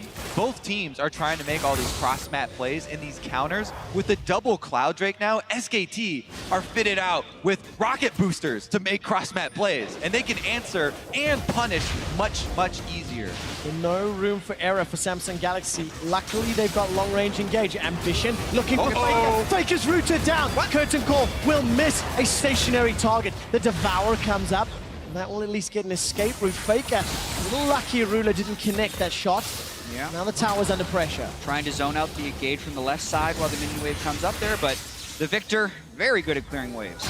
Meanwhile, we're seeing the farm being traded by the top laners in their split push. And really, both teams also trading deep vision here in the bottom side of the map, as the Drake is really the point of contest. So that's where most of the resources are going to be used. Well, it was another Cloud Drake, Kobe. So if SKT already have rocket boosters with The 2 last. of them, This coming Cloud Drake is the last Cloud Drake of Worlds 2016. And our stats guy Spellsy was really trying to get us to mention a stat about Cloud Drakes, because SKT have gotten way more Cloud Drakes than any other Drake at Worlds. Fitting somehow that they might get triple Cloud Drake in the final game. See, now we spawned all the conspiracy theories. RNG. The scripts in the back saying, Cloud Drake again, let's go. We want SKT to run faster. How do you overthrow a dynasty? Flood them with Cloud Drakes. Well, Samsung have to still overthrow that dynasty. They have to overcome in game 5. Bengi not going to follow onto that Krug. Again, this is a game of inches at the moment as we're getting close to 20 minutes. Yeah, QV immediately puts up the steadfast presence there, so Bengi would be denied if he tried to go in and stuck on the other side. Still could have taken it and smited, I guess, but not going to play risky after he was punished at the red buff early on. And that steadfast presence could become so pivotal when you look at the low mobility Cassiopeia and Jhin.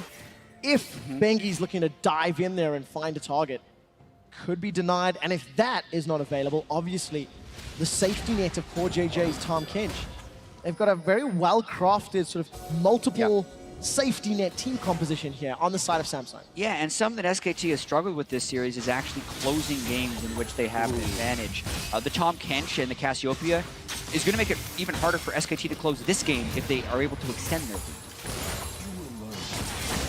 So many opportunities as both teams have drafted many playmaking abilities here for the mid game. This has been the most even game that we've seen the entire series. It's a very different team composition when you look at the 2 duos. So Kobe, what are we looking at in the next few minutes? Both teams have got strong initiation tools.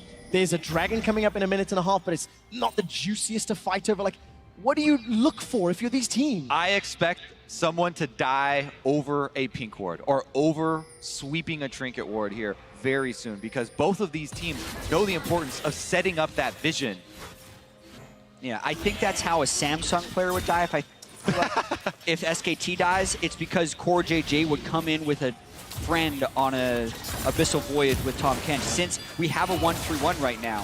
So either it's someone trying to clear ward, getting hit by an Ash Arrow, or someone in SKT going for an aggressive play and getting countered by Tom Kent. Or a Jin ultimate, which can serve a similar purpose to the Ash Arrow and landing the slows for the chase down. Now, another thing to keep in mind, because these team fights are very fun to theory craft. With all well, there he goes! For JJ, he hasn't used the Grey Health yet. Glacial Fissure slows down Samsung Galaxy. It was SKT that initiated. The Crystal Arrow has already been used. No teleports or follow-up. One flash from Core JJ. Both mid laners still have their ultimates though, and both top laners as well. Similar amount of tools burned on both sides. That's just going to slow the game down once again. Samsung Galaxy jumped on as they're just trying to farm and clear out that mid lane wave. All right, so if we do see the engage, once again setting up those key tools for each team. The Keeper's Verdict wards for Cuvit. Yeah, exactly. Somebody could die there. Let's see if Samsung will lose somebody over Pink. Well, there's not enough support. Yeah, exactly. Nobody else is converging. I just wanted to see it happen. Cuvit's Poppy, the Keeper's Verdict, knocking out, half of a team basically, and buying the numbers advantage basically, has been huge as well. So it's not just about picking people off. It's also about separating members within a team fight once it spawns. Absolutely agree. And as far as the map right now, oh, they might catch Faker. Faker's the target, but he tries to turn it around. Defensive flash from Ruler. Faker is shut down. Ruler gets the kill. Teleport's completed for Duke as well as Cuvit. Unbreakable is up. Ash Arrow stuns up Core JJ. That's not the most important target. Oh! Petrifying Gaze flashed away from. Duke is caught down. Core JJ licks him to death. The tower is the focus, and Samsung have the advantage. Massive catch, and it's as Faker is trying to get aggressive onto Ruler. He does not have the burst this time. They get the mid lane turret, and they can help bring back the speed balance with the Cloud Drake if they're able to take this one. Definitely going to be able to take this one. I think this is full Samsung territory after those 2 kills. And they are going to be able to claim one for themselves. The interesting thing about the Cloud Drakes, though, you can't take away any of the speed of your enemy for these dodging of the ultimates. So now both teams have the fast feet, right? Extra Cloud Drake for dodging Ash Arrows could mean the difference between a pick for SKT and then avoiding certain death. Jin ult to try and secure blue. Have to question whether that one's worth it, but let's watch this pick one more time. Faker steps on a trap and just gets rooted as Ambition comes in, but he's also moving forward before he has the support of the rest of his team. Faker getting caught out of position in a critical moment here. And instantly, this turns into every single member of both teams headed mid lane for that party. Samsung arrive first, and they also go for the turret dive to grab the last one. Cuvit with a nice little flash move at the end there to snag him. Petrifying Gaze was even just a little bit short. Yeah, missed everyone. Could have turned even more in favor of Samsung. No flashes for any members of SSG right now. So you could expect the next few minutes to slow it down. They've got a minor gold lead. It's not worth the risk of getting caught out. Yeah, I agree with that, but I also want to point out that SKT doesn't have the same lack of flash punishing skills they've had with their previous team competitions. It's not like Faker can just flash in and one-shot you with Orianna when you're down flash. Here, even if you do get hit by an Ash Arrow without flash, if Core JJ's close, he's just going to devour you and bring you to safety. So the playmaking from SKT is somewhat muted and blocked by the stuff like the Olaf and the Tom Kent that Samsung's been able to put together. Samsung have been able to get a lot more control in their games. With each game in the series that is played, they seem more together, more reactive, and more on the same page. Not the same level of mistakes that allowed SKT to accelerate what they run into. And even though there is this gold lead for Samsung, it's so slight that it's more about completing items and actually getting back out onto the field. Ambition didn't even use his Ragnarok. Knew Core JJ was in range, and that's exactly what happens. No flash, doesn't matter. Very closely matched here as they go in for a slow onto Wolf. And any extra damage onto the support, though, is hard to regenerate. They also draw out an ultimate from Bengi. Now, that is one of the big healing tools for this SKT squad, too. I agree with you. It's the peel that they need to have Wolf at high health. Duke needs to get some tank items. He's kind of in that split push zone right now where you expect him to be that 1v2 raid boss, but he's just not actually shoving up the lanes to split pushable situations, because if they lose control of the mid lane, they lose control of the side lanes too, thanks to the Tahm Kench.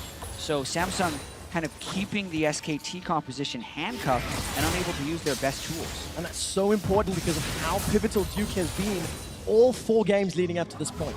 If Duke has to always think twice about an Abyssal Voyage delivering death behind him, it instantly gives advantage to Samsung because they're not under that much or as much map pressure as they have been throughout the course of this best of 5. I think he's going to need to ward hop to safety.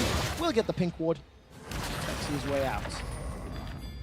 26 minutes, Kobe, and Samsung. Still so close. Again, marginal lead, but it is a knife's edge. There's no real advantage with the kill on the gold, because neither team's going past the river. Like, this is such shallow vision that is being fought over. If there is, it's the fact that so much of the gold here is focused on these carries for Samsung. Ruler on the Jhin, especially, with the lion's share here. Yeah. His last 2 Jhin games have been pretty exquisite. He had 9 kills in their last victory, 3 kills here. And he shows why, you know, SKT in the beginning of the series prioritized taking it away from him. Then Ashe slips through, and, you know, even though Ashe had exceptional results in the semifinals, it was also a pick that was largely ignored throughout a lot of the group stage and quarterfinals because of the substantial nerfs that Ashe actually had before Worlds.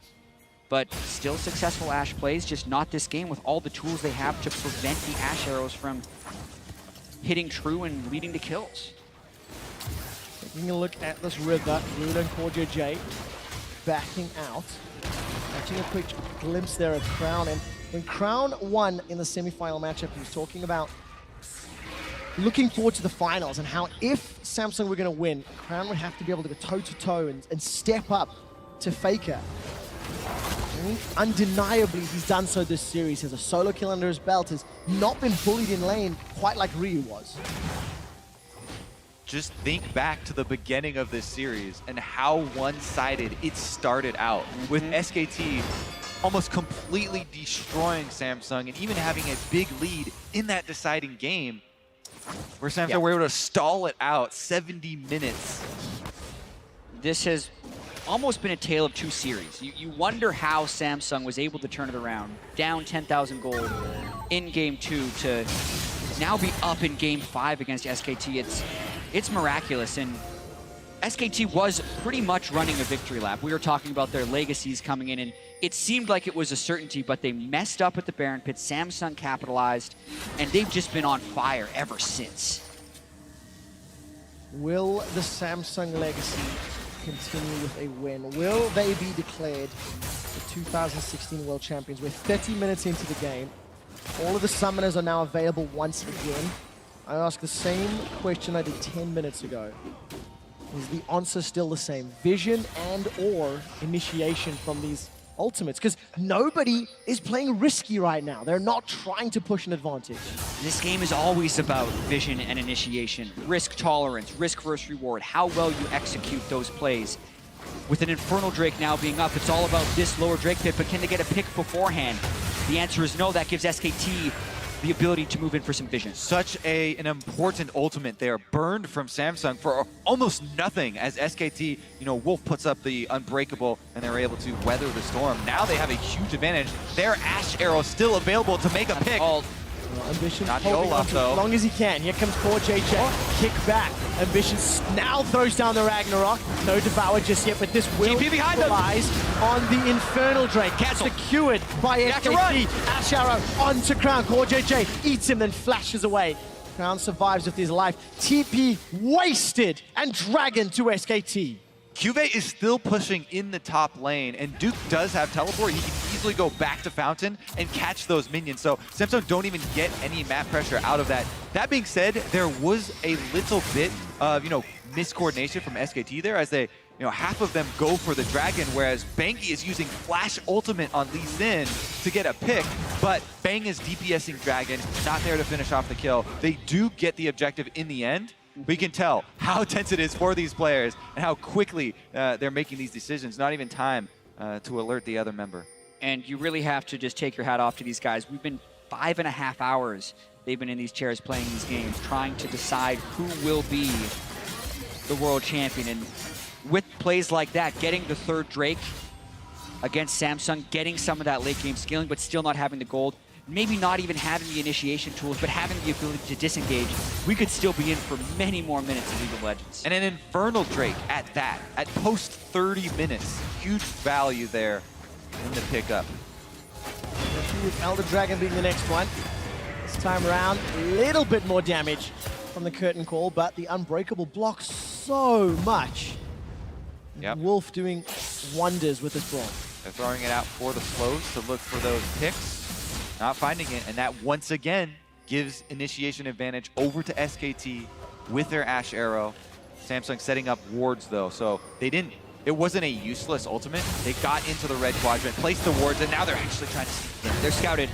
They are indeed. Hawkshot comes out. Abyssal Voyage was used, so I think 4JJ jumped over the back of the pit. Ambition, once again, holding onto that Ragnarok, waiting for the Devour. Gravity Field holds him in place, but SK Telecom never stop it. The amount of free vision that you get with those hawk shots cannot be understated in this caliber of play. And I can hear it in your voice, Quickshot. This game is so tense right now. I don't know if we've ever had a more tense experience in a World Final. We have not. Correct. Maybe even in League of Legends, only because of what's at stake. It's a world championship right now, and we're 1,600 gold different 32 minutes into the game with matched team compositions that have relatively equal scaling. The entire year can hinge on a single moment. And the two people battling, it's like the prince and the pauper. You cannot be further apart in terms of their histories and their stories coming into this. SK Telecom on the verge of being defeated by Samsung Galaxy. Not even just the entire year of these two teams. The entire year of every team that's been eliminated from Worlds, all watching and waiting. Oh, Bengi going in for a little duel there with Ambition. Well, trading a little bit back and forth, gonna kill the Invisible Ward. Will regen. Faker's ghosting. Ash Arrow, where will it go? Bang, looking for the target, connects. They burst. JJ stunned up. Bengi is gonna kick him backwards. Core JJ's down. Teleport cancelled again by Cuvée. So big for them to also get the teleport out there in addition to the kill for SKT, and they're starting to close in. Now, Vision's still in favor of Samsung, so SKT, whoa. But I also wonder how much the history of this series will be in the back of SKT's mind. They started losing this series when they forced a Baron. Normally, when SKT gets a pick on someone like that, they are relentless with forcing Baron. Yet they scatter now. They go back to controlling waves. They don't even look at the Baron. Well, you have to do your homework here. You have to take step number one, which is clear out the Vision. That's just a support kill. It's a support kill on a Tom Kent who can Abyssal Voyage back to the Baron pit. Bengi taxes out again, safeguard. Baron is the only thing these teams are looking at. With 35 minutes in, Duke is finally pushing down the bottom lane. It's the first time he's gone sort of past that river in what feels like 10 or 15 minutes. The threat of the engage from Core JJ's kept him at bay, and Core JJ, they get the wrong guy. Devoured and hit the wrong man. Whew. Oh yeah, that's what Tom Kench does. Yeah. That's what Bang is thinking. All right, they're not. Oh, Crown is really low. A lot of damage from the Chaos Storm. Core JJ is going to gobble him up.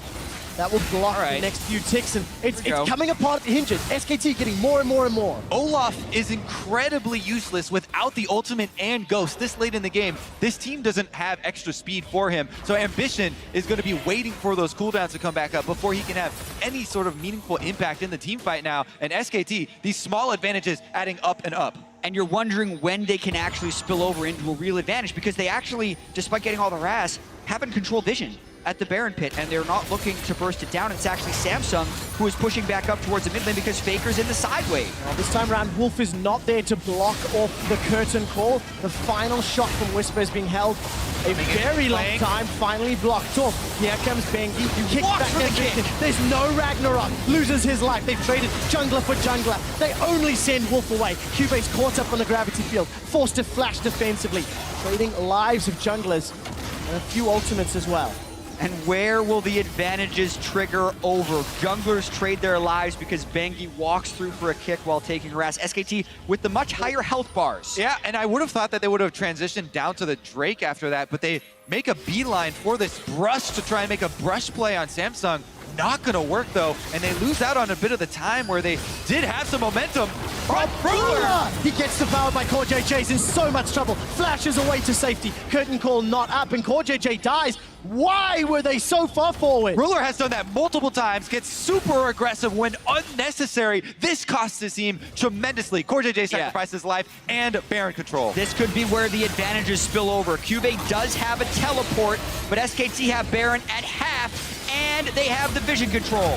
Here comes Cuvee and Crown. Petrifying Gaze is available. It's now a 2 versus 4. Flash! Oh, ended that! Crown is in so much trouble. Concussive blows. Get to Petrifying Gaze. That's just going to delay the inevitable. Crown goes down! Flash is in a line. The tension just overwhelms Samsung right there. It's Baron, it's 2 deaths, it's SKT moving towards the Elder Drake, or will they just take the dead Cassiopeia to try and get turrets? These players that are new to the championship stage, at the critical moments, Ruler makes a mistake, Crown flashes in a line, and SKT punished heavily. No flash over the wall for an Elder Drake steal on the Olaf. Huge swing for the veterans SKT as they try and secure their 3rd world championship. Just a mistake. Look at this flash. Oh, straight line. He didn't want to flash out because that takes him farther away from the base, and he wasn't close enough to the wall to flash over it, but you still don't flash in a straight line when the Ash Arrow is coming at you, and SKT immediately transition there for the Elder Drake, and now they have their first real advantage of the game. 5,000 gold. Can they close it? Samsung did not give up earlier in the series, and they will not give up that easily. They still have a full line of secondary turrets to work through before getting to the inhibitor ones. And yes, I do expect SKT to get a massive amount of gold off of this play, as you can see with the Baron power play once again. Still 2 minutes left on that timer. Also, this is where the split push Trundle really wreaks havoc because they can't stop him from killing the turrets, and 4v4, they can't stop the rest of them from killing the turrets because Cuvee is occupied in the side lane. The SKT hype train coming into the station once again. Baron and Elder Dragon on them, taking down the inhibitor turret snare onto Wolf. Cuvee and Duke fighting in the top lane. The 4v4 looking for opportunities. Bang still has the enchanted crystal arrow, flash and heal. 2 Samsung Galaxy will be looking to take out him or Faker, and it's just such a tough task. Crown's gone up top. 30 seconds left on this Elder Drake, so Samsung really don't want to get engaged in a fight, but they also really don't want to lose 2 inhibitors, so they might jump onto Bang. Let's take a look. Unbreakable Wills up on the front line. Ambition not going to use the Ragnarok or the Ghost. Curtain call. Down. Not going to be enough to really bother SK Telecom. Wolf sidesteps into the final shot. It still doesn't matter. Look at how disciplined SKT is trying to play right here. The curtain call comes up. It stalls their push. They actually lose the Elder Drake buff now and don't get any inhibitors down. Despite the 6,600 gold Baron power play, when you're dealing with the triple elemental Drake Elder, that actually I think is a good hold from Samsung, but there's still now a large hill for them to climb back in. Definitely a oh, Duke actually gonna have to flash that one, but definitely a well above average Baron power play here for SKT because the game was almost dead even when that mistake came in the mid lane from Ruler, and look how heavy the punishment is. Yeah. Never bet against SKT. Faker picking the victor away from Crown. 5 kills, max items before 40 minutes, something he has done so many times this series. But this also means they can't let Samsung match him. They need to be able to use these maxed items to hammer home their edge. Seems to be the case as SK Telecom are once again grouped up, using their numbers advantages. Faker got Cuvee poked. hanging out in the bottom lane, trying to deal with that minion wave. No wards to teleport into, so even though Faker was running low, there's one pink ward, which all of SKT have already gotten away from. Samsung in a familiar place, down at 40 minutes. Down, but not out. Not quite yet, and they continue to play the defensive vision game, clearing out the wards, immediately moving into their own jungle. But man, such a heavy gold swing so quickly. Will they be ready for the extra burst damage? Like, that was such a huge influx of gold.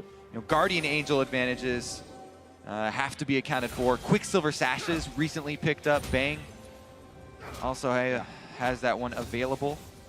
Yeah, even the GA on Wolf. I want to think that Ruler needs to stay very far back. He has no magic resist on that Jhin, and Faker with the Lich Bane. Far back, you say, eh? Faker can one-shot him if he gets within flash range. That is what that Lich Bane Victor build does. Well, Faker's played on the front foot. Faker's flashed aggressively with ultimates all day long. Keep your eyes on Tahm Kench, though, because Core JJ can save a life. Core JJ can save the carries. He needs to do more than that. He needs to deliver someone to take a life. Core JJ cannot play defensively if Samsung want to turn this one around. The thing with the Core JJ ultimates at this point in the game is they either need to be at the end of fights or while SKT is split pushing. Because if you're going into a 5v5 with the Tahm Kench, you get wrecked on top of Victor's Gravity Field and Chaos Storm because you're actually just delivering free skill shot accuracy for Faker. Very difficult mode for Samsung to play right now. Cuvée is able to sidestep those skill shots. 42 minutes. You could feel and cut the tension in the air as SK Telecom are now looking to close the game out. They have not had the cleanest of wins. SKT have made mistakes. They've been caught out of position and they've overreached at times. And this is their chance to end this game cleanly because they have almost a full item advantage on all of their players. Everybody on Samsung still needs to fill in an extra item, but the longer the game goes on, the closer Samsung work to that point where they even it up again and have another good shot at a team fight.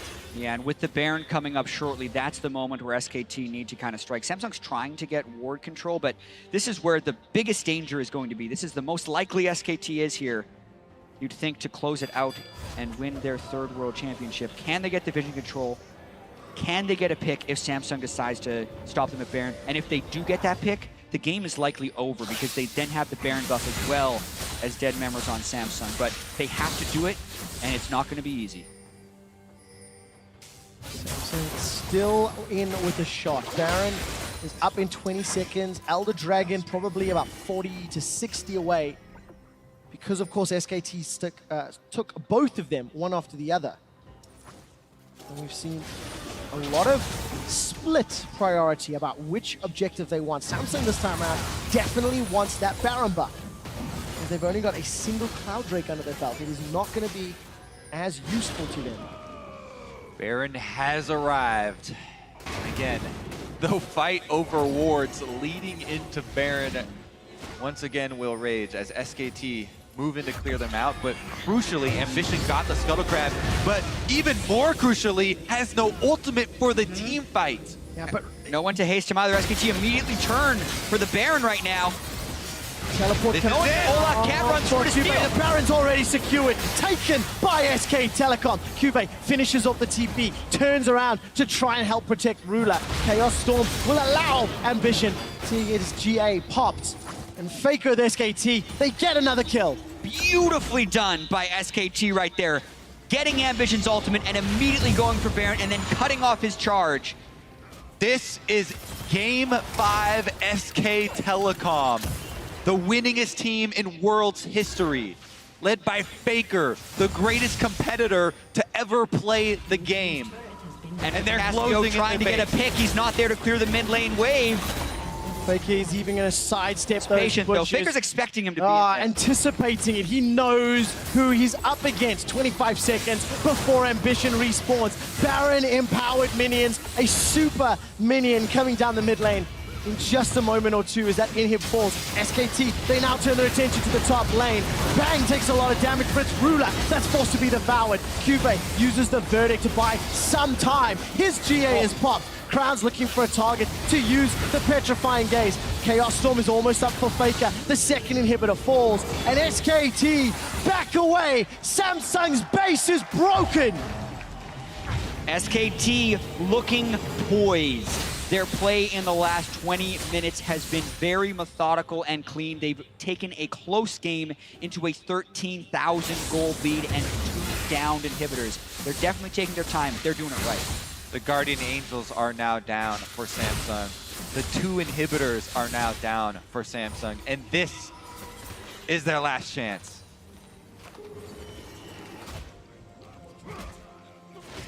Yeah, very tense moment here.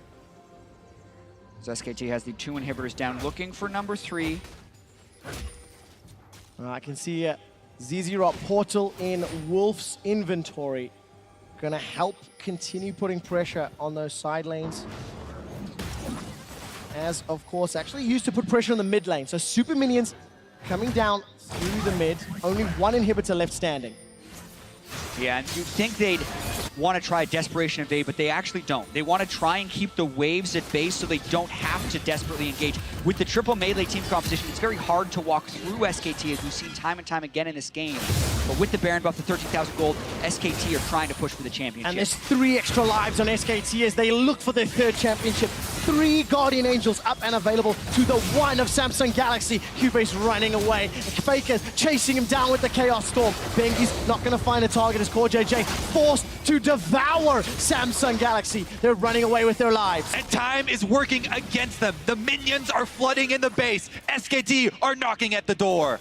It seems so close. The super minions now onto the Nexus turrets. Samsung have to respond. Curtain call to buy some time, but it only connects onto Duke. Ambition's not used the Ragnarok or the Ghost just yet. Nexus turret is under threat. A 3rd inhibitor falls, and SK Telecom are doing this by the numbers. They're just not giving windows for Samsung to engage. The only way Samsung could have gotten a flank is if Cuvée walks around. Faker burns his ultimate to take Cuvée low, just so that's an impossibility, and they're very well taking down every single inhibitor. Now they turn for Elder while they're defending the triple inhibitors. Beautiful. SKT are waiting for the extra super minions to flood into the base while they take this Elder Dragon to return to claim their prize. Now we were talking about the SKT victory lap in the Game 3 comeback when they had the 10,000 gold lead. This is more likely and closer than they've ever been to winning that 3rd World Championship. Elder Drake up, 3 inhibitors down, double spawns of super minions in every single wave. This would be the time for them to do it. It feels like SK Telecom know exactly how to play against Samsung's team composition. The arrow this time goes between the goalposts. Cube's under threat. Deadly flourish as Samsung are under pressure. This is buying time for those super minions to pour in, kick around. Crown's able to flash so he doesn't get caught, but Cube's down. And it's a war of attrition. They're just waiting for wrecking them in a fight. Duke flashes forward, chomps down to kill Crown. SK Telecom have got 2, make that 3 kills. The curtain call is a fitting end to the World Championship as Samsung Galaxy are being dove under their tower. SK Telecom have overcome every challenge. They are the undisputed best team in the world. The SKT reign continues. They win their 3rd World Championship.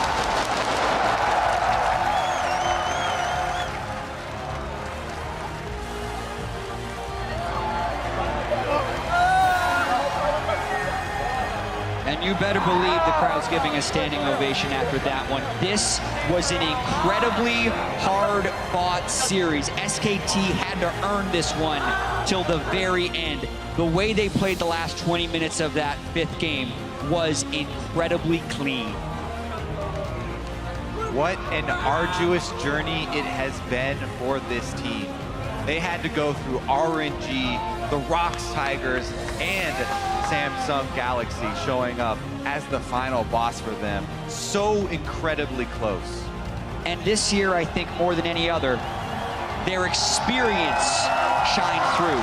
They were never the best regular season team in the LCK. They weren't even the LCK champions in the summer split, but they are world champions. They peak when it matters. They prepare for the international tournaments. And SK Telecom had elation as much as relief on their faces at the end of that 5-game series. And so much respect for the players on Samsung Galaxy. The run that they have made this year is incredible. Yeah, they're going to be very disappointed because they were so close to that Summoners Cup, but I agree with you, Kobe. Second place in the world, and coming into this, a lot of people would think, hey, the finals happened in the semifinals, but Samsung made sure to take it all the way to the 5th game and push SKT to the limit. One last glimpse of the runners-up as SK Telecom hoist the Summoners Cup, your world champions for 2016.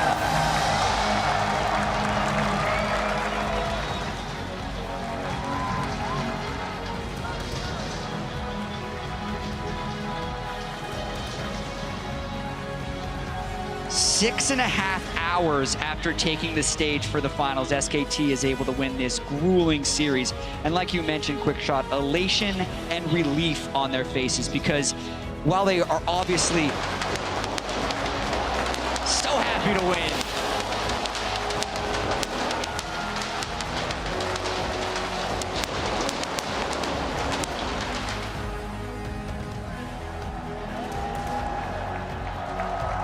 SK Telecom have won every world championship they have entered. They are our first defending world champions. Their 3rd title. They have won every international event they have attended in 2016. And they've had one of the most difficult regular seasons they've ever had. What an amazing team. What an amazing story.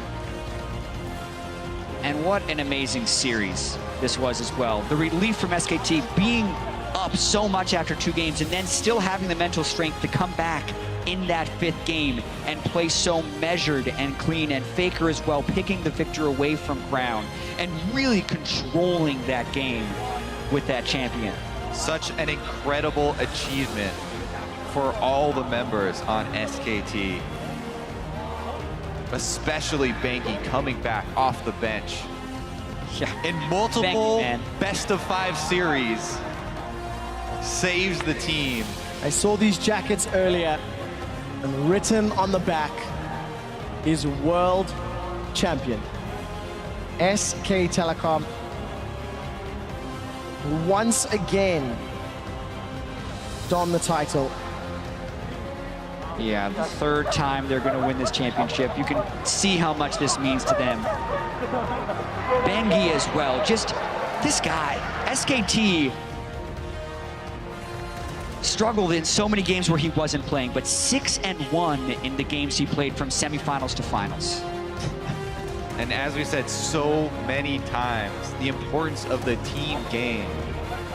Yes, Faker is the all-star. He is the leader, but Bang and Wolf as well, now returning champions. And Duke gets to raise his first.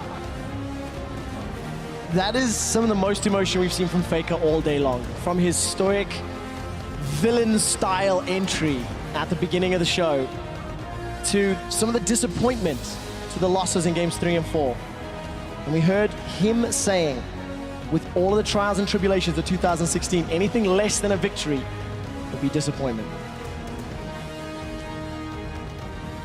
Coma, also the winningest coach of all time. And as you can see, SK Telecom meeting League of Legends co-creators Brandon Beck and Mark Merrill on stage to congratulate and receive their World Championship medals.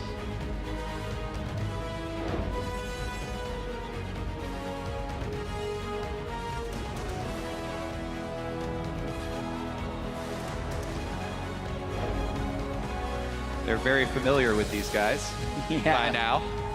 Yeah, how you'd been the last year? It's nice to see you again See for you another again World next year. Championship. Just saying, last year I held the medals. The podium this year is much better looking. He's doing a better job than you. Touche. Get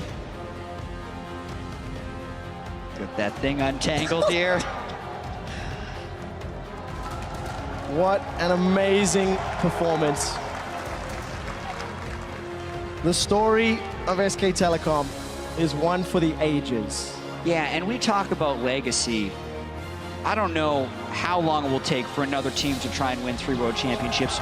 We were saying beforehand how hard it is to win 1, let alone no one had even made Worlds after winning one until SKT did it this year. And now suddenly they win 3 in 4 years. They definitely go down in history.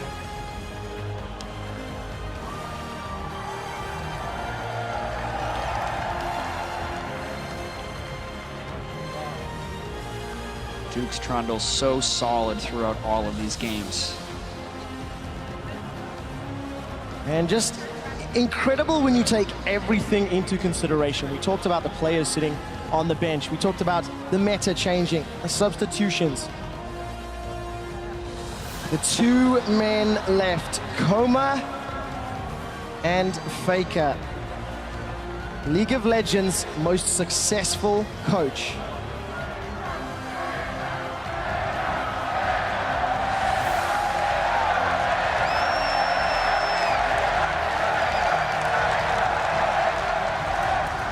Faker earned it.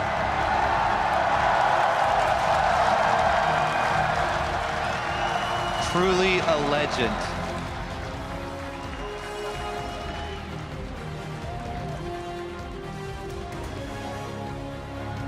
This was their hardest fought victory. As we head down on stage, where Shox will be talking to SKT.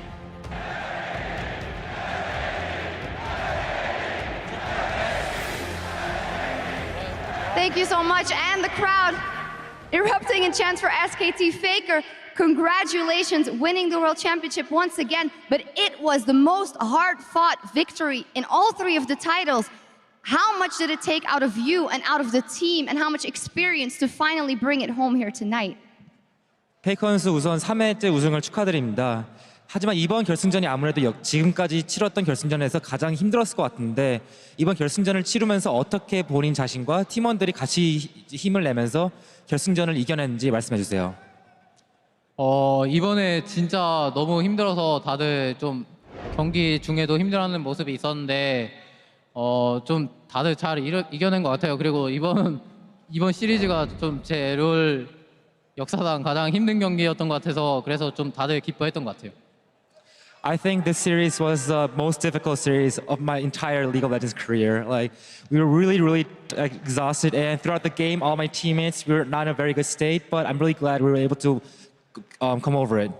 Yeah, as you say, you had 2 great games and then the momentum seemed to change. Why do you think the momentum changed during Game 3, and how did you get it back in favor of your team?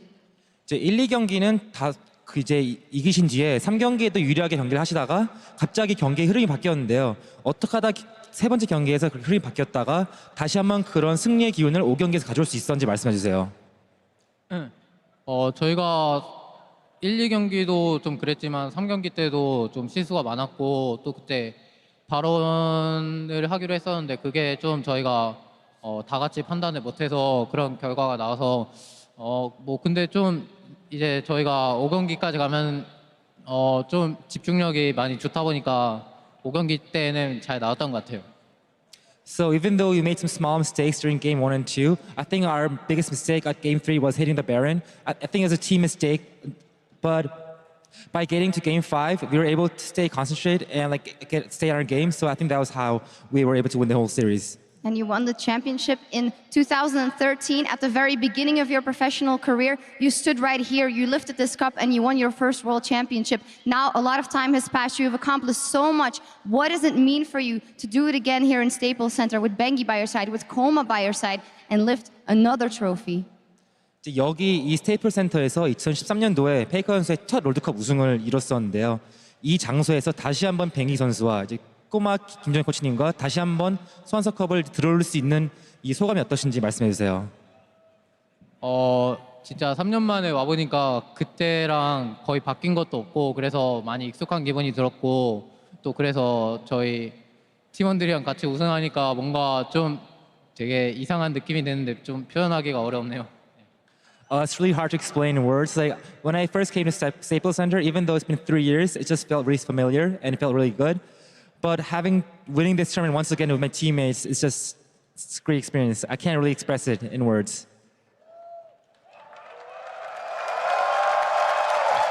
The crowd can do it for you.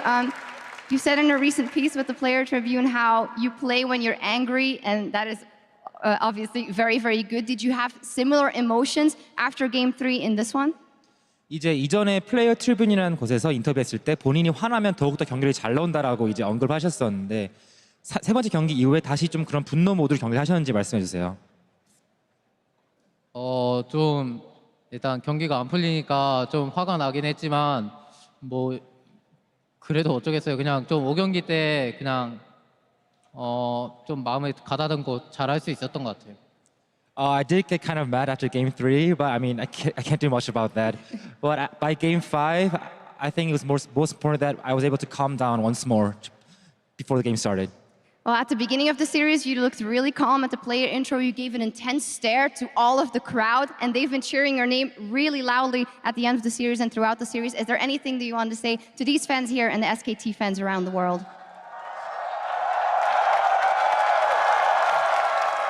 이제 오프닝 세레머니 때 이제 매서운 째려보기를 이제 카메라한테 시전하시면서 이제 강렬한 인상을 남겼고 이제 경기 끝났을 때도 많은 팬분들이 이제 페이커넛을 연호하면서 많은 응원을 보내줬는데 지금 이 인터뷰를 보고 있을 현장 팬들과 이제 많은 팬들에게 한마디 말씀해 주세요. 영어로 해주셔도 좋고요. 뭐 오늘 응원을 많이 해주셔서 정말로 감사하고 너무 많이 응원은 하지 마세요. 다음에 또 올 거니까. Thanks for cheering us, but don't cheer us too hard because we're going to come back anyway. Oh. There we go, and we'll be looking forward to it. We'll also be hearing from some other members of SKT later, but first, you can lift a cup, you can do a victory lap with your teammates and celebrate all you want because you guys did it again one more time, won the Summoners Cup. Ladies and gentlemen, one more time for Faker and SKT.